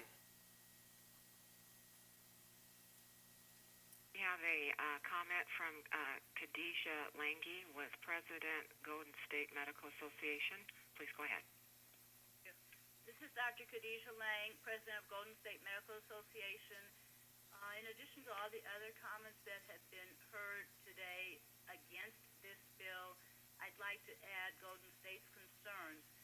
We're concerned because not only does this put physicians of color, and those are the ones most likely to work in underserved areas, at risk many times because of the lower profit margin in poorer doctors' offices and those that take the risk of working in underserved, medically underserved communities.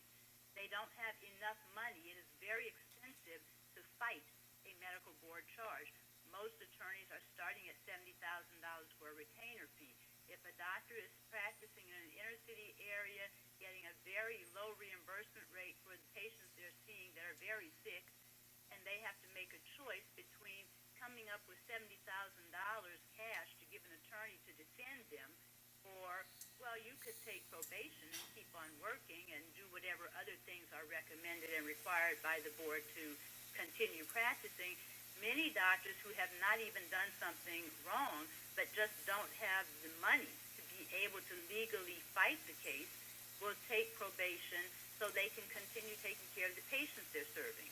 As I have mentioned at previous hearings, these physicians are frequently serving very large numbers of patients because so few physicians are willing to work in those conditions for such little funding and reimbursement.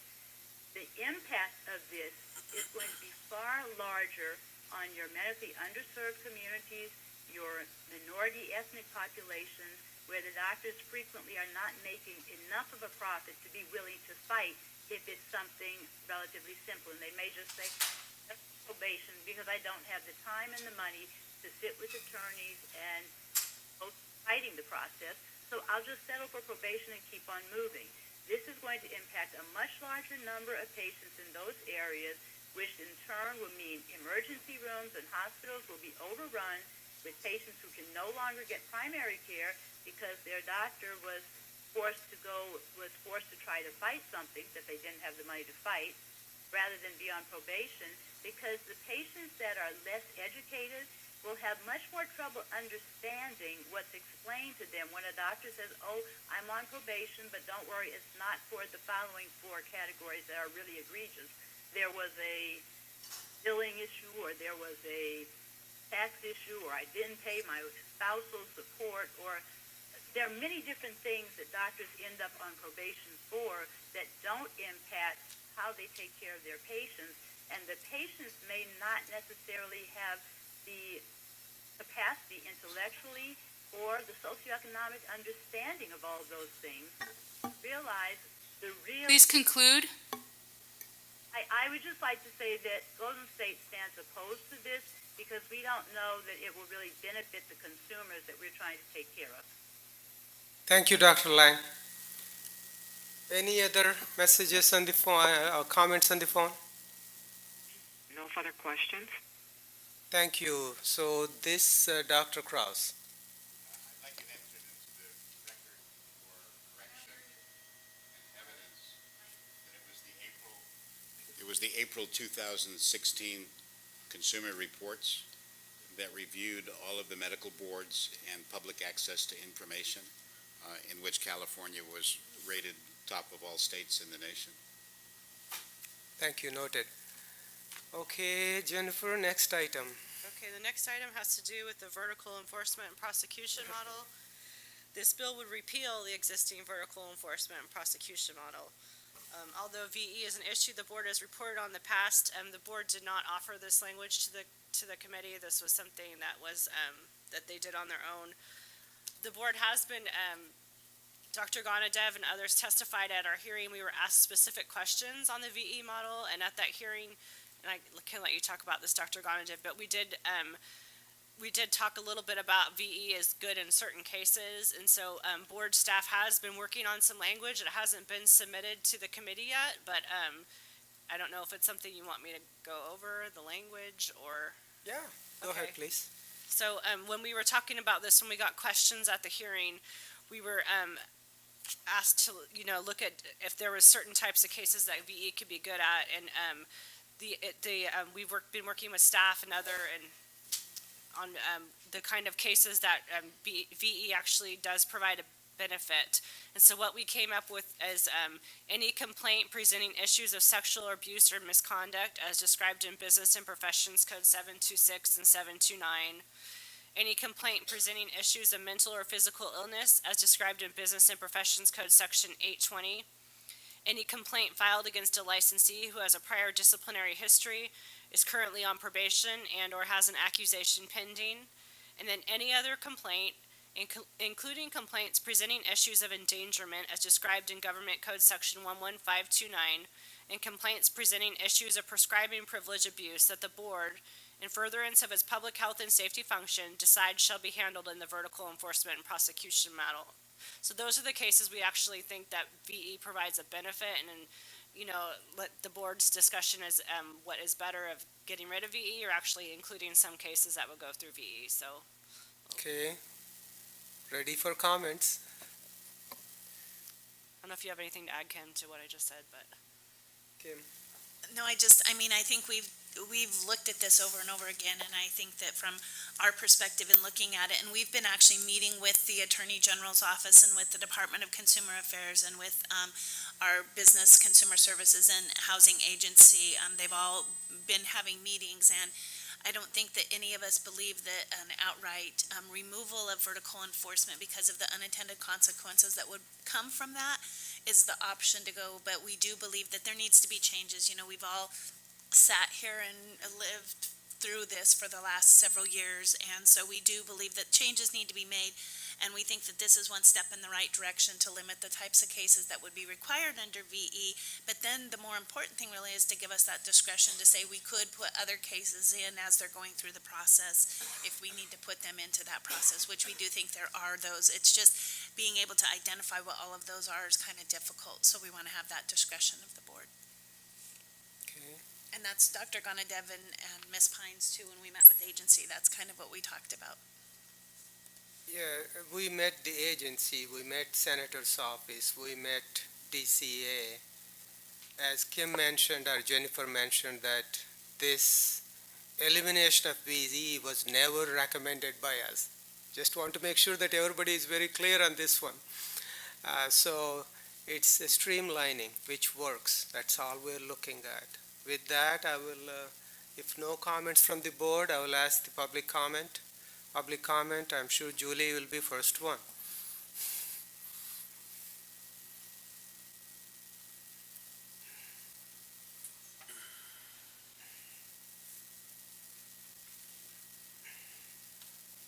Thank you. Julie D'Angelo Felmuth from the Center for Public Interest Law. As you know, this bill proposes numerous changes to the Medical Practice Act, and today I'm not going to take a position on any of them except this, the repeal of vertical enforcement, which involves the amendment of Business and Professions Code Section 2006 and the repeal of Government Code Section 12529.6, which we strenuously oppose, by the way. Thank you, Dr. Gonadev, for clarifying that this board has never proposed or supported the outright repeal of VE. In fact, this board has not proposed or supported the alternative that that your representatives presented at the sunset hearing, which is to limit VE to certain kinds of cases.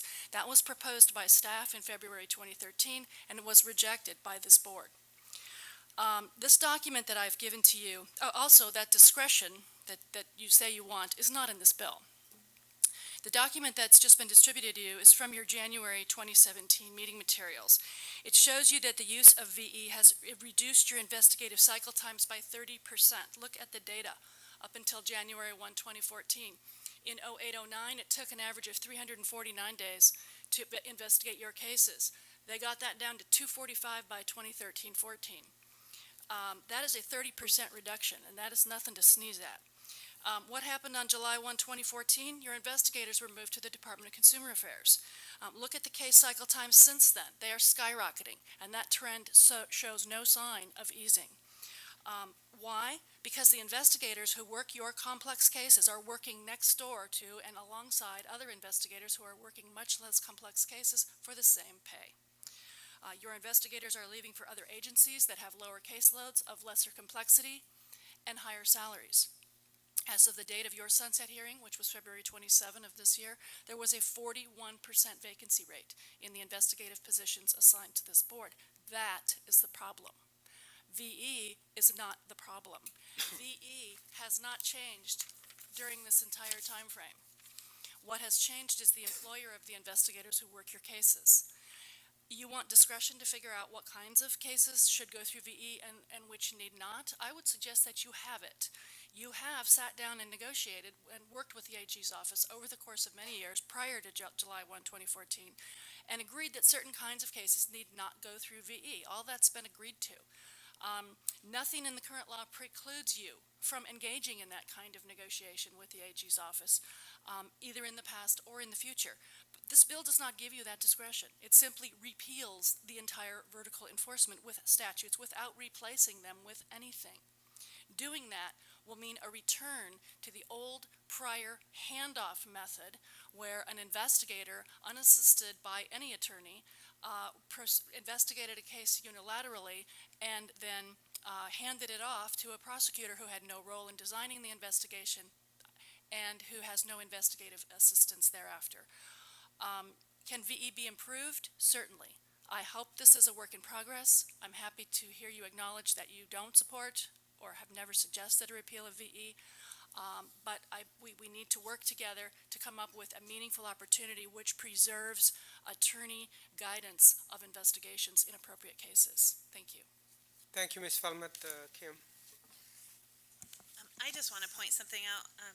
Julie, I knew you were bringing this, so I brought my own data to as well. I just want to point out that if you go back prior to VE, though, because the date that is being looked at here is the 2008-2009, that was actually after VE had been in place for 3 full fiscal years, which again had, there was growing pains and everything with it. Prac in 2014-15, the average time, or 2004-2005, way back when, the average time for investigation was 259. The year 2003-2004, it was 220. So just when you're looking at numbers, you really have to go back to the numbers that were pre-VE. One thing I do want to preface that, though, is I know that at one point we did have other things that were changing our timeframes, other numbers included in there, and I just didn't have time to go and analyze that. But I do want to make sure that everybody knows that this 349 was when we were in the middle of VE. So it's that time decrease, and granted, that was a yeoman's effort to get that time down during that time frame, but I do want to say that our time frame without VE was low as well. Thank you, Kim. Any other public comment from audience here? Any comments on the phone? We have a comment from Eric Andrus with Citizen. Please go ahead. I just wanted to get one more comment in since Dr. Kraus did. This is from my March 29th, 2016 email from Lisa McGifford of Consumers Union. We were also dismayed that California came out on top since we have been complaining so much about their site. But this review is comparative, and frankly, most of the other sites have a lot of less info and are a lot more unfriendly, if you can imagine. We reviewed each site based on 61 criteria, and a lot of the things you mentioned were not on the list. Not that they are not important, we just had to limit the list in some way. We do talk in the report about all the sites being less than optimal. Here is from our executive summary. The highest rated websites had comprehensive information gathered in a physician profile for each licensee, but most sites were difficult to navigate with a variety of user barriers such as confusing entry points, long drop-down menus, security codes, or information in multiple places. And we found medical board websites that were very slow in bringing up names such as California and Hawaii, dropped parts of the names, and sent us to dead pages. California was very slow compared to most. Thank you. Thank you, Mr. Andrus. Any other comments on the phone? No further comments. Thank you. Any comments from the board before we go to the next item?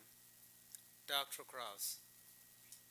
Did I hear testimony that stated or implied that a well-intentioned act of our Senate that moved our investigators to the DCA has perhaps made our job more difficult?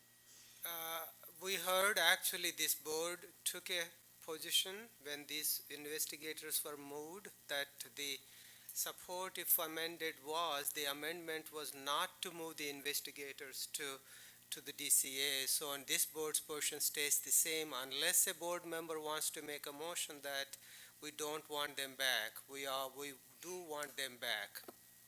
I think it's important to engage the Senate as our partner in our mission to protect the public and to remind them that sometimes well-intentioned acts have unintended adverse consequences.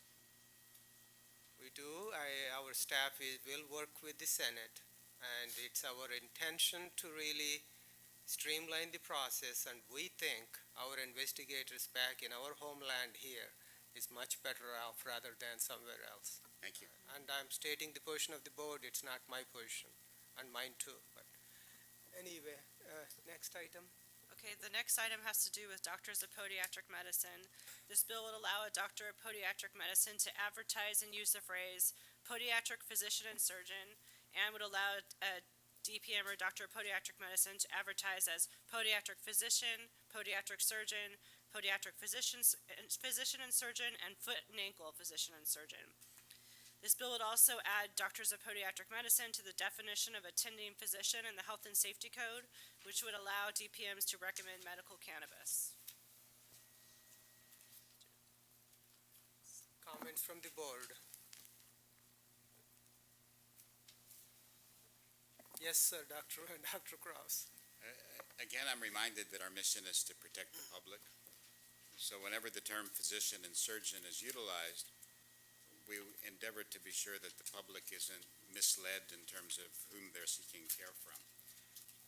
I actually don't object to the identification of a podiatrist as a podiatric physician and surgeon, because the podiatric training in their scope of practice is really on par with medical training in the care of the foot and the ankle. And there's no concern that someone would call a podiatric physician and surgeon and ask for a examination or appointment for a part of their body that isn't within their scope of practice. I've become more concerned if there are other practitioners where the use of that term would bring harm to the public.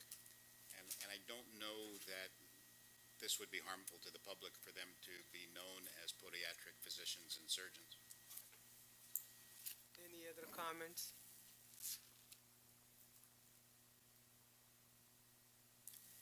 Just my comment is, usually physician and surgeon is a term limited to an MD or a DO, period. So it's not a doctor, it's a physician and a surgeon. It's a completely different term. So it just concerns me somewhat. I know they do go through training, they do go through that school, but what next? What next is the one which worries me. Then you don't want to dilute out that term. So that's my feeling. If anybody else have any feelings, let us know before we go to public comment. Okay, so any comment from the public in audience in here? I know it's not an exciting issue here, so any comments on the phone? No comment. Thank you. Next. Okay, so we talked about this a little bit already, but the board is currently prohibited from recovering costs for investigations and prosecutions for disciplinary proceedings. This bill would allow the board to recover these costs from licensees. This bill would not make changes to the additional $15 fee all licensees are currently charged in lieu of cost recovery, so we'd leave that the same. So open it up for discussion. Any comments here? I was told that $15 in fee was allowed when we did not, when we could not, when the legislature said we couldn't do cost recovery. But I'm fine with it. I would rather use that to pay our investigators. Any comments? Audience? Comments on the phone? A comment from Alicia Sanchez with California Medical Association. Please go ahead. Yes, Alicia Sanchez representing the California Medical Association. We're opposed to this provision. When the, as you mentioned, Dr. Gonadev, when this provision was amended into the statute, it did accommodate for the change with a fee increase across all licensees.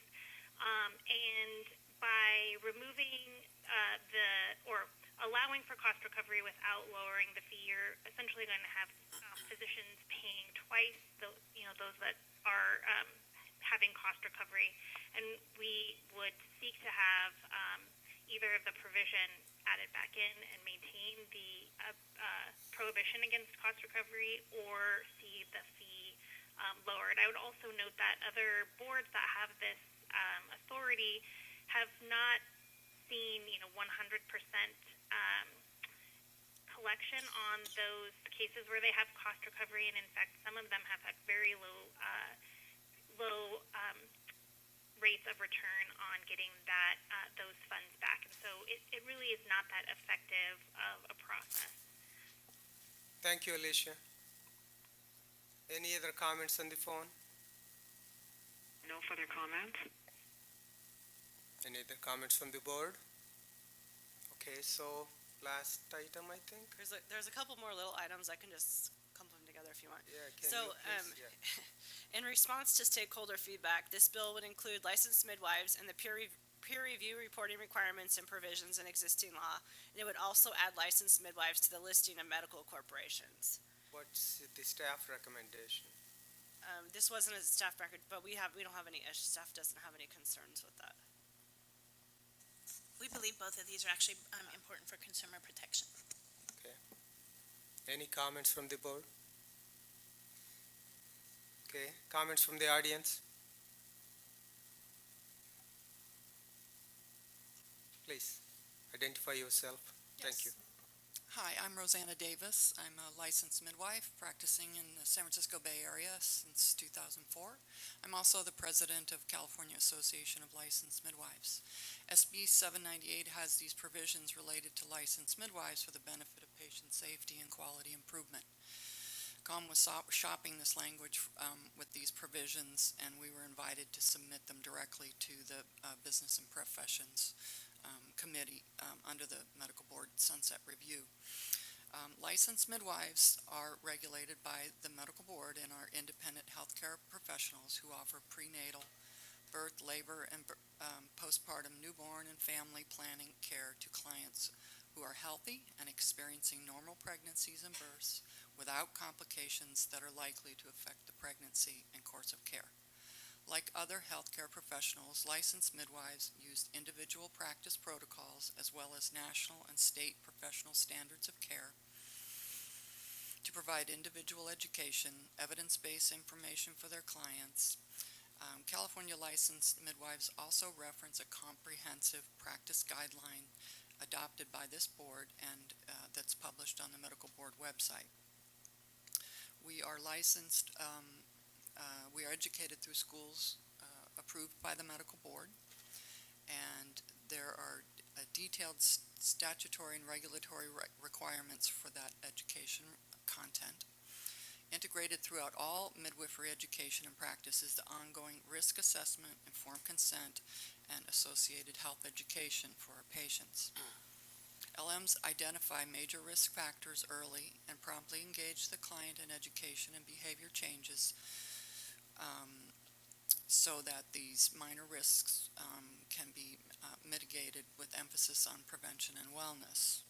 When ongoing or acute complications or conditions arise, the licensed midwife refers the client to a physician trained in obstetrics. Licensed midwives are also emergency first responders that quickly resolve unanticipated situations that arise that need prompt attention. We would appreciate your support of the provisions in this bill related to licensed midwives, which are in the interest of public safety, patient safety, quality improvement, including and this would be especially to include LMs in professional peer review. Thank you. Thank you. Okay. Does that conclude your? Oh, there's Okay. one last item. We have one more person. Please come on. If you can make it brief, would really appreciate it, especially if you're in support of it. So. Okay, sure. My name's Sarah Howard. I'm a licensed midwife practicing in Los Angeles, and I love what I do, providing out-of-hospital birth. I also am the mom of double breech twins born at Good Samaritan Hospital, so I also love doctors and what you all do. I do urge your support of the legal protections for peer review activities for licensed midwives. This really does support the quality assurance measures that we already do. Particularly, most recently, I worked at an accredited birth center for the past 2.5 years, and there we have rigorous chart review that we do. We audit every single transport that we do, in addition to a randomized 10 to 20% of all of our monthly cases. So protected peer review would be a great addition to that quality assurance process. So thank you so much. Thank you. Any other comments from audience here? Any comments on the phone? No comments. Thank you. Jennifer, does that Last conclude? item. Oh, okay, one This more. bill would transfer research psychoanalyst to the Board of Psychology. This was brought up in the Senate BMP background paper, as psychoanalysis is a discipline of psychology, and board staff doesn't have any concerns with this. Okay, any comments from the board? Any comments from the audience? Any comments on the phone? No comment. Thank you. So Jennifer, in summary, your recommendation is support if amended. Right, if the board believes that there's amendments, obviously we should Yes, support there are, so. support the language that we requested and then decide what amendments we. And Ms. Kirschmeyer will go through the amendments. So if I have anything wrong, please let me know so we can make sure that we give Ms. Simoes the correct direction. So basically, I think we're okay with everything in the bill with the exception of the following amendment. So for patient notification, it would be that we recommend the 4 items that we put forward, that Dr. Gonadev put forward as items that patient notification would be required on, with the caveat that there's another catch-all for major serious, allowing the board the authority to do that. I didn't hear a lot of support with the sunset date, so I didn't put that in there. And then for vertical enforcement, it would be to amend the current language in there to include the 4 items that Ms. Simoes requested, that we would include in VE, and then give the board the discretion on everything else in there. Everything else I think we're okay with. Just one, publicly, it's a public thinking. Is it worth adding on that we want our investigators back? Just. Trying to kill us? No. Yep. Is it gonna be a issue? No, the reason is it's not about that we are possessive. I think it is a serious issue where the enforcement timeline doubled. So our goal is to actually, our job is to really keep the timeline in, not that long. So that's why I'm just asking the board, would you want to have that? I know staff, we are working behind the scenes, but if you want that in the amendment. Doesn't Dr. hurt to Gola. ask. I was just gonna say, there's no harm in the asking. No harm in asking. I would be supportive of that. Dr. Cross. In reviewing the amendments as recited by Ms. Kirkmeyer, I don't think I heard the earlier discussion regarding fiscal recovery. And I would hope that there's a way of this bill recognizing the increased costs of probation notification, and that those would be recovered. So it's the cost recovery requirement is in the current I bill. see. That's Yeah. what, when Ms. Sanchez called in with that. And the other thing that ordinarily is done with every bill, and I believe is required by law, is some state government agency that does a economic analysis. And I would hope that you would have the opportunity to convey to whichever agency does that there are costs in our delayed enforcement process that should be included in that analysis. Ms. Mose and I always work on the fiscals on these. This is a difficult one, but we'll go back and kind of get a percentage of what we think. Again, we really have no idea how impactful. I think that's what Mr. Warmoth was trying to state. We don't really know the impact of it until it happens, but we'll get a percentage of those cases we actually believe will now end up going to hearing that wouldn't have before, and we can pull that out. Even in the lack of certainty, it's sometimes helpful to give a range. Yeah, and that's what Okay, yeah, Okay. Dr. Yip. You've been here so long, many years. From your experience, if moving the investigator back to us now at this time, this year or next year, any change in the vacancy rates of the investigators? You guys are really taxing me today. Trying to think future. I think, actually, Kathleen, I was gonna call upon Ms. Nichols. I think she said it, and shake your head if I'm in the right vein of what you said up here. By our investigators going over to the Department of Consumer Affairs, they are working side by side with individuals whose caseloads are lower and whose cases in some instances are not near as complex, on top of the fact that they're also doing VE. So when you put them in that realm where now they're really interacting with these other individuals, they go to probably range together, they have meetings together, and you have these 2 individuals discussing their caseload. A lot of their individuals salary. are gonna like jump ship because they're paid the same. So bringing them back to the medical board, and I think there is some semblance, I may be speaking completely out of turn here, but I think there is some semblance with the investigators that they don't feel that they have a home maybe at the Department of Consumer Affairs. Not that they don't have a home, but they just aren't they're still kind of part of the medical board because they still do our cases. And so I think having them under the medical board gives them that, they're still doing our cases, so why aren't they with us? I may be speaking completely out of turn, but So I they think have a better if you ask routine. them, they were happier here. Okay, so can we have a motion? I'll make a motion to support if amend with the amendments that were mentioned, and including vertical enforcement. Okay, do we have a second? Okay, any further comments from the board? Comments from the audience? I know you've been I waiting. have a question. You first mentioned that there were items that they didn't consider that we had interest in being considered. Can you just run through those? Or either, is there something that was really important that we really feel should have been included? One of the main ones I can think of, and Kim talked about a little bit at the licensing committee, was the competency returning to practice. That wasn't included just because, like Kim said at the meeting, that we might need to have a meeting with them and kind of explain the proposal. They didn't feel comfortable at this point in time and kind of including that. I can't remember any offhand. I didn't bring the list. I'm sorry. I can get back to the board members on if there were other, but that's the most significant one I can think of. Okay. Yeah, reentry. Okay, so I'll go back to audience comments. Yes, ma'am. Shannon Smith Crowley, and I'm a new persona right now. I'm representing the American Board of Cosmetic Surgery and the California Academy of Cosmetic Surgery. And an item that was mentioned but not discussed was the elimination of the equivalency procedure. And we have an opposed unless amended position on that, and we'll give Ms. Simoes the letter on that. The board is in the middle, the American Board of Cosmetic Surgery is in the middle of their application process for the equivalency recognition or determination.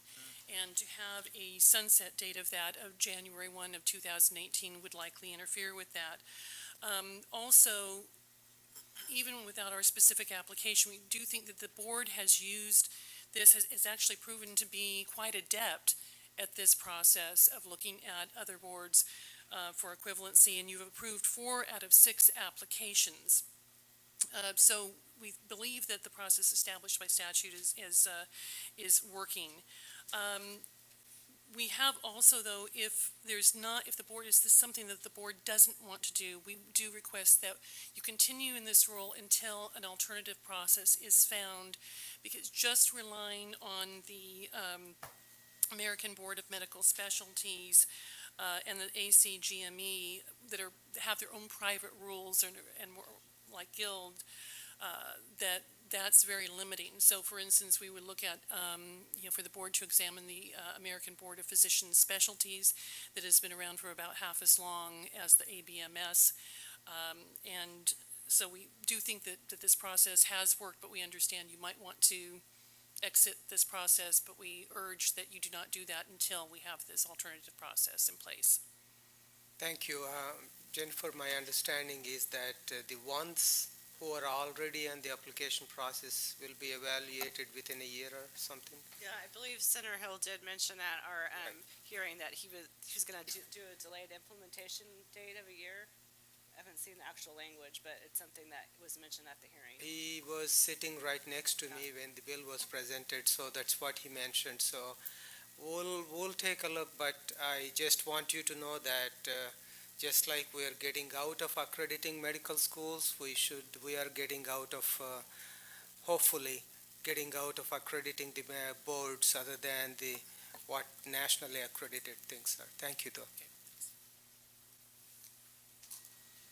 Any, Ms. Felmouth, last word? Thank you. Julie D'Angelo, Falmouth from the Center for Public Interest Law. You know, these excessively lengthy investigations don't benefit anybody. They delay the filing of the accusation, which is what protects patients because that's a matter of public record. They certainly don't benefit the physician who has to operate under a cloud for an artificially lengthy time. We have to do something to lower these investigative times. You've heard Mr. Chris from the department talk about this pay differential proposal that he's had in the works at the state's personnel agencies for many, many years.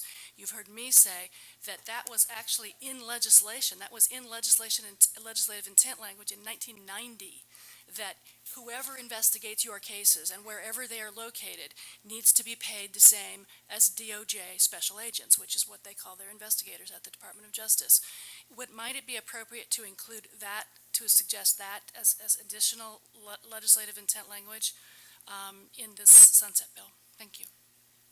Thank you, Ms. Falmouth. Any other public comment? Ms. Castro. Good evening, Gloria Castro, Senior Assistant of Health Quality Enforcement. I just wanted to echo some of what Ms. Kirchmeier was trying to articulate. Quite frankly, the investigators did enjoy prestige by being associated with the medical board. They lost that when they were sent away. And having 3 state agencies involved in what is admittedly a very complex process over very important cases adds to frustration to our investigators who do a lot of work on your behalf. If you did amend it to include the suggestion that perhaps it would be a good idea to return the investigators to their home, which is the medical board, it would facilitate the discretion that is trying to be applied to vertical enforcement, topic by topic. And with that said, that was my comment. I did not hear anything about BMP 2006, but maybe we could talk about it later. Thank you. Thank you, Ms. Castro. One more. Yes, ma'am, come on in. I was wondering when you're going to be coming up here. I knew I was going to get in trouble, huh, Kathleen? Kathleen, please go ahead. Kathleen Nichols, Deputy Chief for the Health Quality Investigation Unit. And I'd just like to say that the investigators, we still believe we are medical board. We do all your casework. We are still there 110%. We work very closely with your executive group. And I think at this point, the investigators, I don't know that tugging them back and forth is the answer. They need to be paid appropriately, and I'll be providing an update on that tomorrow. So that's some positive news. But I'd just like to say, I think that pay is very important. Modifications to vertical enforcement are very important for us to retain the staff that we are now hiring. We are in a massive hiring cycle right now, and what we need to do is retain that staff. So that would be my position. We still, Dr. Ganadev, we still believe we work for you. That's who we are. And as far as an official position, the Department of Consumer Affairs would have to give the position on that. But I just don't know if any more disruptions would really benefit the process, and that's my input. Thank you, though. We always look at you. You're our people. So, and remember, one of the it's late, but the guru who wrote books on MBAs. If there is something doesn't work, every organization has to look at something called organized abandonment. So this experiment did not work in our mind, so it got to go back. Thank you. Jennifer, any more comments? Nothing else to add, just... Okay, so we have a motion made and seconded. And any comments on the phone? That's the only one I haven't taken. No comment. Thank you. So, roll call, please. Dr. Bolat? Aye. Dr. Bishop? Aye. Dr. Hawkins? Yes. Dr. Kraus? Aye. Ms. Lawson? Aye. Dr. Lewis? Aye. Ms. Pines? Aye. Mr. Warmoth? Aye. Ms. Wright? Yes. Dr. Yip? Aye. Dr. Ganadev? Aye. Motion passes. Jennifer, you got one more item, then we adjourn. 7B is the status of regulatory actions. The matrix is in your board packet under tab 7. Do any members have questions on the regulatory matrix?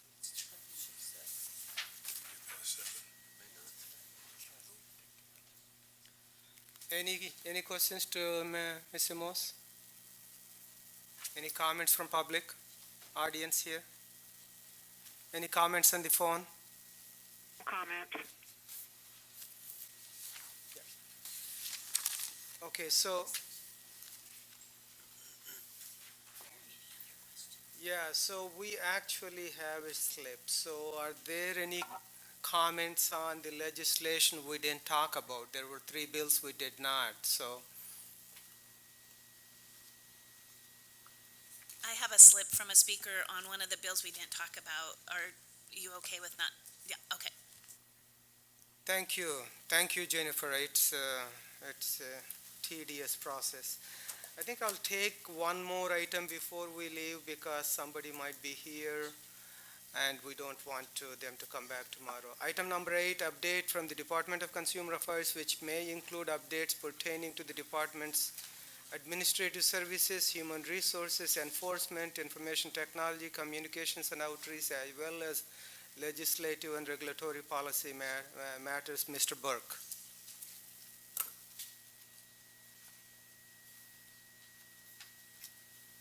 Thank you very much, Dr. Ganadev, although I will be here tomorrow regardless. Thank you. For fitting me in today. My name is John Burke, and I'm a manager with DCA's Board and Bureau Relations team. Thank you for the opportunity to update you on the activities of the Department of Consumer Affairs.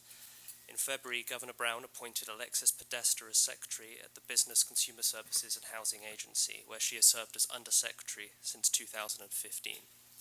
Also in February, DCA Director Awet Kadani accepted a new opportunity.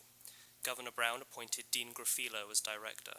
Prior to his appointment, Director Grafilo was Chief of Staff to Assemblymember Bonta since 2012. This is a homecoming for Director Grafilo, as he was formerly a commissioner with the California Athletic Commission.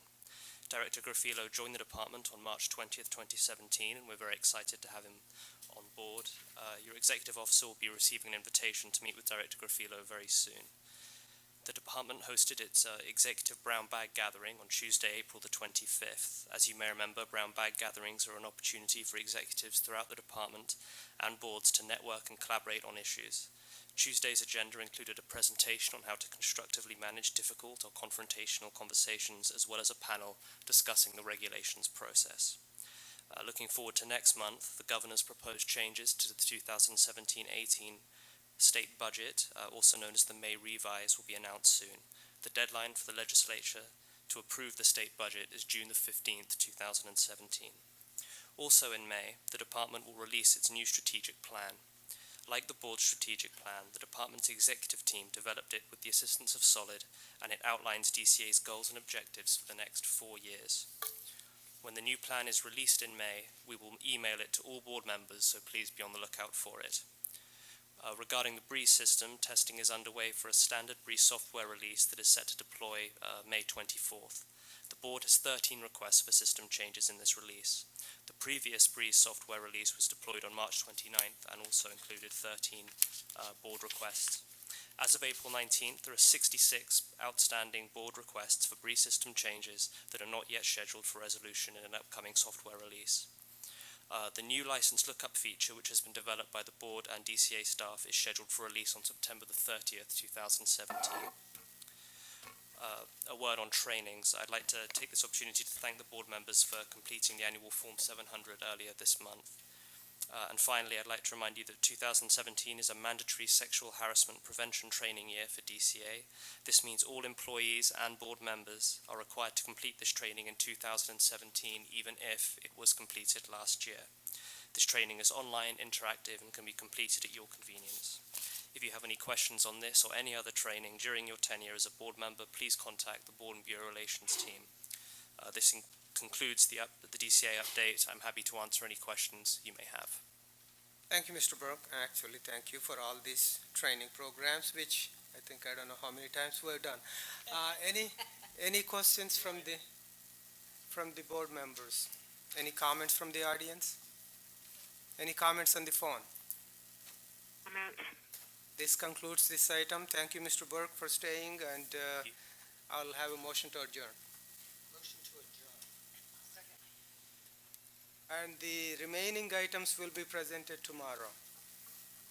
Thank you.